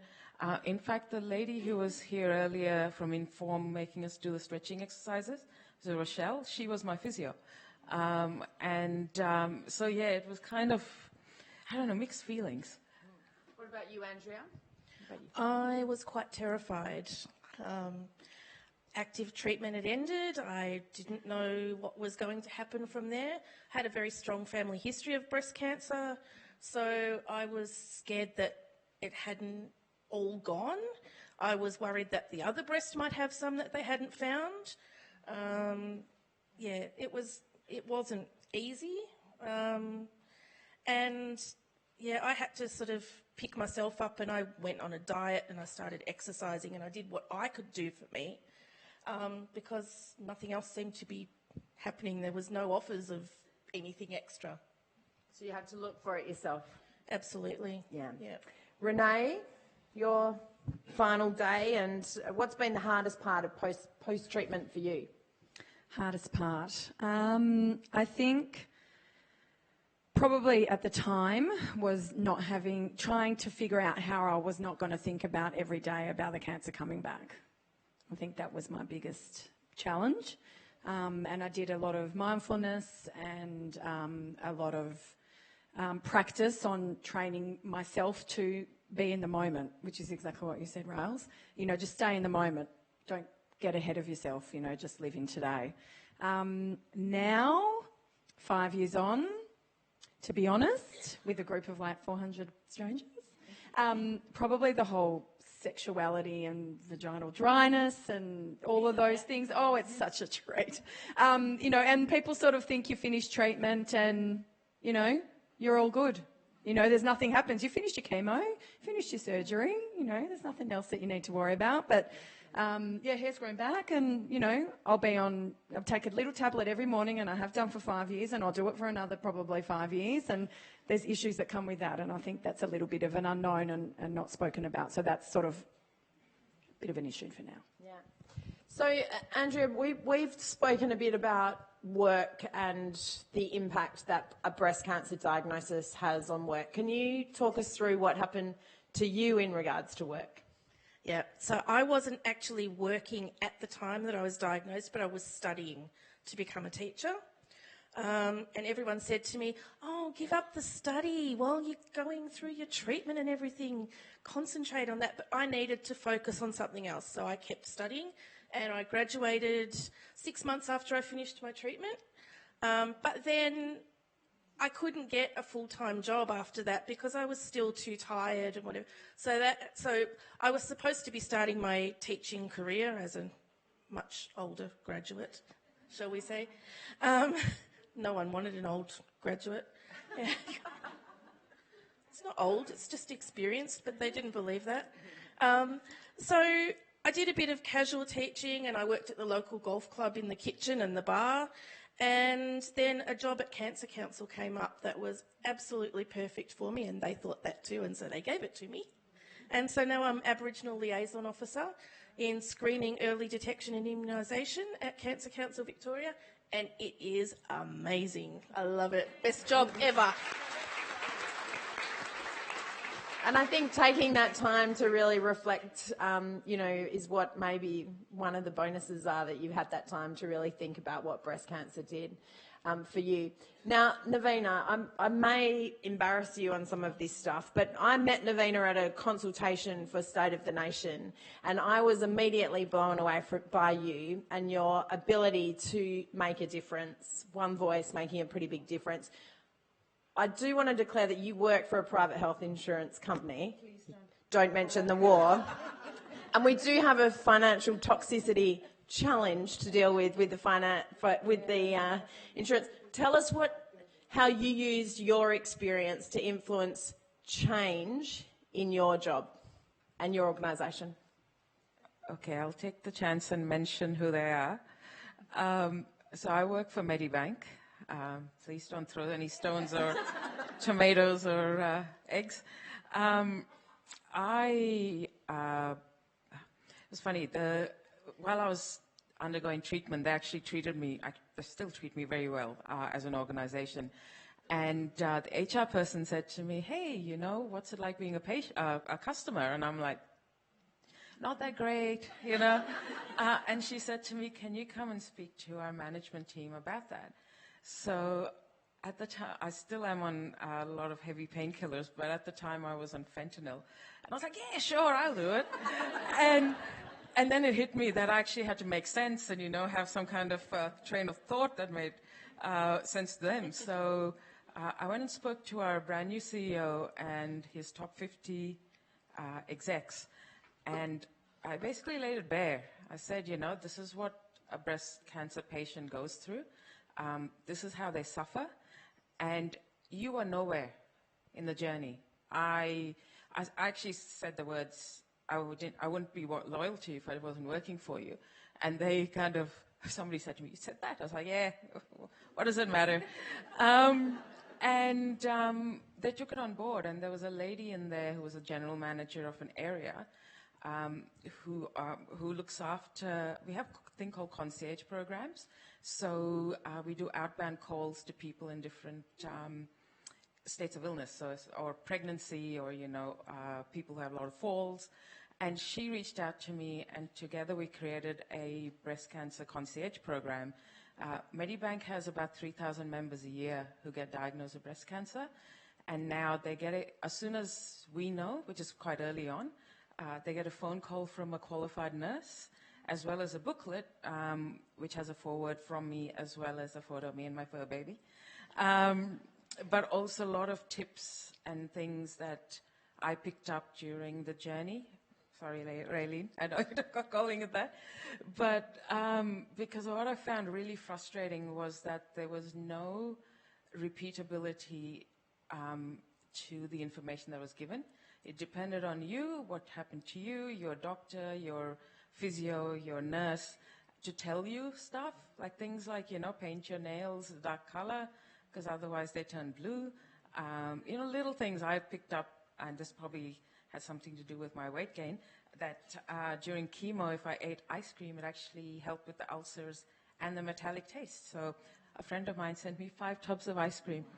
I was like, it's because I'm fat, but anyway. And now it's fully funded. We started as a trial, and now 3,000 something women who are Medibank customers get a phone call and support. Well done. No, unfortunately. Andrea wanted to know if they were funding ice cream, but not yet. But so for the people in the audience, Vena, sorry, I want to stay with this for one more second, and who are struggling with their private health insurers and getting access to coverage, what would be your advice to them? We won't tell them that you said it.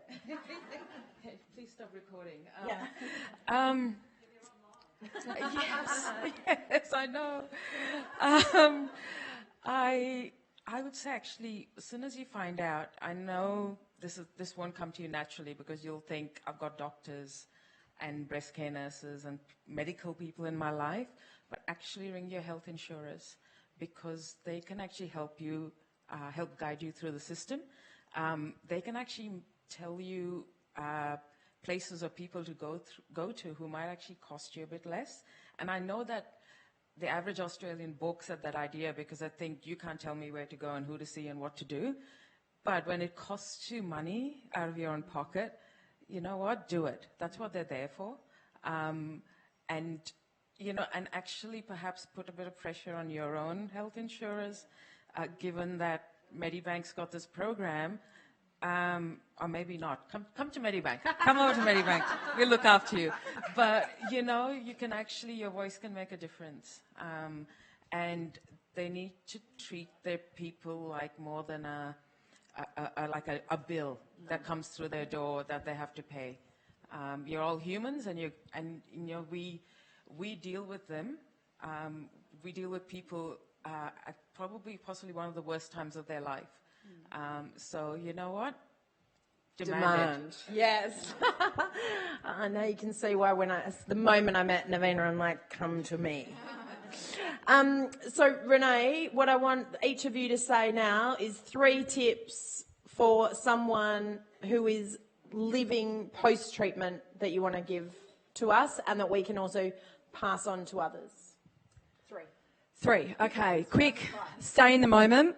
Don't sweat the small stuff, and ask for help.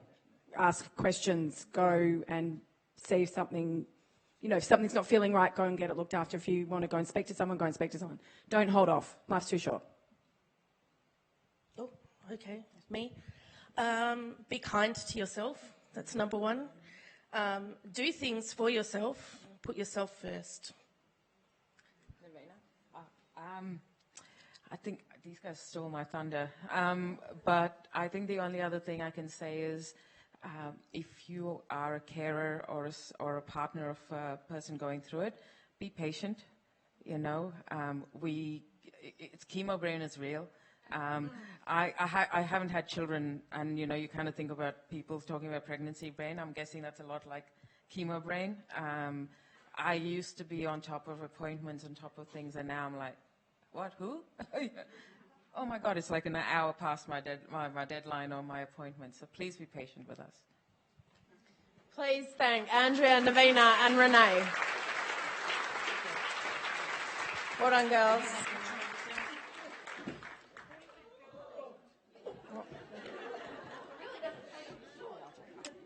So we are very close to wrapping up. For people online, thanks for being with us. Apparently, Carrie and Anya, you won the most number of views online. Well done. I don't know, I might be able to find a pink footy for you tomorrow or something. But I do have a special guest I want to welcome up onto the stage. Arnie Josie, you don't want to come up?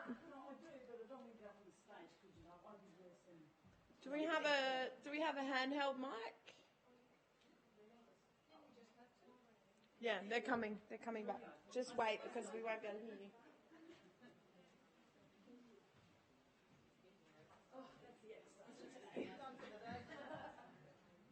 Hello.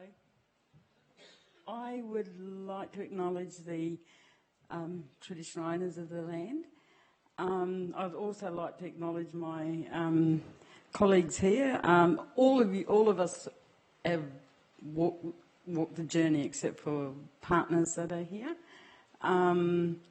So yeah, I don't really want to single anyone out, But with Aboriginal and Torres Strait Islanders, like we're new kids on the block, like getting heard. So that's pretty cool. What I really wanted to do, actually change, anyway, we'll leave that there. Raelene, you're my inspiration today. It's really difficult. Because I was going to my Lexi over here, I was going, she's really nervous, that woman.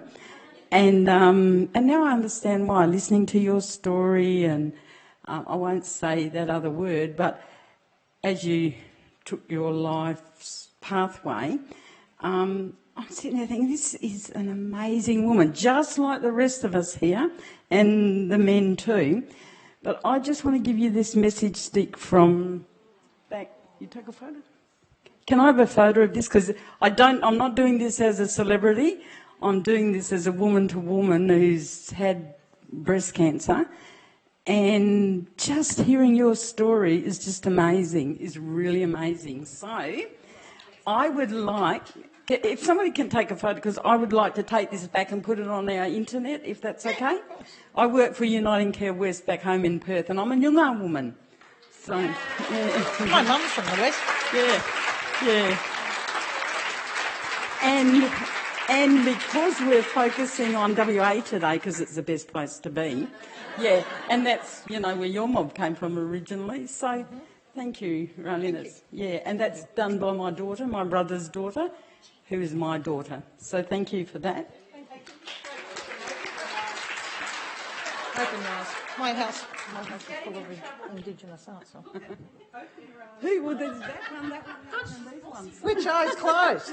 You must be Raelene's friend. Thank you. And Kirsten, I've seen how amazing you've been in the last few days, but I've only known you in the last few days. But so this here is actually, I'm going to give it to you, but for you to put in your in breast cancer office, and it's a beautiful painting that my daughter did, and we've got one lady without a breast, another lady without a breast, and one that's been reconstructed, and Love it.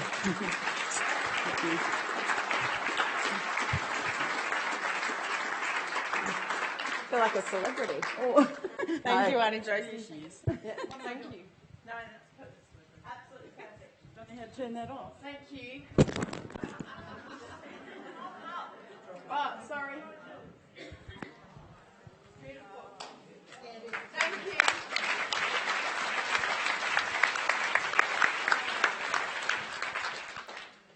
It was so special to spend time with you all yesterday, and I know that we're going to do great things, and I hope to be able to make even more announcements tomorrow about some of the great things that we're going to be able to do together.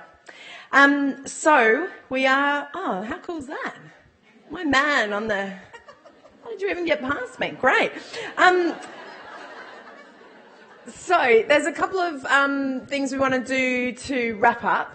But I guess, first of all, I want to say it's been a great pleasure to lead the organisation for such a short time, but to have been with you all for 12 years and to see so many familiar faces, but also new faces. And I think that's the really important part of our network, is that we have to always be there for those people who need us most. But what I will say is we're not going to always get it right. And, one example is that because of funding, we had our metastatic women based at Baker's Delight conference. That's where we were going to hold their conference. And one of our metastatic women said, "This is not okay." And so she raised $10,000 to help us bring those women downstairs. And, that for me is what this network is about. When you're not happy, speaking up, because I cannot do anything unless I hear your voices. And just as we can only generate change through government, through health professionals using our voices, I can only be the best leader I can be if I hear your voices. So I really genuinely mean it, that I want people to reach out for me when you're not happy and to help us to find solutions to be able to go forward. So it has been an absolute treat. I so hope that everyone is going to stand with us on the field of women tomorrow. It's going to be amazing. The best thing is that the gods have actually cleaned the MCG for us today by raining. Jane Bunn from Channel 7 Weather, many men love Jane Bunn, but that she has guaranteed me that it will be fine at 1 o'clock when we take to the field. And the MCG have said, don't worry, we needed the rain to soften the grass for us all. So I can promise you we will hit the field tomorrow and make a site that will provide us with the chance to reflect, to acknowledge those lives that we have lost, but to celebrate life as well, and to send a really important message to people who might not be fortunate enough to have connected with us yet, that they're not alone and that we are here for them. So just here's some, if you're into social media like I am, hashtag stand with me at the G. My little kids did a beautiful video asking mum to stand with them at the G. It's pretty cute. If you see me trying to bash some 3 and 7-year-olds off the stage tomorrow, it's just because they want to stand with me at the G. But also hashtag Field of Women, and of course we want you to, any photos that you take here, we want you to acknowledge the Plan B conference and BCNA. So it's really important that it helps us to spread the word. We started today talking about our partners. We cannot do anything we do without our partners and without the support of the community. So to all of our partners, Baker's Delight, Burley, Suzanne, Focus, Red Energy, Reflex, make sure you, if you see any of them tomorrow in the kids activity area, that you say thanks, because they will be there. But I really wanted to thank our mates at Cancer Australia, because sometimes we're not always that kind to you, are we, when we give you feedback? But know that it comes with the very best of intentions, and I know that you guys are totally there to try and make sure that we can deliver the very best care and treatment. We could not have done today without you, so thank you so much to all the team at Cancer Australia. It's a treat working with you. But thank you all, everyone, for coming today.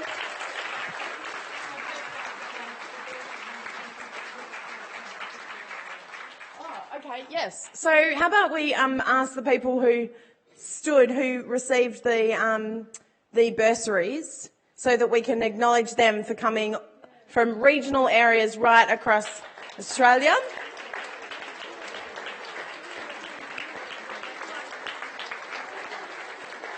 Thanks. Thanks. Can you grab my phone? Okay, so we do have one more crazy thing to do, because, you know, I like doing slightly crazy things.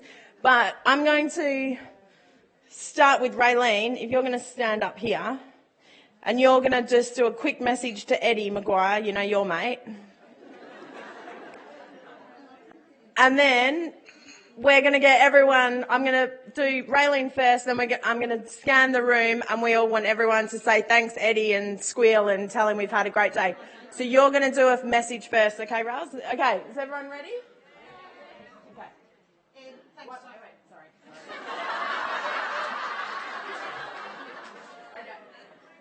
Eddie, thanks so much for today. Everyone's loved it. They've been enjoying, you know, the place that you've loaned us for the day, and they've learned a lot, grown a lot, and we want to see you tomorrow at the G, Eddie. Thanks very much for having us.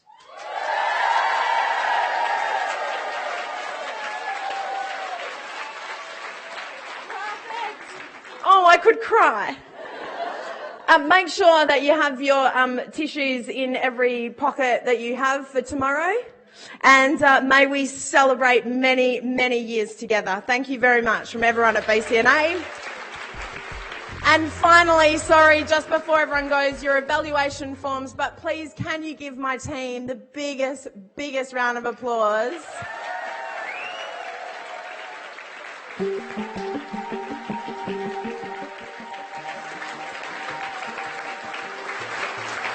We have wanted to put a function on like this before the Field of Women previously, and everyone's like, no, too hard. And I went, no, you can do this. And they may not sleep until tomorrow night, and then they can have a couple of days off next week. But my team, you're amazing. Thank you, everyone.